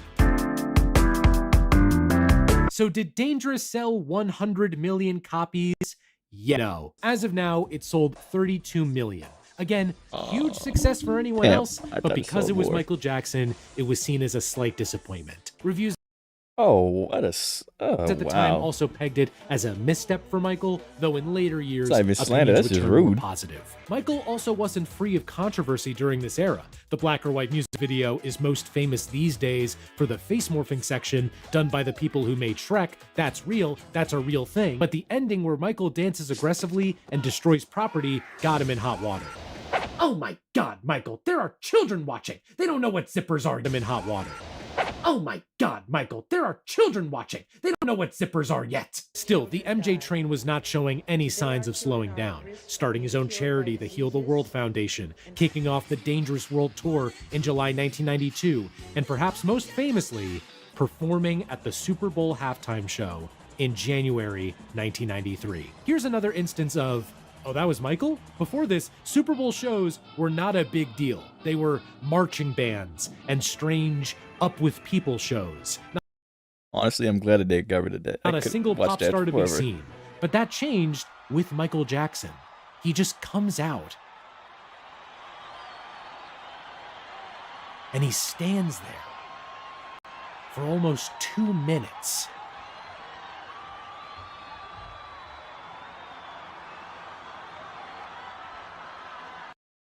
Not moving his head, making eye contact, and just holding it. Just the right moment to... Unreal. MJ's halftime show was the first time viewership increased between halves of the big game, and it would lead to a complete overhaul of what the Super Bowl halftime show was. Damn, Super Bowl was never this packed. A month later, he sat down for an interview with Oprah Winfrey. All those tabloid rumors were discussed, and for the first time, Michael brought up his rough childhood and his skin condition. It's in my family. My father said it's on his side. I can't control it. I don't understand. I mean, it makes me very sad. This remains the most watched U.S. TV interview ever, with over 62 million viewers. A month after that, we got the greatest song Michael ever did. What's Up With You was off Eddie Murphy's third album. The song is fine, and the video is a video. You know, now that I listen to it again, something about the mix just sounds off. Who mixed this? Bubbles, I am so sorry. I was not familiar with your game. 1993 was a good time to be Michael Jackson. He's sarcastic. He's joking. He doesn't mean that. Look at him here, rehearsing for the third leg of the Dangerous tour. Yeah, I'm just gonna watch. Hey, is he okay? Why is he sitting like that? Did he just find something out? The 13-year-old boy who says Michael Jackson sexually molested him filed a civil suit. Did he just find something out? The 13-year-old boy who says Michael Jackson sexually molested him filed a civil suit today. It accuses Jackson of sexual battery and alleges the star fondled him and engaged. Man. Damn it. Engaged in acts of masturbation and oral sex with him. Jackson has enjoyed huge success with preteens, in part because of his crusades for children's causes. The former child star is now in danger of alienating that audience. I am totally innocent of any wrongdoing, and I know these terrible allegations will all be proven false. This is definitely a day Michael Jackson will want to forget. A civil lawsuit filed against him in America and a torrential downpour.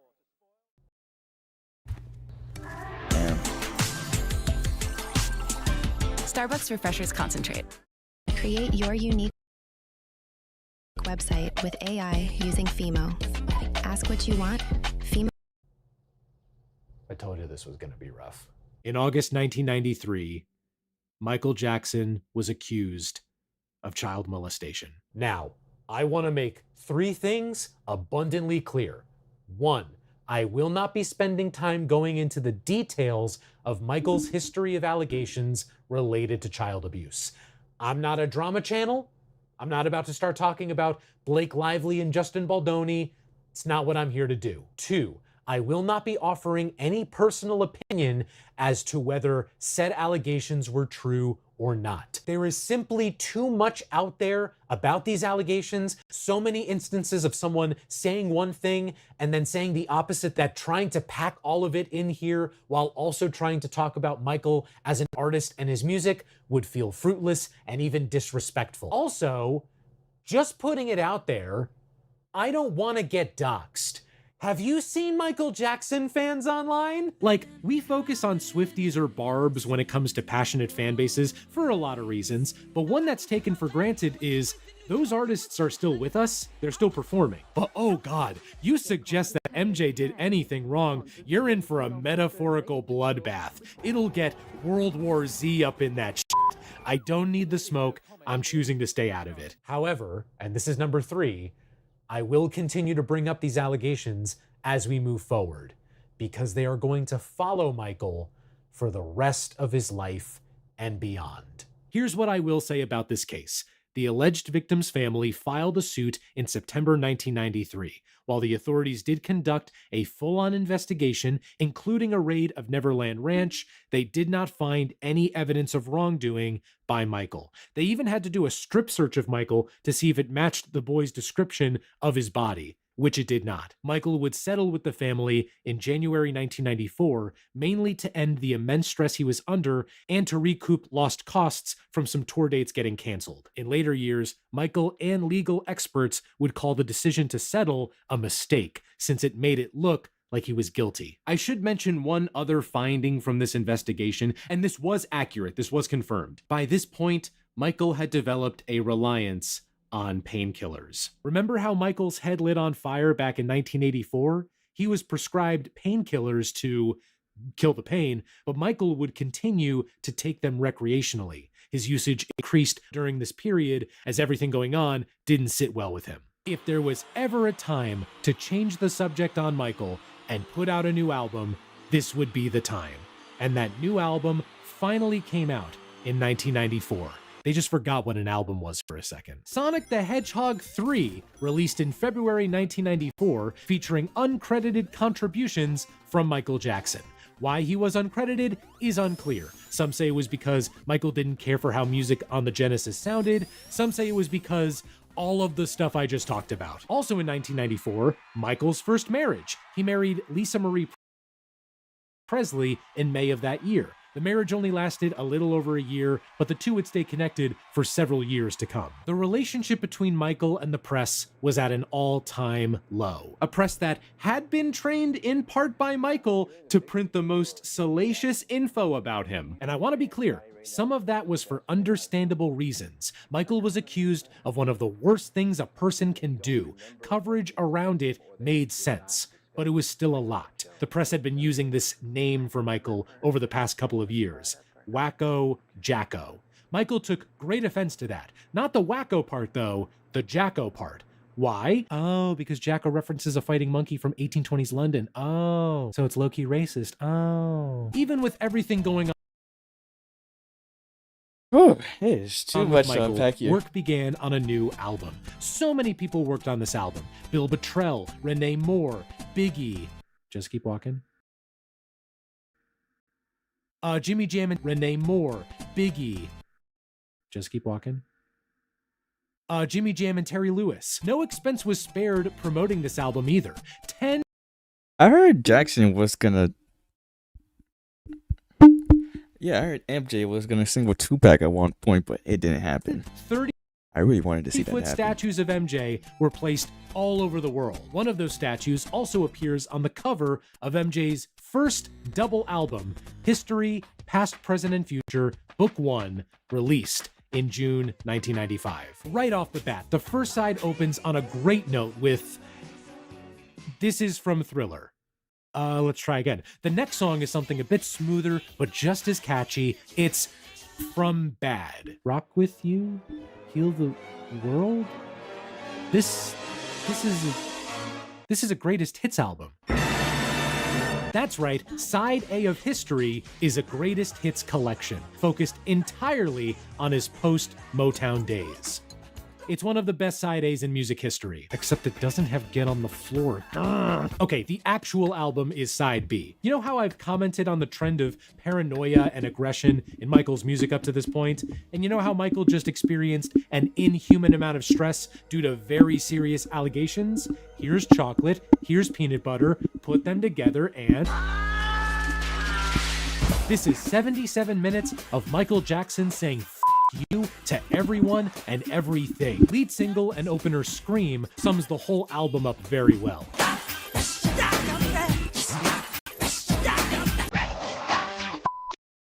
In the next 5 seconds, you'll see an idea go from sketch to clay, Holy. clay to shape, and become a website. Acting on your curiosity feels like a way to bend reality. Wix Harmony works the same way. You just describe an idea to Aria, Wix's new website agent, like you're brainstorming out loud, and then it becomes real. From there, you can take on the reins to adjust it as you like. Because all the ideas you have should have a place in the world.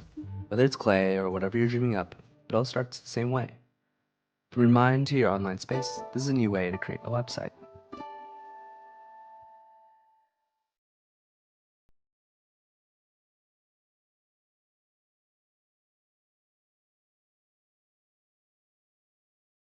With Framer, you don't need to know how to code. You just need to know what good looks like.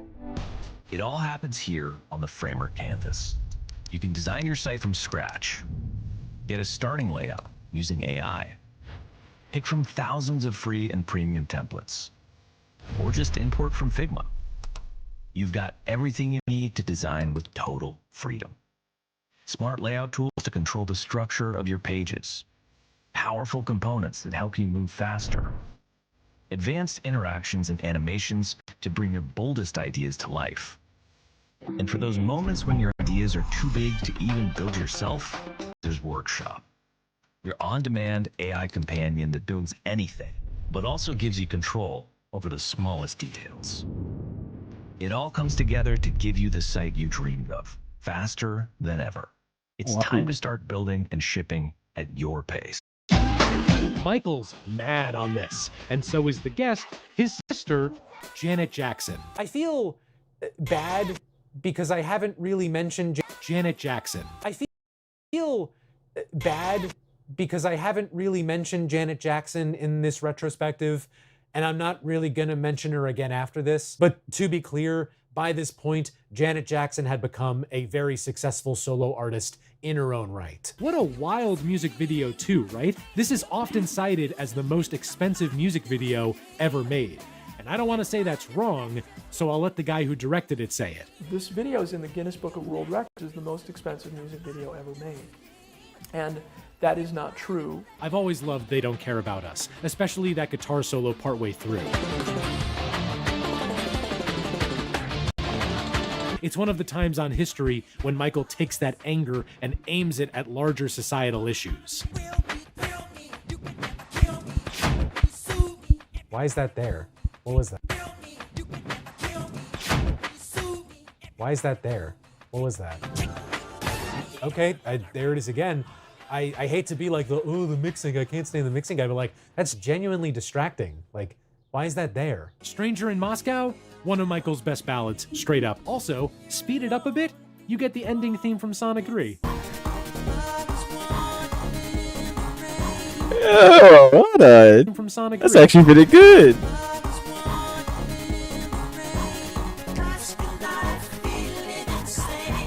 Another great ballad. You get the ending You know, MJ really could have gone crazy with Sega. theme from Sonic 3.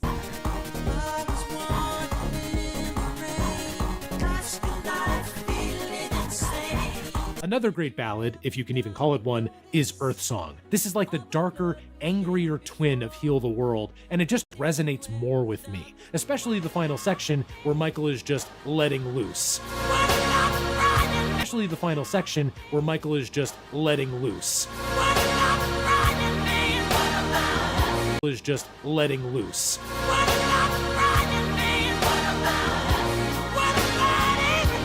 Come now, or maybe come together. Come now, or maybe come together. Yeah, so this Beatles cover has actually existed since 1986. It was originally done for Bad. I'm actually kind of surprised this is the only time Michael took advantage of his ownership of the Beatles catalog for himself. Where's my cover of Wild Honey Pie, Michael? One ballad I don't care for, though, Goodness, his skin is so pale. is Childhood. Now, to be clear, the underlying theme of the song and how it touches on the very real abuse Michael suffered as a kid, not hating on that at all. There's just something about the way the song is done that feels invasive to me, like someone telling me their past trauma when I only met them 2 seconds ago. You Are Not Alone was one of the singles, and it debuted at #1 on the Billboard Hot 100, which is yet another instance of, oh, that was Michael? That wasn't a thing before this. Songs would usually take a bit of time to climb up the charts, but You Are Not Alone was the first song to ever debut at #1. I'm gonna bring up Taylor Swift again because she and MJ have another thing in common. I don't click with their music when I can tell it's entirely about them and the music can't back it up. Bad was all about Michael, but Bad was good. Most of the songs on History are good too, but when you listen front to back, it gets kinda tiring. It's a case where I enjoy individual songs, but appreciate the album only at a distance, as a piece of the overall canvas that was Michael's very turbulent life in 1995. Still, the songs that are good are up there with MJ's best. Invincible! So did History sell 100 million? No, it has sold 20 million as of now. Still great, still enough to be the best-selling double album of all time, still a letdown. Here's something interesting though. For the first time in double album of all time, still a letdown. Here's something interesting though. For the first time in MJ history, the album sold better in Europe than it did in the US. This will mark the start of a new phenomenon for Michael. As his sales performance in the US would dip, his performance outside the US would stay strong, if not grow. Once again though, this album cycle was not without controversy. Remember those noise blasts on They Don't Care About Us? It turns out they were masking Everyone Together on 3. 1, 2, 3. Anti-Semitism. The anti-defamation 3. 1. And They Don't Care About Us. It turns out they were masking Everyone Together on 3. 1, 2, 3. Anti-Semitism. Will me, thrill me, you can never kill me, Jew me, sue me, everybody do me, kick me, oh, kill me, like a white. The Anti-Defamation League came after Michael for that, and in response, he apologized and released a new version with those noises covering up the offending words. Michael's worldwide tour for History ran from he September wasn't wrong. 19- Not that much, no. You had a point. 1996 to October 1997.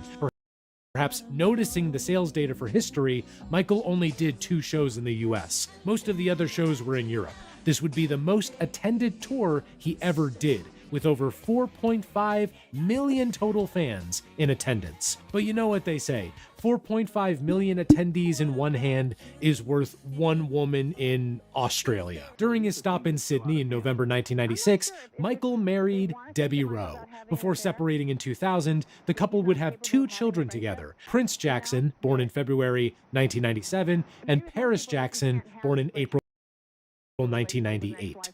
You ever see Prince Jackson's YouTube channel? He does rides on his motorcycle. Prince, if you ever watch this, hit me up. Ever see Prince Jackson? Oh, Prince Jackson's just a motorcycle dude. YouTube channel, he does rides on his motorcycle. Prince, if you ever watch this, hit me up, man. Let's collab. Even with the world tour going on, Michael managed to put out new music. In May 1997, he released Blood on the Dance Floor History in the mix. It's not a new album, mostly just remixes of songs from History. Apparently, Michael was inspired by the dance music he heard in Europe during the tour. The standout to me is the title track. Easily would have been a highlight off History or even Dangerous. Reviews were mixed and sales were lackluster due to less promotion, but it still went on to be the best-selling remix album of all time. Oh, and how could I forget Ghosts, his 1996 short film written by Stephen King and Mick Garris. Why don't we just leave him alone? He hasn't hurt anybody. Your fault, jerk. Just couldn't keep your mouth shut. See what you've done? Aren't you ashamed? Young people are impressionable. Show him the neat stuff he did for us. Shut up. That's supposed to be a secret. Guys, I think this movie is an allegory for Michael's troubles at the time, but I'm not sure. A town goes to confront Michael Jackson for his odd behavior, and so he makes funny faces and summons an undead army and rips off his skin to be a skeleton, and also there's Five Nights at Freddy's. Work started on his 10th album as soon as the History tour ended, but it would take a while. In fact, this would end up being the longest wait between albums in Michael's career. MJ's perfectionist side really came out during sessions for this album, and so did his wallet. 10 studios used, 100 musicians involved, producers like Darkchild and Babyface, and a total reported budget of $30 million.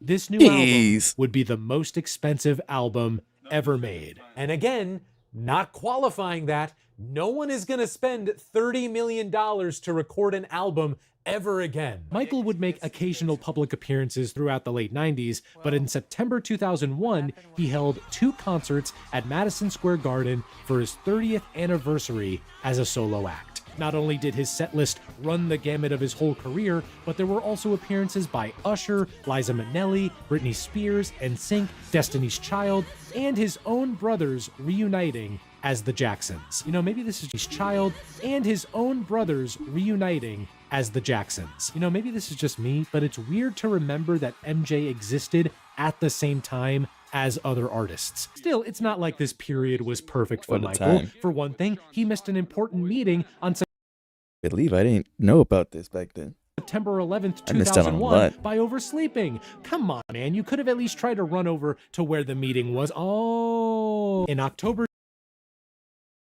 Come on, man, you could have at least tried to run over to where the meeting was. Oh. Michael Jackson was saved from 9/11 at the last minute by family. In October 2001, Michael Jackson released Invincible. Oh, that man would have. Oh, so you telling me that man would have got caught back then? Come on, man, you could have at least tried to run over to where the meeting was. Oh. Michael Jackson was due to be in the World Trade Center in 2011, but he was saved by his mother, who already prevented from attending his appointment at the last minute. Damn, mom really saved him. In October 2001, Michael Jackson released Invincible. Take the sound of History and Dangerous, give it some wide-cut jeans and a bucket hat, and you've got Invincible. It's Michael singing over early 2000s R&B production, but I'd argue a lot of it sounds fresh to this day. The opener Unbreakable, for example.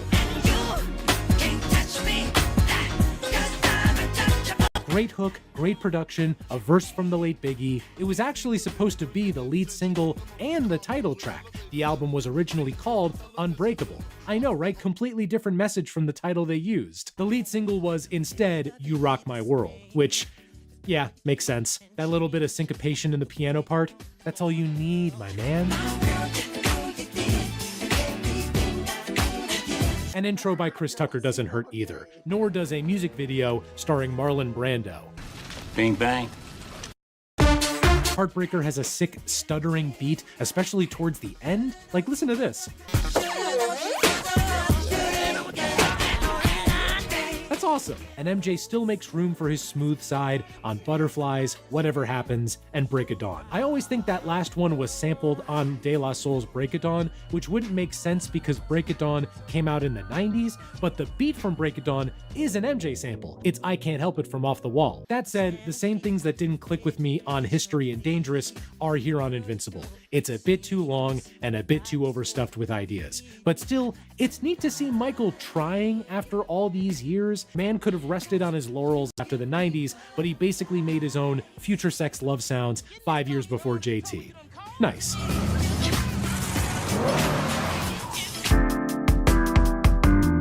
How'd it go? Zed, the Jolocks are gone and the treaty is signed. Good work. Upon release, Invincible was met with okay reviews and okay sales. As of now, it has sold 8 million copies. I'm a broken record at this point. That's great for any other artist, but a huge drop compared to history. More crucially though, Invincible was the tipping point for relations between Michael and Sony, specifically the head of Sony at this time, Tommy Mottola. Tommy was not a fan of Michael spending $30 million to make an album. But then Michael chose not to go on tour for Invincible, which led to Sony not promoting the record, which led to Michael publicly clashing with Tommy. He is a mean, he's a racist, and he's very, very, very devilish. Later in 2002, an unknown surrogate mother would give birth to Michael's third child, Prince Jackson II, aka Blanket. See, there they are now, on a balcony in Berlin in November 2002. What an adorable sight of father and son. No. After Invincible's underperformance, too. What an adorable sight of father and son. No. After Invincible's underperformance and the whole dangling a baby off a balcony thing, Michael's image really needed some Okay, that one would. It was a little bit crazy. Luckily, a documentary crew led by Martin Bashir spent most of 2002 with Michael. That documentary released in February 2003, Living with Michael Jackson. Let's get a new look into the mind of the King of Pop. Is it really appropriate for a 44-year-old man to share a bedroom with a child who is not related to him at all? That's a beautiful thing. Do you ever sleep in the bed with them? No. But I have slept in the bed with many children. I sleep in the bed with all of them. Michael. This documentary was the beginning of a very turbulent period for Michael, one that would basically last for the rest of the 2000s. I mean, for one thing, Bubbles was too old to be a pet, so he had to be given to an animal trainer. That's the greatest loss of all. But seriously, more important, pet, so he had to be given to an animal trainer. That's the greatest loss of all. But seriously, more important than that, Living with Michael Jackson revitalized the 1993 accusations against Michael. And then it led to a second round of child molestation accusations in late 2003. Oh, joy! This time, though, the allegations led to a full-on lawsuit in January 2005, and a media circus to go along with it. Again, I will not be diving into the details of this lawsuit. What I will say is, in June 2005, Michael was found not guilty on all crimes he was charged with. Still, the allegations and their ramifications would change Michael as a celebrity and a person. In fact, he never returned to Neverland Ranch after the trial. I think there's a key reason why the allegations have stuck for so long. The things Michael would say about children were weird. In fact, that's often a line that people close to him would say. He was a weird guy, but he didn't do anything. The thing is with Michael is that he's not very good at explaining himself.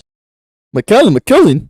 And he never really has been, because he's not a very social person. Kevin? I mean, you're talking about someone who's been sheltered and sheltering himself also for the last, 30 years. But incidents like the Martin Bashir interview, or the balcony incident, or the overwhelming fixation on children throughout his career are reasons why these allegations have felt true to the public after all these years, as well as the continued instances of folks speaking out. And to be crystal clear, I am not trying to say he is all of a sudden guilty because of the weird things that he said about kids. All I'm trying to say is multiple things can be true at once. Michael Jackson has been found not guilty of child abuse in court. Michael Jackson was robbed of a traditional childhood. And it's very weird when a grown man sleeps in a bed with children who aren't his own.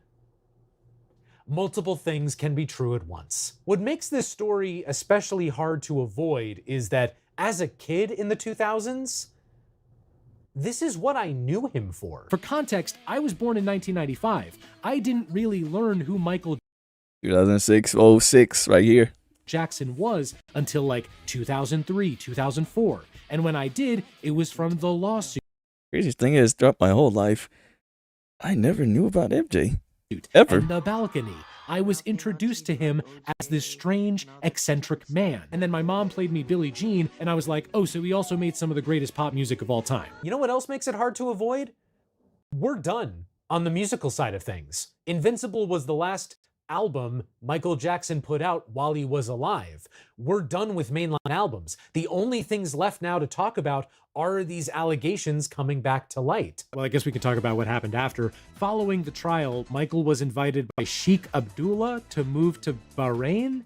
He spent about 2 years there, tried to get a music label off the ground, but that never happened. Then he lived in Ireland for a few months before heading back stateside to live in Las Vegas. Michael was bleeding money at this point, not just due to his extravagant lifestyle, but also his debts. The only consistent source of income he had was his publishing rights. But in 2007, things started shifting, primarily because Michael was open to performing live again.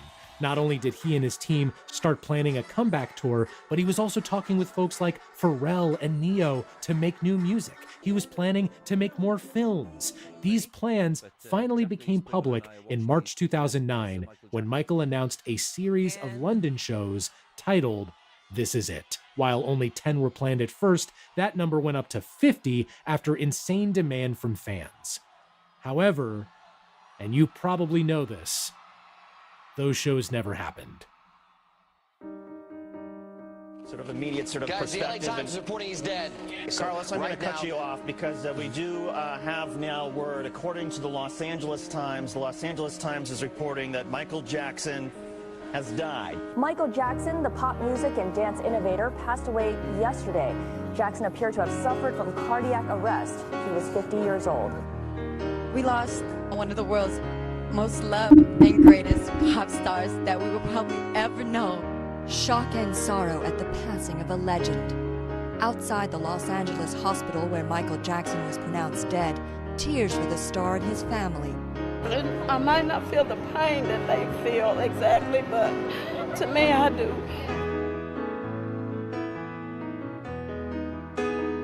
Stunned right now. I love Michael Jackson. One of the greatest entertainers that has ever lived in our time. I have to tell you that.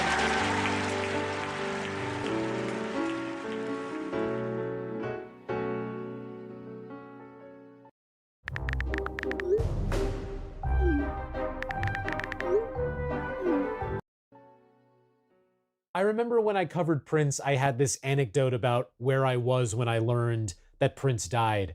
And I was hoping that I could have one for Michael too, but honestly, I don't really remember where I was when Michael died. I do remember one thing though, and it's kind of silly looking back, but when I was a kid, there was an app on the App Store called FML. It was basically like a early social network where people would just anonymously post about terrible things that happened to them, and they would end every post with FML. There was one person who posted saying like, oh, I was at school and something really bad happened, like I broke an arm or something like that. And when I got home, I found my parents crying. And I was like, oh my gosh, are you guys crying for me because I broke my arm? And they were like, no, what are you talking about? Michael Jackson just died. FML. There's a scale to Michael Jackson that's hard to fully grasp, even to this day. He reminds me a lot of the Beatles. On the surface, what Michael did might not seem dissimilar to what modern pop stars have done, like Bruno Mars and Justin Timberlake and Usher, but that's because they're all working off his playbook. Who do I admire the most? I think as far as music's concerned, I think no one has done it in such a big way than Michael Jackson. It's really untouchable. It really is untouchable, and he opened the minds of the world. You can't say that you were an artist in this century and was not influenced by Michael.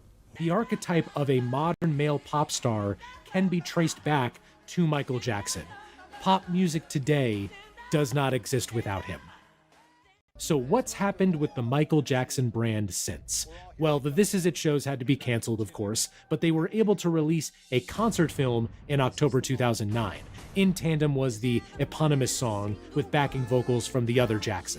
2 posthumous albums have been released so far, Michael and Escape. The former had controversy around whether Michael even sang on some of the songs, and the latter is most known for Love Never Felt So Good with Justin Timberlake. I've always liked this song, but it might be one of the most memory hold songs of the 2010s. Like, when is the last time you heard this song? I should also mention that the allegations against Michael have continued to persist in the years since his death. The most famous example is the Leaving Neverland documentary, which aired on HBO in March 2019. It had to be removed from HBO and Max, though, due to a non-disparagement clause from when the Dangerous Tour movie aired on HBO. The sequel to Leaving Neverland recently released on YouTube, with the director promising a bombshell third film.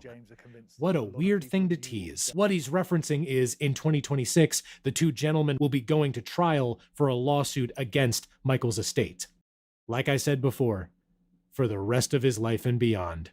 If you want to get into Michael Jackson, the trilogy he did with Quincy Jones is arguably the best pop music has ever been and ever will be. After that, I'd recommend the 90s trilogy. And if you want to hear more about artists and their albums and their stories, check out my 2-hour-long deep discog dive on Prince. We're learning about the laws of motion. I saw a spaceship in the ocean and a blue whale in the sky. I saw mountains turn to candy. I ain't even think to wonder why. Okay, class. Can somebody tell me what kind of bird this is? Tried to catch one on my tongue. The snowflake said, hey, put me down. It's an Amazona. They live in flocks. And they're very loud.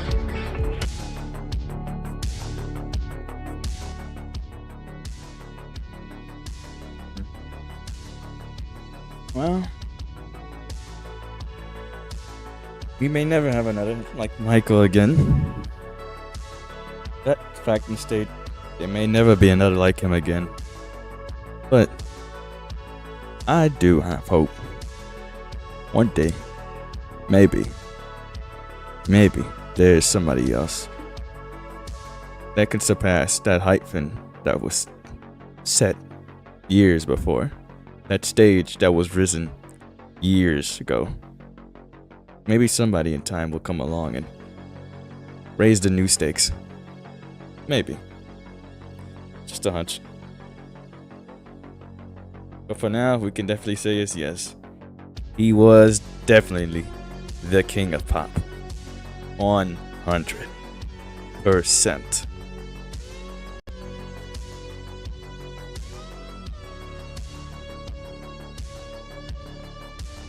I don't know, I got this feeling that maybe there might be someone like him. Someone greater than him sooner or later in this time, years before, somewhere along the line, somewhere. I just feel like we've reached a peak, but maybe somehow we could get back on it again. Somehow. I don't know how, but some way, somehow. Some year, something, somehow, some way. Something. Something's gonna do something to bring that pinnacle we used to have before. But maybe not in the way we think it is, but something different. I believe one day, one day, can bring back something within us we lost long time ago along the way. That's just my feeling. But I think that's enough wholesome for tonight. We'll continue wholesome tomorrow. So with that, bye-bye.